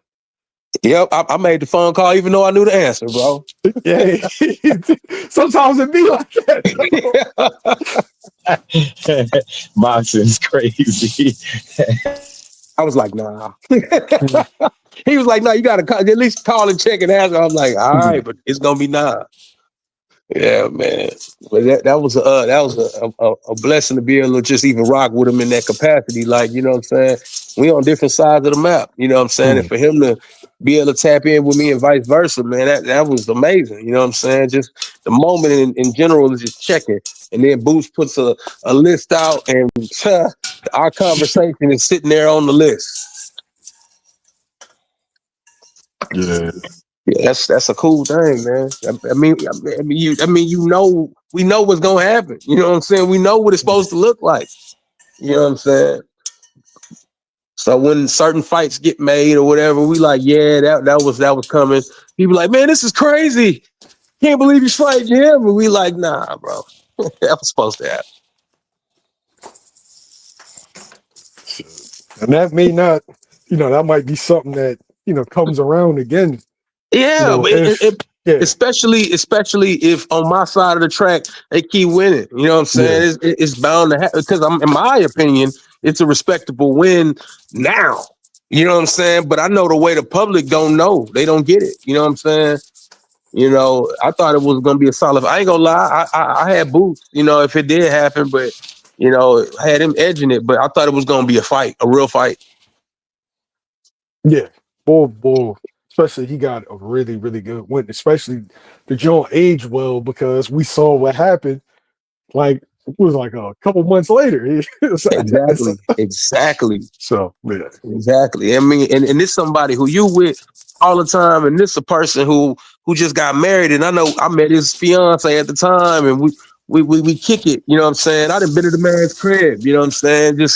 It just so happened that I rock with him, dog. And I don't think there's nobody else you could call in the city of Houston, Texas, and tell you, oh yeah, let me get him on the phone. Thanks. Let alone say his last name. Yeah, man. Shout out to this boy, man, bro. You the guy, bro. I'm just letting you know. I tip my hat to you, bro. I appreciate that. I don't consider myself that. You know what I'm saying? But I really appreciate that. Man, bro, you that's cool because we'll say it for you, bro. I'm just do for real. I appreciate real people, especially in this space where it's so much fake shit. Man, I'm pretty sure they added to my gray hair and my beard. These damn idiots. They'll make boxing so unenjoyable for you, man. It's like, bro, what is all this side picking and dissing some of the best talent? Like, just call the sport. Yo, yeah, I said in the last few years, I don't watch nobody. You one of the few that I do. Oh man, I appreciate that. For sure. Yo, here's the thing.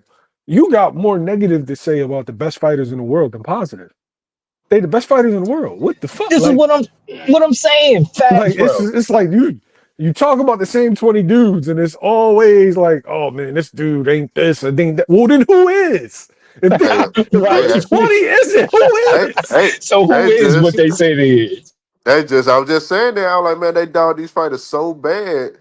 Who the hell you gonna put in the Hall of Fame? The way you talk about the fighters. Hey, you know what you seeing now? You seeing more fighters and content creator interactions, and they're not good. And y'all know one of my goals is to like bridge that gap because I be from the outside looking in.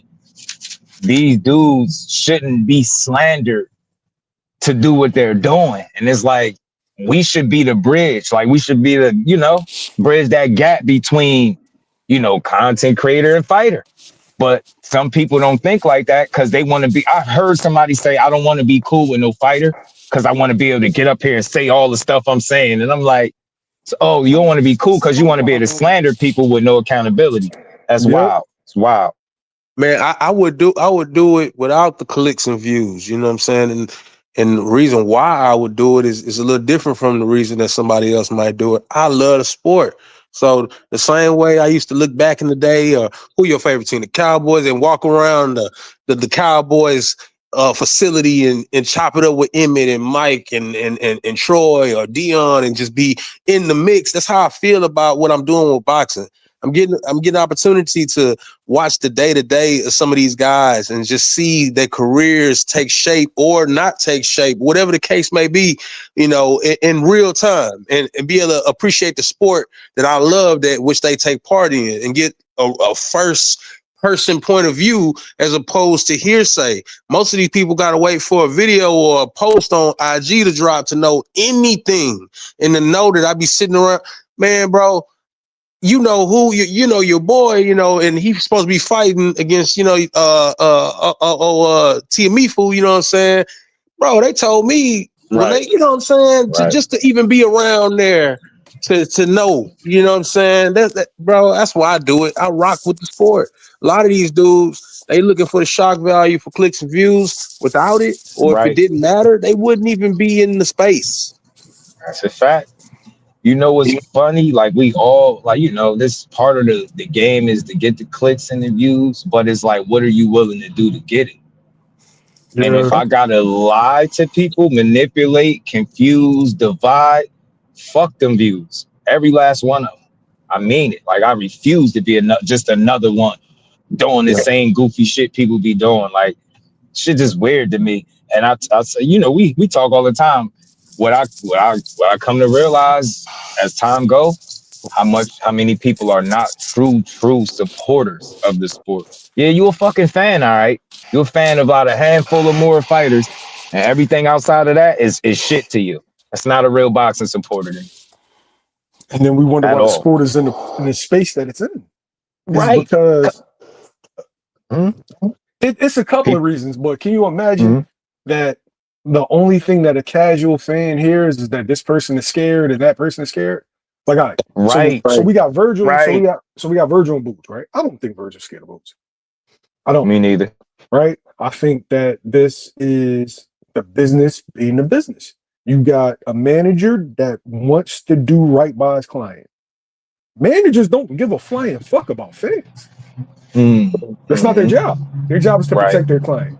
Do I think that the management, the trainers want Boots next? No, I do not. That doesn't mean that Virgil is scared to get in the ring with Boots, but you got certain fighters that will tell their people to stand down. No, this is what I'm doing. And you got certain ones that will listen to them. And it's kind of based off where you are in your career and your trust level. But to a regular channel, some of these channels be like, oh man, Virgil's a bitch, he's this, he's that. Bro, don't nobody that got in there with the fighters that Virgil's gotten in, trained their whole life scared of anything. Yep. Now, is Virgil gonna get his ass whooped? Yes. But that don't mean he's scared. I just don't think after all that fighting for all those years, you're scared of a person physically.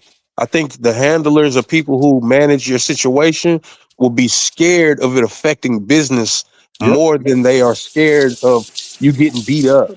That's the whole key is to grow the brand. See, people fail to realize that the business of boxing is staying in business and boxing, period. So if I'm somebody like Virgil, where this is the beginning of the career, and we run into this kind of brick wall right now, that could stifle our progress in the way we thought it was going. Because as much as people say they want to fight, let Virgil go in there and get beat by Boots real bad. They're going to shit on Virgil, and they're going to say he wasn't ever good. And that's the problem. Yeah. We would get these fights. We would get a lot more of these fights when we won them. If after a loss, dudes didn't go around and say how much of a hype job or bum a dude is because he lost to another good guy. Damn. Another top guy. That's why I say there's no such thing as somebody getting exposed, in my opinion, when you got two world-class guys competing against each other. Somebody got to win, somebody got to lose. And I just don't feel like the slander and he got exposed and this guy ain't this and he was hyped that. It's like, bro, won 29, 30 fights straight and he lost one. Now he hyped. It's like, man, whatever, man. No, you beat 30 cans. You beat okay. So, and then this is what I do to do is I'm like, okay, name the good fighters. They'll name 2 or 3 guys. So you're saying out of 1,500 fucking dudes in a division in the world, it's 1,500 dudes. You telling me it's only 2 or 3 good guys? Because that makes sense. Nah. Nope. Hey, you know? Do you know Tamir Smalls? Yes. He came to Houston and he fought, and I was like, man, this kid is cold. I remember Centurious Martin, right? Yes, it's on my channel. The fight is on my channel. I definitely was there. Great fight. But my point is that he's not this mega star. You know what I'm saying? But that boy got hands and he can fight. You know what I'm saying? And I think people gonna overlook it because he's not some name brand guy to be able to run a point that they can name those 3 guys you just said. You know, when I just used him because he's in proximity to you. But I know that dude cold, but don't nobody know to say his name. You get what I'm saying? So they gonna tell you that nobody's good and boxing's dead. But there's a guy from around your vicinity that I'm privy to because he came to my city and fought.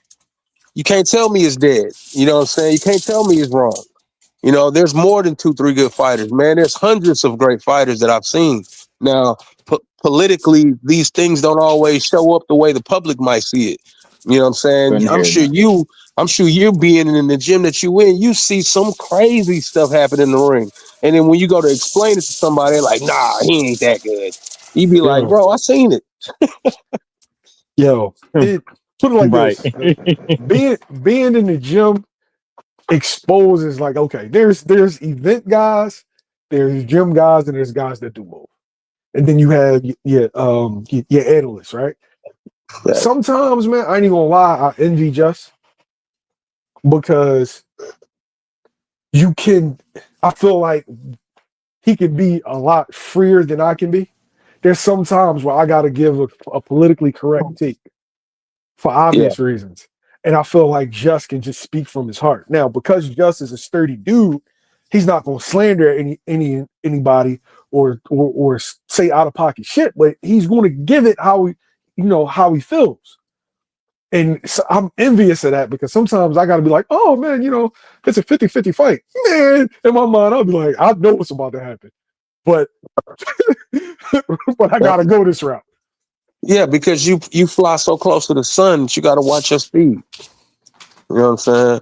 And that's really all it is. You know what I'm saying? Shout out to Jess and being able to speak freely. That matters. You know what I'm saying? Because he can give an opinion that's genuine to how he truly feels. You know what I'm saying? As opposed to having to clean it up and button it up a little bit. You know what I'm saying? He ain't got to do that. You know what I'm saying? You know, I'm gonna just say it. I've said it to Jess 100 times. I've said it to Jess 100 times, Mil. When Regis got ready to fight Devin, and I went to the camp day one for the opening camp. Just, bro, you here, bro? What did I tell you that day, bro? Just, you there? Yeah, you said you gonna get it back, bro. Yeah. So, you know what I'm saying? I was so honest with say, bro, I was there day one of the camp. He about to get killed. And then the fight happened, Mil, bro. You saw the results, you know what I'm saying? You know, but I'm in the gym and they like, oh, we're gonna show everybody that you're a great boxer. I said, oh, they trying to find a fast way for him to get whooped. I'm like, this ain't gonna work. And I'm there, I'm watching it. You know, our opinions are to ourselves, but I don't know how you do it, but bro, I don't be, hey, this is a bad idea. I don't do that. You know, I ride with it, you know what I'm saying? And I'm just sitting there watching it. You know, I don't train fighters, so if you tell me that's the route you want to go, hey. Bro, I'm sitting there with him wanting to go, bro, what are you doing? I wanted to say that so bad. But bro, what are you doing, bro? Don't lie to yourself. You got to fight this dude, bro. What are you doing? Man, I couldn't know. You know what I'm saying? And I'm just sitting there like, wow. I was shocked to know that this dude who's been a gangster his whole career, it ain't look good today. And this is the worst I've ever seen it look. Oh, man. Whew. Yeah, I don't think that you should try to outbox the boxer. Bro, I'm going to say it. That dude, Julian, that be running around coaching people, say, man, no. Well, if you do, you gotta find a way, man. You gotta understand what the guy does. Well, you got not just so much what he does, but just look at his technique. Because this is no slight to Devin Haney, but there's quite a few things that he does that will leave him exposed. When he throws his left hook, he lean to the side, then he load up, and he leap off his feet. But if you're not looking to bait him into a shot, all that just standing around in the neutral space, that shit ain't gonna work.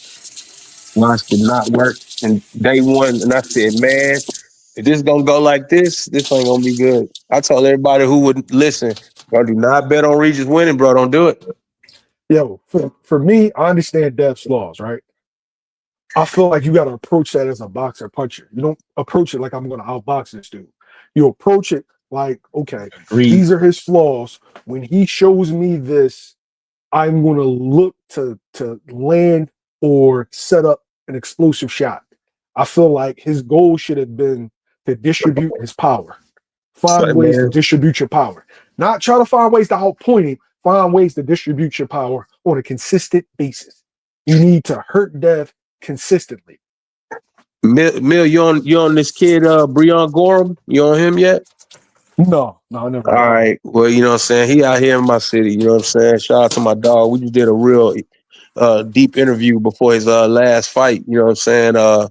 We did an hour. You know what I'm saying? But this kid is he on his way 20-0. You know what I'm saying? Okay. But we'll wait. 140. You know what I'm saying? 140. Yeah, we got a chance to chop it up. Matter of fact, he fought in OTX's last one, and Shakur got in the ring to embrace him, and in the ring at the OTX event. But dude, nice. You know what I'm saying? He a real live wire. But anyway, you know what I'm saying? Being able to sit down with that kid, you know what I'm saying? But that kid was there day one of training camp with Regis. For that fight. And this kid is not a rangy, long-armed dude. This dude is, I guess, for sake of trying to describe it, he's built like Tank. You know what I'm saying? He's short and he's powerful and compact, and he could box. You know what I'm saying? And man, I saw him piece together one of the nastiest combinations I've seen landed on Regis. And it just changed my whole opinion of how everything was about to look. And who is this kid? That's what happened. And ever since then, I've been rocking with dude. Wait, you know what's crazy is that these sparring stories get out. Mm-hmm. Right? Like boxing fans in their mind, there's no way that this top elite level fighter can get pieced up by this young dude that ain't nobody heard of. Happens all the time. Shit happens all the fucking time. But then because they love this fighter. No, he beat this guy, he beat that guy. Hey, I'm talking to the right one, man. So I sat down with Frank Tate. You know what I'm saying? Frank Tate, for those that don't know, is in my opinion one of them U.S. hero type guys. Went to the Olympics with that All-Star '84 team. Got a gold medal in the Olympics. He's a champion at 154. You know what I'm saying? But Frank Tate became a sparring partner to Tommy Hearns, his main sparring partner, when he was 15 years old. 15. The Tommy, not Wash Tommy, the Tommy. You know what I'm saying? And this young 15-year-old was giving him work.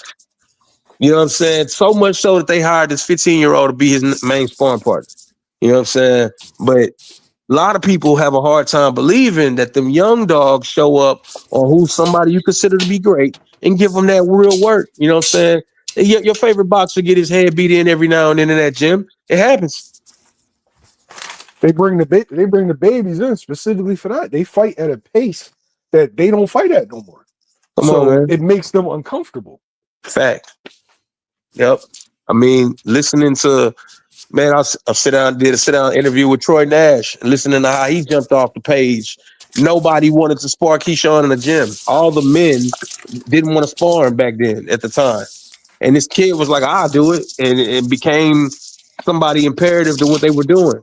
You know what I'm saying? That's how it goes, man. You reach back to get that dude that got that drive and that gear that you're not going in. You know what I'm saying? And you know, you see some spectacular stuff happen. Yeah. And to the young boy, it's the Super Bowl. Like perfect example. Floyd, the story about Floyd piecing up Pernell. Floyd is a baby. Pernell is pound for pound. Right? But does that mean that Floyd could beat him in a 12-round fight? Fuck no. Nope. But the reality is you get in there with these young kids and they fresh out the amateur, so they used to going high speed for three rounds. Mm-hmm. You like a lot of times these young boys only doing 4, maximum of 6. So you're talking about 4 rounds of hell. Yeah, but you know the way they round robin them sparring sessions, that's what you gonna get from them. You gonna get the best of them for them 3 or 4 rounds. And that's what they in there for. Yep. And a lot of times they put the babies on the back end. Then they got the other kid there after him. You know what I'm saying? And whoever else is in the gym, you know what I'm saying? But yeah, man, that's a beautiful thing that people don't get a chance to see. You know what I'm saying? But you know, and I could tell that you receive it the right way. You don't come running back like my guy ain't good. Nah, you know what happened because they working. People overlook it. Yeah, I learned not to not to underestimate the value of good work. It's like hearing stories about guys like Sugar Ray Leonard getting damn near knocked out by a guy like Quincy Taylor. When was the last time we spoke about Quincy Taylor? You don't. Like, never. Yeah. But when what's the name? When Sugar Ray Leonard was preparing for Marvin Hagley, got damn near got knocked out of the gym. It happens, dog. Yep. It happens. It's all in the game. I see some of my favorite people in boxing take a mean L and sparring, you know what I'm saying? And then we chop it up and they come back, get back on the horse and do their thing. You know what I'm saying? You learn and you move on.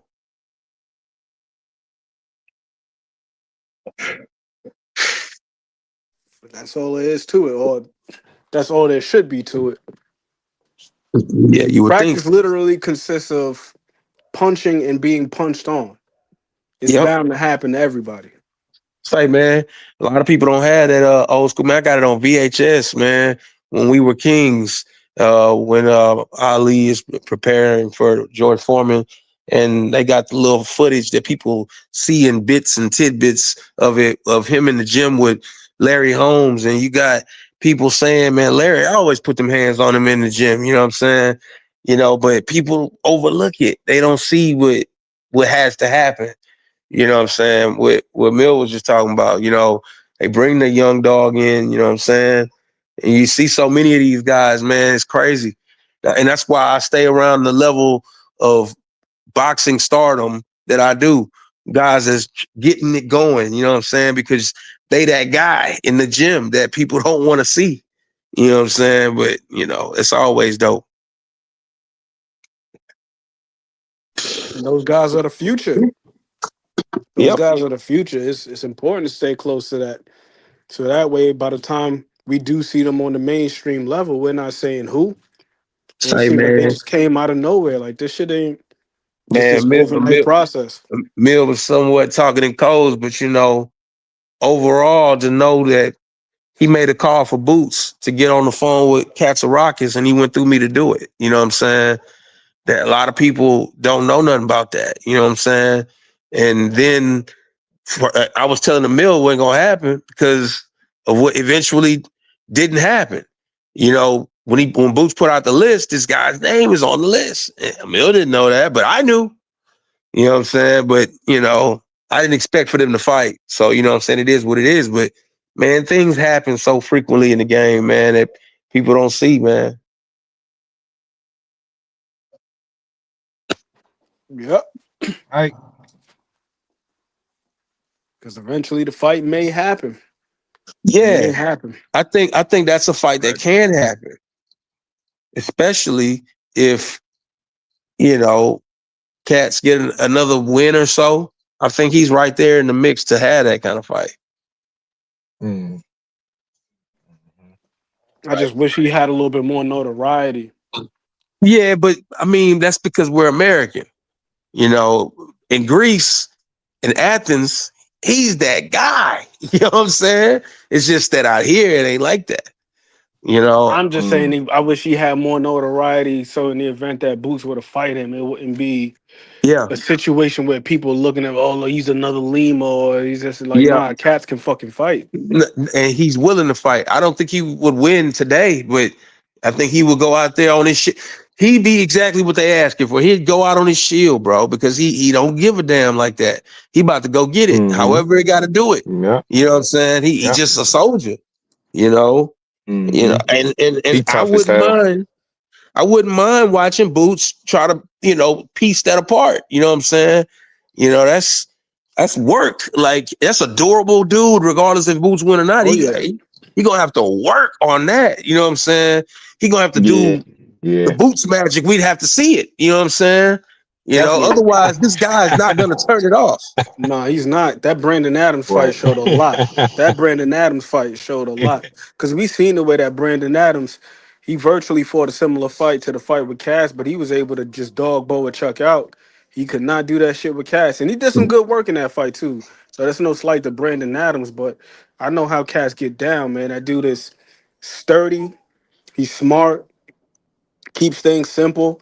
But, you know, again, just to reiterate, at the expense of sounding like a broken record, I just don't want it to be one of those fights where folks would be saying, "Oh, well, he still ain't fighting nobody," or just completely belittling cats, because the dude is a hell of a fighter. Just like I mentioned the other day with Nicholas Flores and Tiger Johnson. This is one of those fights where it's like, if you know the run that Nicholas Flores was on, you know how impressive it was for Tiger Johnson to do him the way that he did him. Like, he wasn't supposed to do him like that. As a matter of fact, Nicholas Flores was actually the favorite. He was actually the favorite. Bro, that's facts.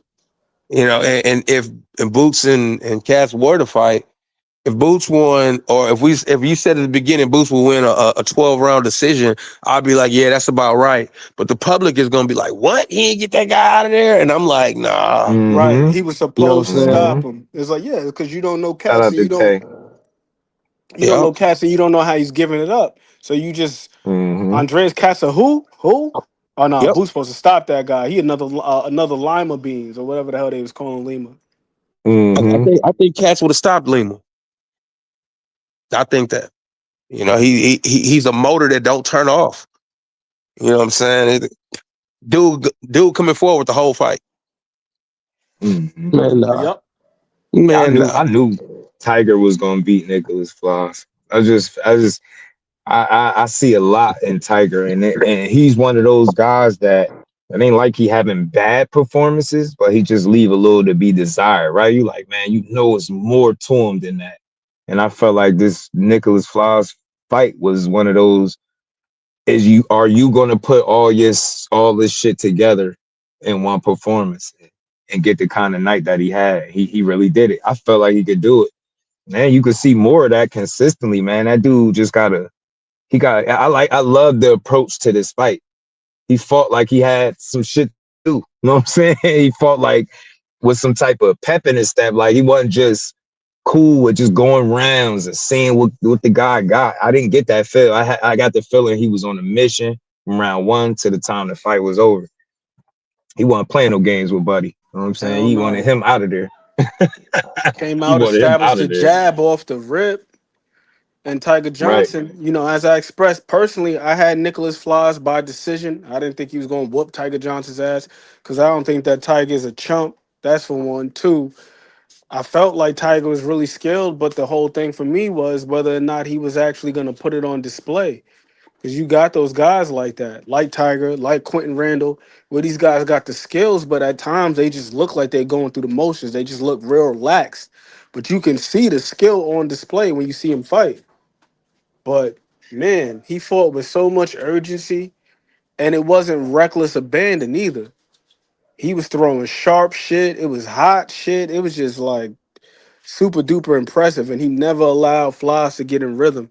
And Floss is one of them dudes where he fights with a lot of rhythm. It's herky jerky. He's over here. He's over there. But that jab from Tiger was just, man, that joint was firm. And then that right hand was picture perfect, yo. Picture perfect. So shout out to Tiger Johnson. But yeah, to go back to cats and boots, I just don't want it to be one of them type situations where people like who, and it's like, nah, this dude can fight.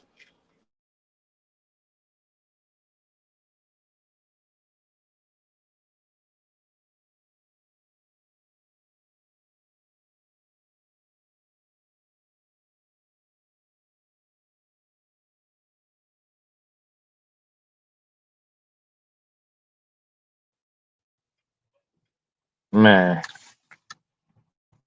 can y'all hear me still? Pardon me, y'all. Can y'all still hear me? Y'all hit the like button. Yes, sir. I have it, man. It's been a dope build with my guys, man, and yeah, long ass live, longer than I anticipated for the show, but always a good conversation with my guys, man. But y'all make sure y'all sub up, hit the like button, support, all that good stuff. As we wrap up, shout out to my guys Flossie and Behind the Hands TV. You already know, much love to y'all, man. I appreciate y'all, man. Let's do this again tomorrow, man. Let's do this shit tomorrow. Shout out to my brother Mike Kirkland back in that super chat, man. He said, "But a good box talk, always, man. You always a genuine supporter, man. My dog."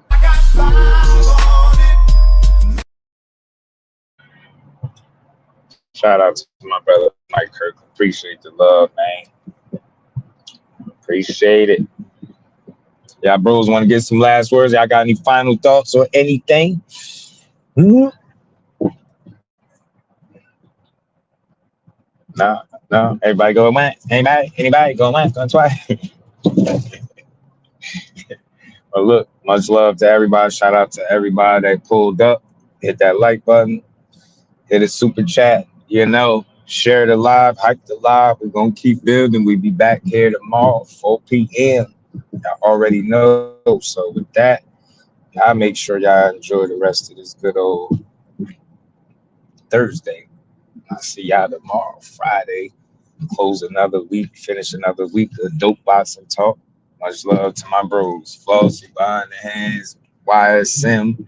You know my dog, and you know. Appreciate y'all, bros, and we'll be back tomorrow. Peace. Representing Brick City, Shakur. Finding those levels too. Look at that 4-punch combination. It's a masterclass right now from Shakur Stevenson. That's what you're seeing. A masterclass. And Shakur meeting them with straight left hand. Oh, there's a knockdown scored with the left hand.